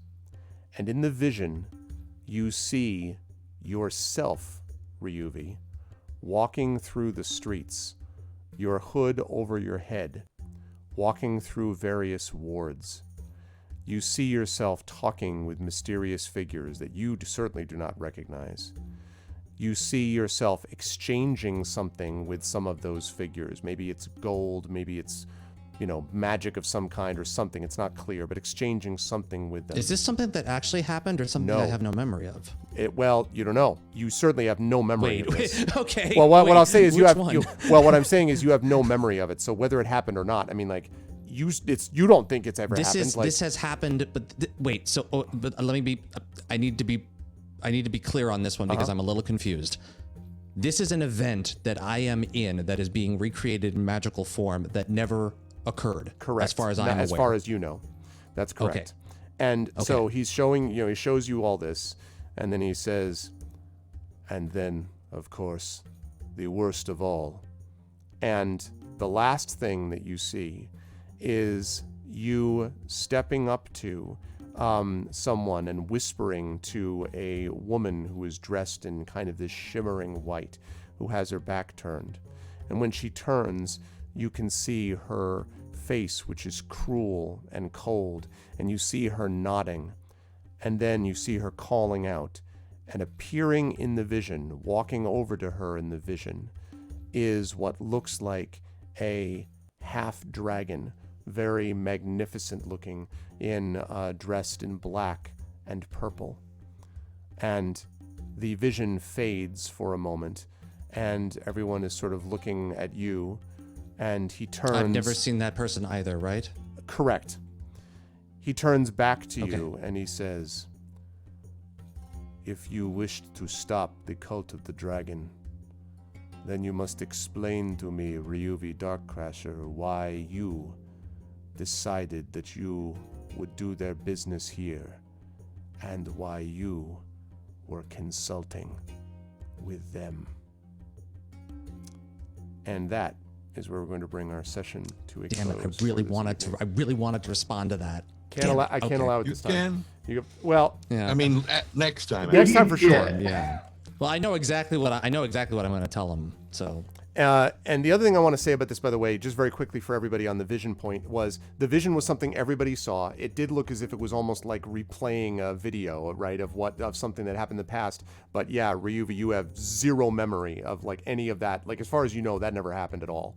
And none of the people that you met, like you were like, what? Who are these people? Like you never met any of these people. Oh You yeah, only- I know exactly what I'm going to ask him to do because if I have no memory of it, then it shouldn't be a memory that exists in my head. So there's only one thing I can do.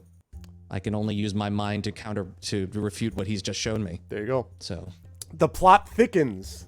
Yeah, exactly, Rockgod. Either someone impersonated him or and his I'm black ass I, drunk. the only Exactly. reason I'm saying that out loud right now is so that I remember to do yeah, that yeah. next time because of the wonderful thing called ADD, I know. might forget that between now and next time. So I No, really that's- want to make sure that I remember to do that so that I'm totally with you on that. damn. Good But stuff, yeah. guys. I really, really enjoyed. I was loving, like, first of all, you all walking in the room and then being like, what's going on? And then the thing about waking him up. And then, like, what do you do about the door? And then, like, the stuff with the Sewell. The part where you were like, I've officially run out of Fs and I am just going to, you know, and like and also I was laughing, John, a little bit thinking about the fact that Asul was dropping and was like the silent scream, and you're like, well, god damn it, you can't even talk. Like, what good is this if you're not even able to speak? Thank goodness I thought he could nod or shake his head because Yeah. it really did save his life. Have I mentioned I love intrigue? Because I love intrigue, and Just you know, because someone has their Apparently, tongue 'cause cut I out saw does you- not mean yeah. that their voice box doesn't work. yeah. Well, they were able to be like, Technically, that's true, but it was really the way Arv was playing. It was very clear. I know. Speech there.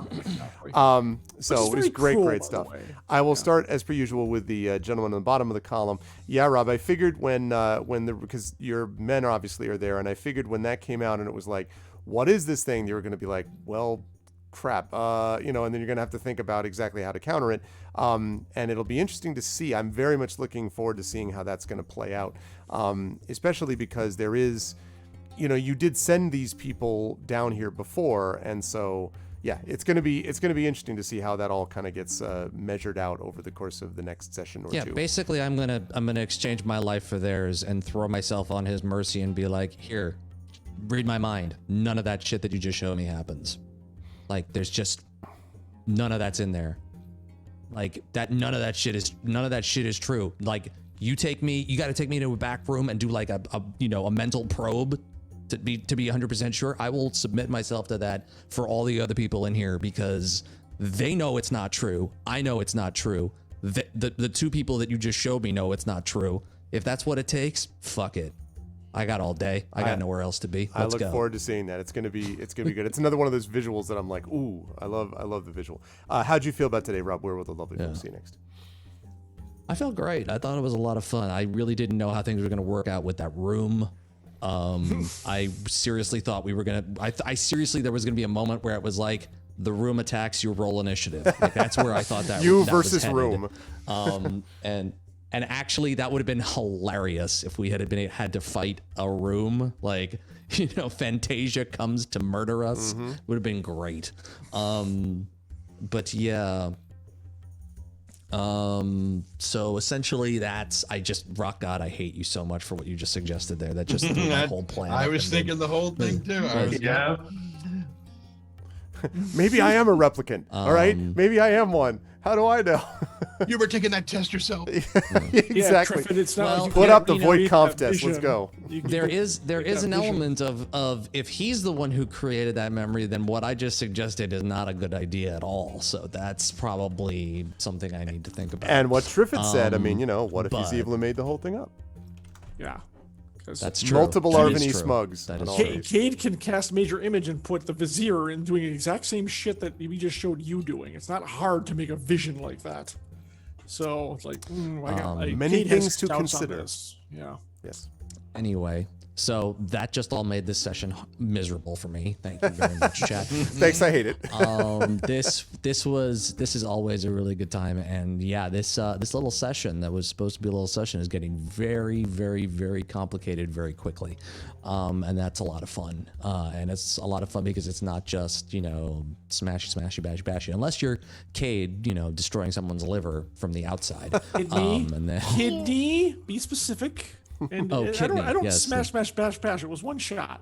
And you did say spleen later on, so Well, That's I true. I wanted to remember there are other parts of the body I could play with. So, yeah, it was very specific.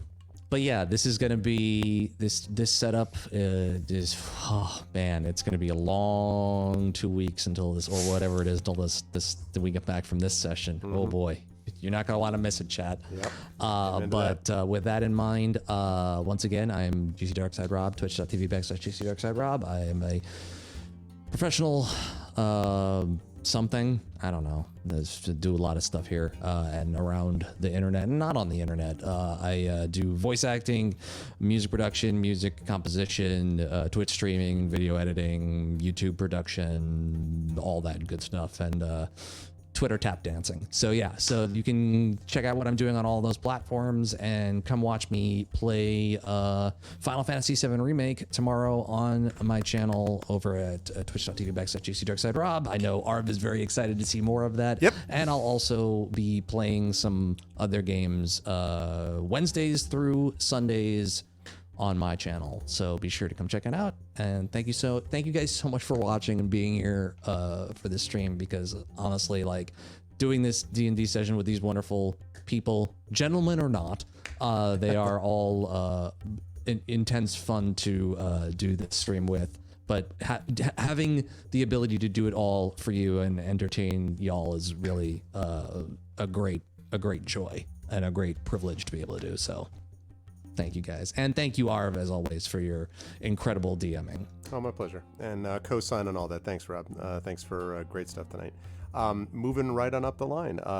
John, yeah, I think Cade, once Cade was, asleep and everyone that managed to get you out of it, which I'll come to when I get to Gromnir and Fifely, sort of double teaming on the Dispel Magic Restoration thing, which was necessary to get you awake again. I like the fact that you were like, that, okay, now I'm what the, no, like that's not how this goes down. And I was a little, not surprised. I was like, wow, okay, we have decided to not mess around. We were just like, I will just kidney stab this guy because that's how this goes down. But, it obviously had the effect that you wanted, and it showed that Cade was like done messing around with this stuff, so to speak. And I think somebody mentioned at one point that again, as usual, the chemistry with this group and everybody having the history with these characters means that they know a little bit about how much to kind of push and not push and take away and everything else, which is what you need for a situation like this, because this is a pretty high stress circumstance that you're dealing with, and everyone is, I think, as usual, managing their characters as how their characters would do it in a very effective way. So I was enjoying watching that go unfold this evening. How did you feel about today? Where will the lovely folks find you next? It was very hard to remain silent while I was asleep. And everyone was yakking around me like, no, he's out cold. It doesn't happen. Yes. But Cade's list has now had another name added to it. So there's things he has to take care of in Kalimport that are going to be taken care of regardless of how this adventure turns out. Because when he got up and you saw that, he's very, very pissed off that this whole hospitality thing was basically a trap. Not that he fell into it, not that he let his guard down, because he was under the impression exactly as Ruby, and we were talking to people saying like, hey, we were here as invited, guests by the Vizier, who then tried to ambush us like, oh, no. It's going to end badly for many. Well, at least 2 people right now, and it could be more. We'll see how it goes. But yeah, this was a lot of fun. And yes, the list is growing longer. It's now doubled. There was 1, now there's 2. And great fun as always. I was really concerned about that riddle. I'm glad we found a way around it, because didn't have a clue. Wouldn't It have gotten turned out my guesses were completely wrong. We were too, all so. way off base. And honestly, I am stunned this group has not set off a real alarm yet. That's really kind of surprising for us because as chat knows, this group is never really the sneaky silent type. So we're actually doing One really that you're well. aware of, If the anyway. vizier is not on our side, then there's no need for the alarm to be set off because he's already against us. So Yeah, but I don't see like 8 million of these double-sworded, flame-headed, energy-armed guys carting into the corner behind us either. So I don't know.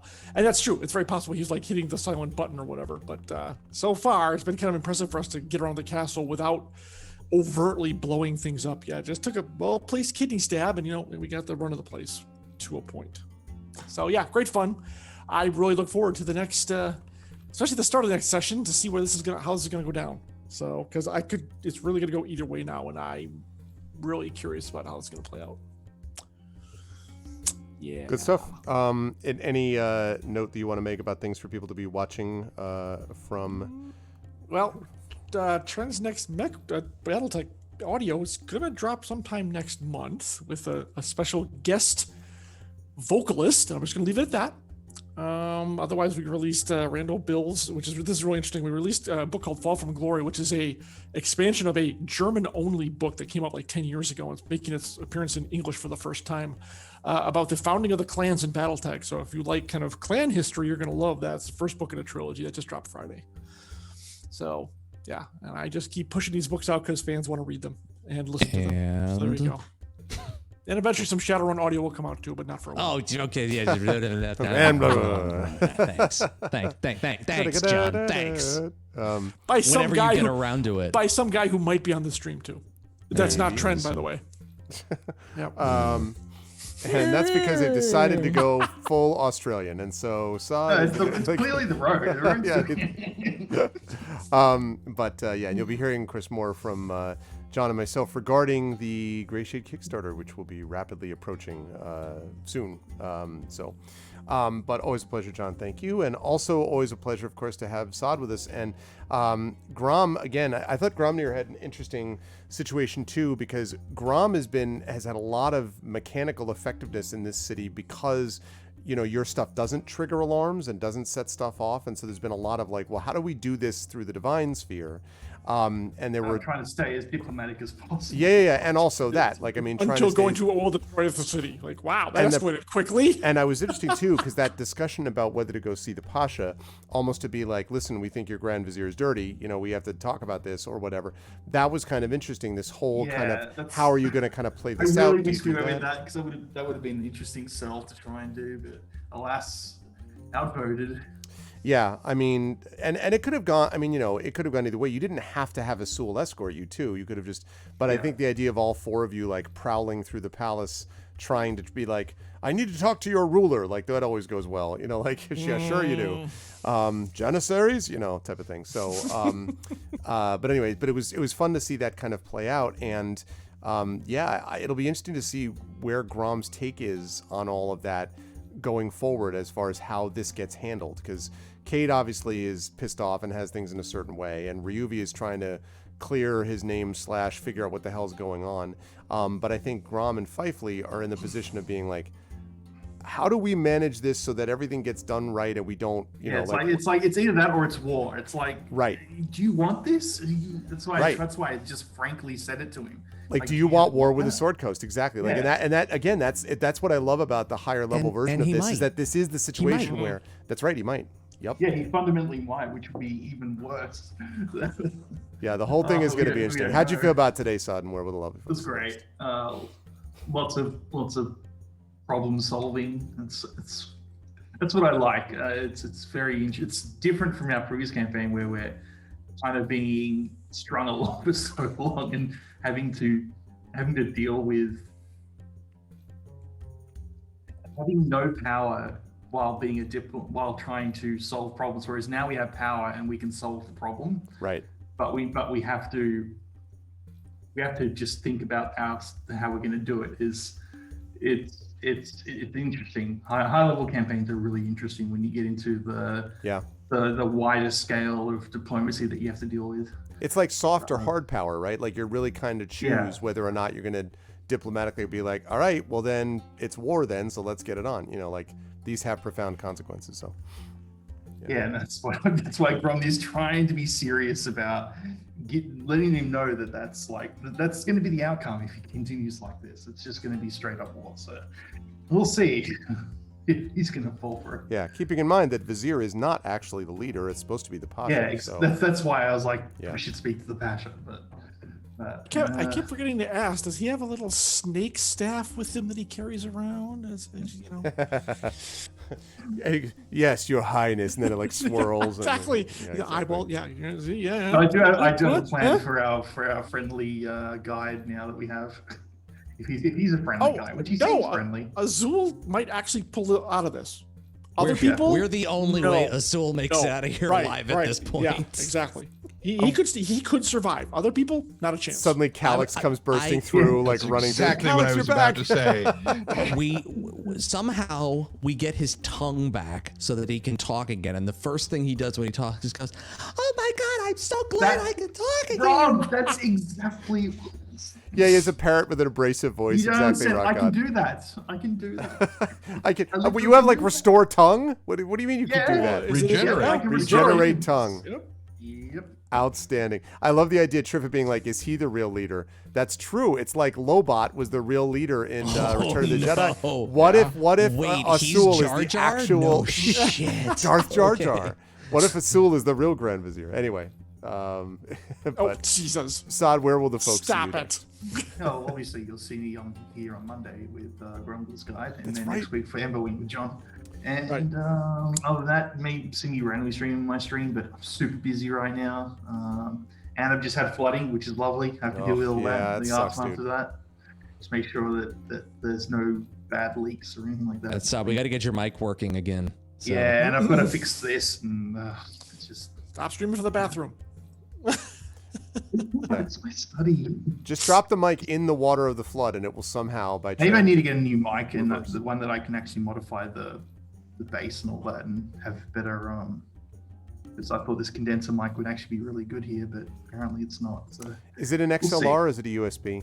Is it USB? It's USB, yeah. Because that's one of the things that helps is having an XLR condenser means that I can adjust it with the mixer as opposed to doing software. I stuff. truly don't believe that microphone that's sitting in front of you is picking up. your I voice. think that's probably true. I do not think that microphone is what's We picking you tested up. that last time. He moved the microphone. Oh yeah, no, back that's and true. We forth. did that actually. Oh, yeah. it is. Yeah, That's true. We did. I Do don't that. know. Doing it's a fantastically shitty job. Maybe it's of it. damaged, So and I just weird. maybe I've got to check it out somehow. So weird. We'll figure it out. Yeah. Something to do Anyway, in the future. Exactly. now, like hopefully a door didn't fall on it. That's all. that. Oh man. I'm so glad I moved away from the needle of the eye to the door just falling on him. I love the continuation. Anyway, of no, this. I've got it at an angle, but like pointing right at my mouth. It's like a fist. If you it's pretty much right there. So it's not a It's side really- condenser though, Sod? I mean, because mine is a I side mean, one. if I go like this, does that? I don't know if that affects it. If that makes it better or worse. It sounds better. It's a little better. Yeah. Maybe it's just to get really close to it. You know, it's one of those ones where you have to go super close. Yeah, And because you I can't really yell. mean, because I speak from the side of mine. Anyway, regardless. Depends on which way the diaphragm is. Right. Or Yeah. But either way, Sod, This it's is a great D&D pleasure, and Tech thank you. Time with I know, Mark exactly and right. Elrond, Todd, But thank you for and thank you so much as always, Sod, and we will see you Monday for Grumbler's Guide. Thank you for being flexible on that. No worries. And for Emberwin on Monday. And last but certainly not least, of course, Tren, and I should say again for both of you, good work on the Dispel Magic and the Restoration, as I said, combo to get him awake, because it took that combination to make that happen. Yeesh. I thought it was interesting, Fifely, because I'm still talking to you as player. Trent, I thought it was interesting because it started with Fifely picking up on the whole starry sky being, and that was the first one where you were like, and you were 1000% right when you were starting to talk about something didn't sit right with me about the Vizier, and you were like going back over the language, and I'm just like, yep, that's correct, yeah. That there was something not quite right about the way that he was rendering, his speaking to you, and that I think was interesting that you picked up on that, and it was so really kind of the suspicion or the I don't know about this completely began a little bit with you, I would say, with Fifely, even before everybody else kind of picked up on it, and it was interesting then to see how that all plays out, and I am going to be curious as well to see how Fifely's reaction is going to be to this diplomacy or no, question that Saad was talking about with Gromnir. How did you feel about today's session, and where will the folks see you next? Yes, that'll be fine. Thank you. Oh no, it's the audio again. I enjoyed today. I thought it was a lot of fun. I was really worried the more people kept talking about the room's intention. Like the room is doing this. I'm like, no. Do not fall into this trap. The room is not a sentient being. It's just spell effects that are on the room, but it's not attacking. Gimmick room done. Something, yeah. The whole row. There were points where I was like, some of these settees and various fainting couches and whatnot, they're all mimics. Everything in there. Everything is a No, mimic. it's like a creature with like a gaping mouth, and it's just got an illusion inside. So people who go in there just think it's like a normal room, but there's like it's causing them to slowly get. Yeah, fall it's unconscious a and mimic get Sarlacc. digested. It's Yeah. fine. Right, thank you. Yeah, I was about yeah. to bring the Sarlacc up. No, I was really glad that I think, Rob, I think it was you that mentioned, it was either you or John, mentioned the word hospitality, because that was one of the things that I'll take credit for it, even if it was John. okay, sure. That Fifely was going to bring up at some point in that conversation, but I could hear in Arb's tone that's like, okay, we're wrapping up. I'll bring it up next time. It's fine. Yeah. No problem. Yeah. But it's like, for somebody who seems so focused on how wonderful their hospitality is, that ain't it. Kind of thing. Yeah, It's like, yeah. I think I made that pretty abundantly clear. It's like, you brought us in here thinking we were on the same page, and everything you said was a lie. Give me a reason to believe a damn thing you're saying now. Yeah, and the other when the two of Ryubi's people were brought in, and he was like, and you send these, and I was like, well, he's kind of got you there, because you did send spies. I think of all of us, Fifely's the only one who doesn't have people operating in the city. I And don't I'm just send like, spies. I'm not. I genuinely want the cult gone. Look, like he said, look into my brain. I don't send spies here. It's like, don't lump me in with this bullshit. Well, what I'm planning to tell them on that part is they're not really spies. They work for my order, which we are not a spy organization. We are an organization that has a point of keeping peace and order in the realm, and the cult is against that. And we had heard rumors that they are here. They were in the Mage Quarter, and Yeah, Fifely, it's like the Harpers, right? I mean, you were a big fan of. Don't you We're not tie the me in Harpers, with- okay? Don't you tie me in with that? I will use when this you straw. know his. You thought what he did with his kidney was bad. You wait till I've got medical training. You just wait till you see what I can do with this straw. Oh man. Yes, by hook or by crook. But yes, I had a lot of fun today. I thought it was a lot of, and we're gonna pick up. It is a very, very delicate situation that we're in, because Fifely is convinced right now that there is a very solid chance that the Vizier is in with the dragons. Yep, that's two. But there is also a very solid chance that he's not. And how we proceed. But yes, Outstanding. That sounded really moist when you did that. Don't rub your hands like that Yes. again. That was kind of gross. Do it for a whole minute, Arvin. That's Send gotta send be Trent Miyagi. the audio. Send That's Trent got to the be a audio. sub goal. You can't just give that away for free. That's Right, really exactly. But as for My OnlyFans audio is that what you're talking about? exactly. Oh, now no, you've got it. don't. You are so lucky that there's no, for people listening at home right now, that you're not doing We gotta the make the audio now just for that. You're just offering a service. That's all it is. Wow.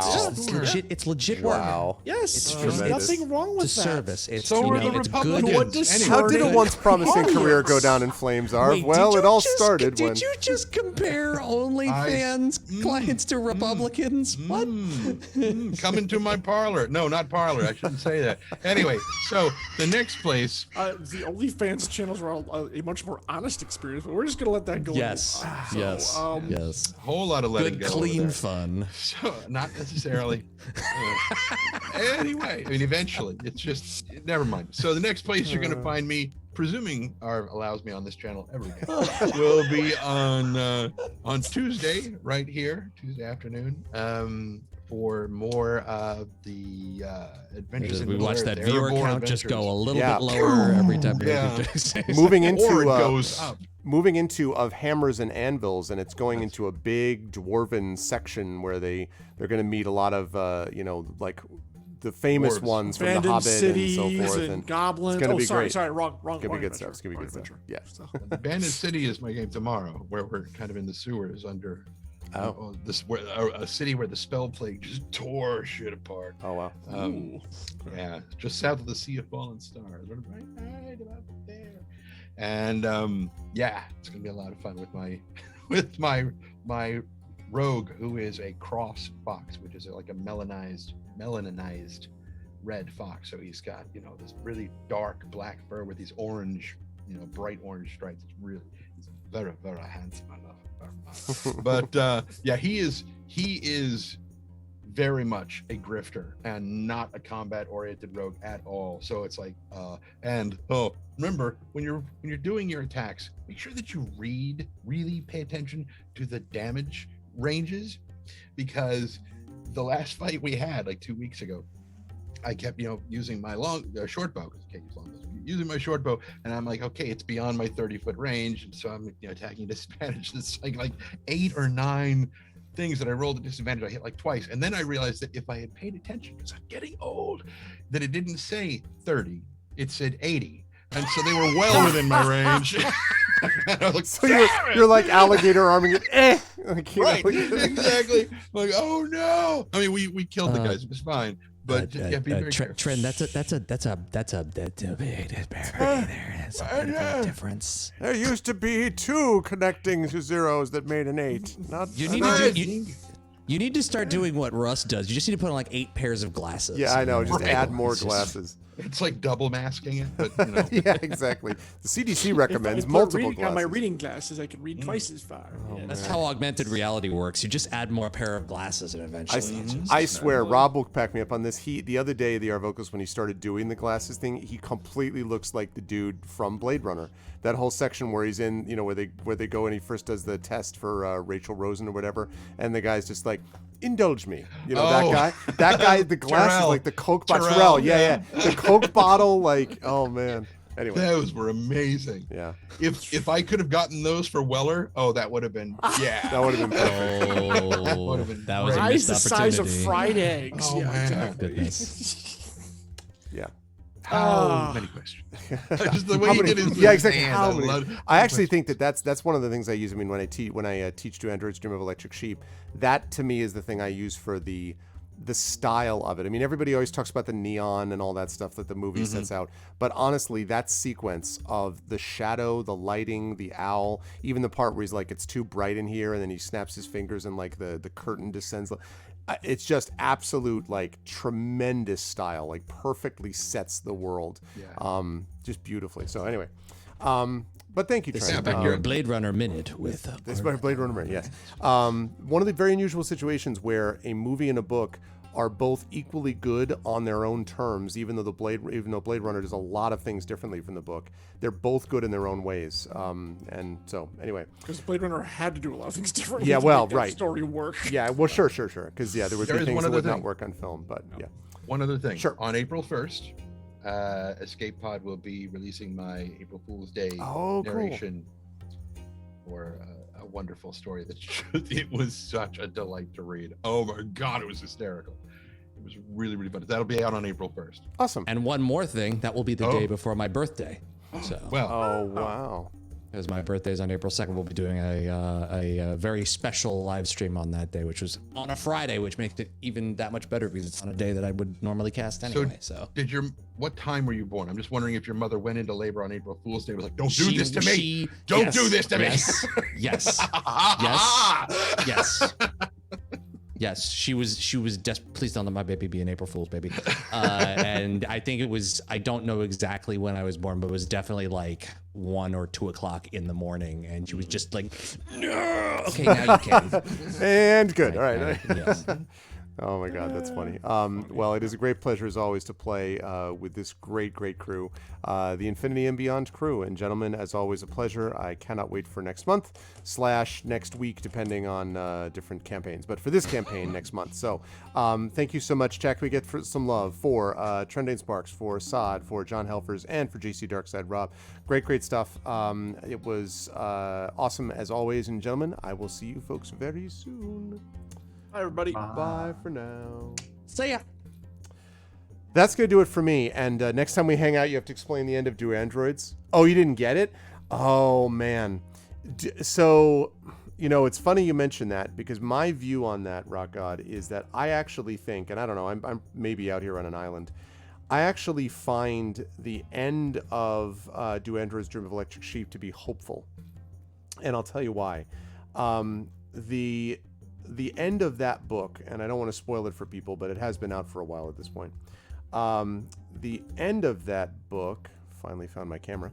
The end of that book really sets up a scenario where you wonder a little bit about whether or not the relationship between Iran and her husband, between her and Deckard, whether that's something which is really going to work in the long term, and whether they really, is there human stuff? Because all throughout the entire book, Dick plays with this idea of humans and androids and how similar they are to each other, and whether there is this neat division that humans are always trying to make between androids and humans. And because Dick was famously unwilling to ever oversimplify anything, he made it very clear. Let me get rid of this awesome music, which is really chill, as Triffett said, but really is not, that's not appropriate for what we're talking about. But he really is unwilling to kind of say, so therefore all androids are good, because he goes out of his way not to do that. There are serious problems with androids, and there are serious problems with humans, and everyone is some kind of shade of gray, basically, from his point of view. So at the end of it, when he goes and he finds the toad and then he brings it back, I think of that as kind of a big sort of almost a vision quest, a sort of spiritual search that he makes there. Remember, he's just seen the breakdown of mercerism. He never really knew what to make about that entirely. He's seen this breakdown in sort of what other traditional religions might have been considered, and life on Earth sucks, and he's sort of seeing all that kind of laid out before him. And it reminds me a little bit of when what's-his-face, James Gandolfini's character, goes out into the desert, Las Vegas, and basically has this kind of spiritual awakening, so to speak. I think he has a little bit of that. And when he then brings the toad back, and he brings the toad back, and Iran finds out that it's actually an electric toad, and he seems kind of disappointed, but says, well, I would rather know the truth, because even electric things have their lives. That's very powerful. And I think one of the things that we get at the end of that book is the idea that everything in the end does have its life, whether virtual, electric, or physical, or, organic, I guess you might say. Everything has its life, and that focus on the life that something has is more important than how that life is constituted, right? In a way, it doesn't matter. The argument of whether organic life or, artificial life, synthetic life is more valuable, and whether synthetic life is, that in a way, it's not the point. The point is that life is life, whether it's an electric toad, whether it is a human being, whether it's an android. And figuring out at the end that reality for him is enormously important, because remember, the theme of that book is empathy. It is the thing that motivates that society. Bullshit empathy and real empathy. And so learning that what Iran does at the end in trying to get flies for this toad, because she recognizes that it really matters to Deckard, is an incredible empathetic act. Even though it seems so pitifully useless. Like, who cares if you get some electric flies for an electric toad? What does it all mean? But it's not about the toad or the flies. It's about Deckard. And she understands that. And I think she understands it because he comes to the conclusion at the end that lives have value regardless. I also think that later authors pick up on this idea, even if they're not doing it explicitly. You've heard me wax, poetic about how much I love Martha Wells' Murderbot series, which I think are just exceedingly well written. Murderbot is an example of a character that, although it is artificial life, is clearly life in any way that matters. And that's the thing that gets focused upon, not the false dichotomy of organic versus artificial life, but just life, and life itself is what has value, and the respect of that life that is lived. And so that, I think, is really cool, and I think that's something which gets played off on when he goes into the desert. So he goes into the desert, he has this kind of weird vision quest revelation, finds the toad, comes back, finds out that it wasn't real, but then also discovers that in a way it doesn't matter. And again, the key is that line, the truth I'd want to know what the truth is, because they have their lives anyway. Even electric things have their lives anyway. And that's super, super important, because it means that we're no longer dividing us between us and them, but between one kind of life with another kind of life. So that's kind of my very short, oversimplified, personhood, yes. I would say beinghood, though, even. The existence itself that matters. And again, the book is not perfect. The book definitely has problems. Its treatment of women is not great. But its treatment of women is not great. But on the other hand, I also think that its treatment of its characters, it also demonstrates that it has problems with its characters that do that too. Like Rick Deckard is not heroic at all. Deckard has serious, Deckard is misogynist, and I think the book paints him as a misogynist, and so you can condemn him as a misogynist if you choose to, because the book doesn't sort of try to sugarcoat it and romanticize him. So in a way, I don't think the book handles women well, but that's partly because Rick Deckard doesn't handle women well, to the extent that that's there. But again, other people have done this work as well. And I think that's what's going on at the end of that book. Theoretically, by the way, it's also why I think that part where Roy Batty, played by Rutger Hauer in the movie, that whole sequence, which as you may know is all improvised, the part where he's like, I've seen things you people wouldn't believe. It's all gone now, like tears in the rain. All of that is absolutely spectacular, because that's right in line with what it is that's essentially happening to Deckard within the book, which is his knowledge of the empathetic qualities of other creatures that are not human, and that even if they are not good creatures, and the androids are not great either, the androids do terrible things too, but that everybody in a way has a right to have their lives respected on some level or another. So I think in a way, I don't know this, but I think Hauer really, who said this was his best role, I think picked up on something, on a fundamental truth within the book that got played into the screenplay that you actually see in the film. So in any case, The Ones Who Walk Away from Omelas is great. Absolutely great. I've seen debate cases back in the day when I was debating run on Those Who Walk Away from Omelas. Very, very good stuff. Yeah. Incredible. Absolutely incredible. That's one of those moments. And, Ridley Scott, the director, just had the good sense to just roll tape, because Howard just obviously tapped into something there. Like Rutger Hauer was a solid actor, but I mean, I've seen a lot of Hauer stuff. He never gets close to that moment. He just tapped into something just clicked. And so you get that moment that's just beautiful. Beautifully filmed too. Ugh. And can you imagine if anyone had coughed or there's no way he'd recapture that again. Just gorgeous. And Harrison Ford's good in that moment too, because he has the good sense not to try to, emote and act his way over what Howard's doing. Really good stuff. Yeah. Anyway, this was great too. I had a lot of fun doing this. This was awesome as always. I always have fun playing with these guys, and I appreciate that we got people in here towards the end. I really, continually look to build the audience, because I want more people to experience these sessions. Esper Genesis on Friday was awesome. Palace of the Red Pasha I&B today was awesome. I always love watching Community D&D. I always like watching Emberwind, obviously Sound Clash, and the Blades in the Dark stuff that we do with Speculate, and then Sound Clash, which is done as a part of this channel. I really enjoy a lot of that stuff. I can't see all of these things all the time, obviously, but I, try to dip in and out and see what I can. And of course, community D&D, I always enjoy watching the kind of fun that they have with each other. That's a lot of fun for me to watch too. And of course on GOG, D&D with GOG and Talisman Adventures, that crew is great too. So I really, really enjoy getting a chance to kind of connect with all of these people and to see all these players. And I just think it's a great crew of players that I really want more people to experience. And hopefully over time that will happen. And we will get more and more people in here and experiencing what all of you got a chance to experience. And also get a chance to experience all of you as chat, because that would be awesome too. An RP heavy session. Nice. I look forward to it.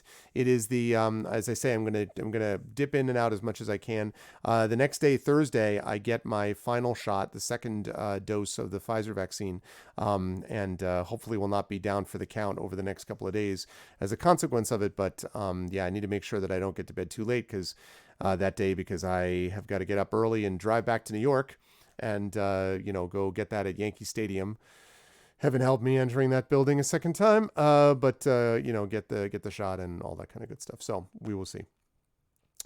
Your bro and nephew watched Snyder's Justice League, which was awesome. Oh, was it? Yeah, I heard a lot of people saying that Snyder's Justice League is pretty good actually. So I will check it out. I've actually never seen all of Justice League. I've caught a bunch of bits and pieces of it. I saw Man of Steel, which was, I thought, better than people thought. Has problems, but it's better than I think people think it is. I saw, and then I've seen Batman versus Superman was mostly stupid with some good moments though. There are some good moments. And I continue to feel like Ben Affleck keeps getting I actually think Ben Affleck's pretty good as Batman. Christian Bale's still my favorite, but I think that Ben Affleck's pretty good as Batman, and I think he gets a bad rap because he keeps showing up in roles where I feel like the problem isn't him but the script. I will maintain to this day that he was good in Daredevil the movie. The problem was not him. The problem was the script sucked. But he wasn't the problem. And Affleck was again good, I think, in the Batman movies. I just think the scripts were and we'll see whether or not that improves with anything down the line. Anyway, so I've seen some of them and I haven't seen Justice League full thing, but we will see whether or not it measures up. I'm sure I will catch the Snyder cut at some point. But anyway, I hope you folks enjoyed it, and if so, I hope you will consider supporting the channel in the ways that we have discussed on numerous occasions. If you haven't already done so, please follow the channel. Check out the YouTube with !ArvTube. Discord is !ArvCord. Twitter is !ArvTweets. Website arvanillaron.com. Financially, we've got the Patreon. That's !ArvTreon right there. Would love to see people support that. Good things for you and for the channel, both as a whole, and of course it's a way for you to get inspirations to help the players and things like that. !Arv Shop, by the way, is the merchandise area where you can get Infinity and Beyond stuff like this, and where you can also get Adventures of Middle Earth stuff and that sort of thing. Arv Treon for that. And then, of course, the sub button allows you to sub to the channel where you can get awesome custom emotes and sub badges, and also, of course, inspirations to help the players too. So that is always appreciated. On the publishing side, Icarus, the Icarus graphic novel from Athos Arts. I have some big news coming about Athos and about Icarus, and about different things combined with those areas, and also just Athos by itself. So you're going to want to stick around for that. Very excited about stuff that I can't share yet, but soon. Also, Library, Tales and Tomes from the Forbidden Library, our 5e adventure and source book from Alligator Alley Entertainment. Again, Alligator Alley, I don't know what's going on with them with the sad and tragic passing of Brian Dalrymple. I don't know what their status is right now. My hope is that they'll be able to stick with us with the Gray Shade project, and that they're going to continue to produce good work. But they only had 4 people, and then they had 3, and Brian was a big part of it, so I don't know. But in any case, I hope when the print versions come out of customs, they will be distributing those either way, and that's going to be great, because it's just they just did such a good job on it. All of them did. Chris, Rich, Eric, and of course Brian did such a good job on it, and I am so proud of it, and I can't wait for you to see it in print, and I wish that Brian could have seen it in print also, at least while he was with us. And sadly, that did not happen. But in any case, I'm very excited for revealing that print version to all of you. And in the meantime, you can check it out over on DriveThruRPG in digital form. Last but certainly not least, exclamation point Grayshade KS. As I said, my Grayshade Kickstarter. More details about that coming soon. So just hang in there and you will see more that is going to be coming out when we talk more about that in the future. And last but certainly not least, as always, exclamation point BLM, Black Lives Matter. Very important to affirm and assert the significance and importance of Black lives. And exclamation point Help Now, which is the World Health Organization page on suicide prevention. Very important to reach out to others if they need help, and to reach out to others if you need help as well. Last but certainly not least, I will mention that we have got these things to do for the raid that we're going to do tonight. If you are not a sub, you're going to do this. The Arvanauts have landed, followed by Twitch raid, lowercase Twitch, uppercase R, lowercase AID.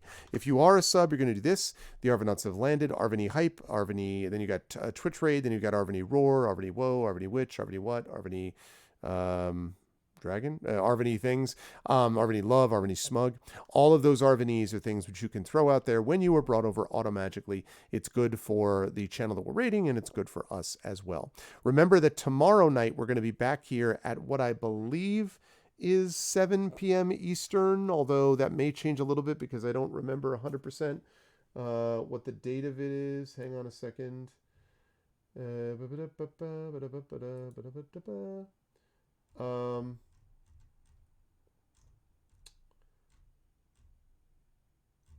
Let's see.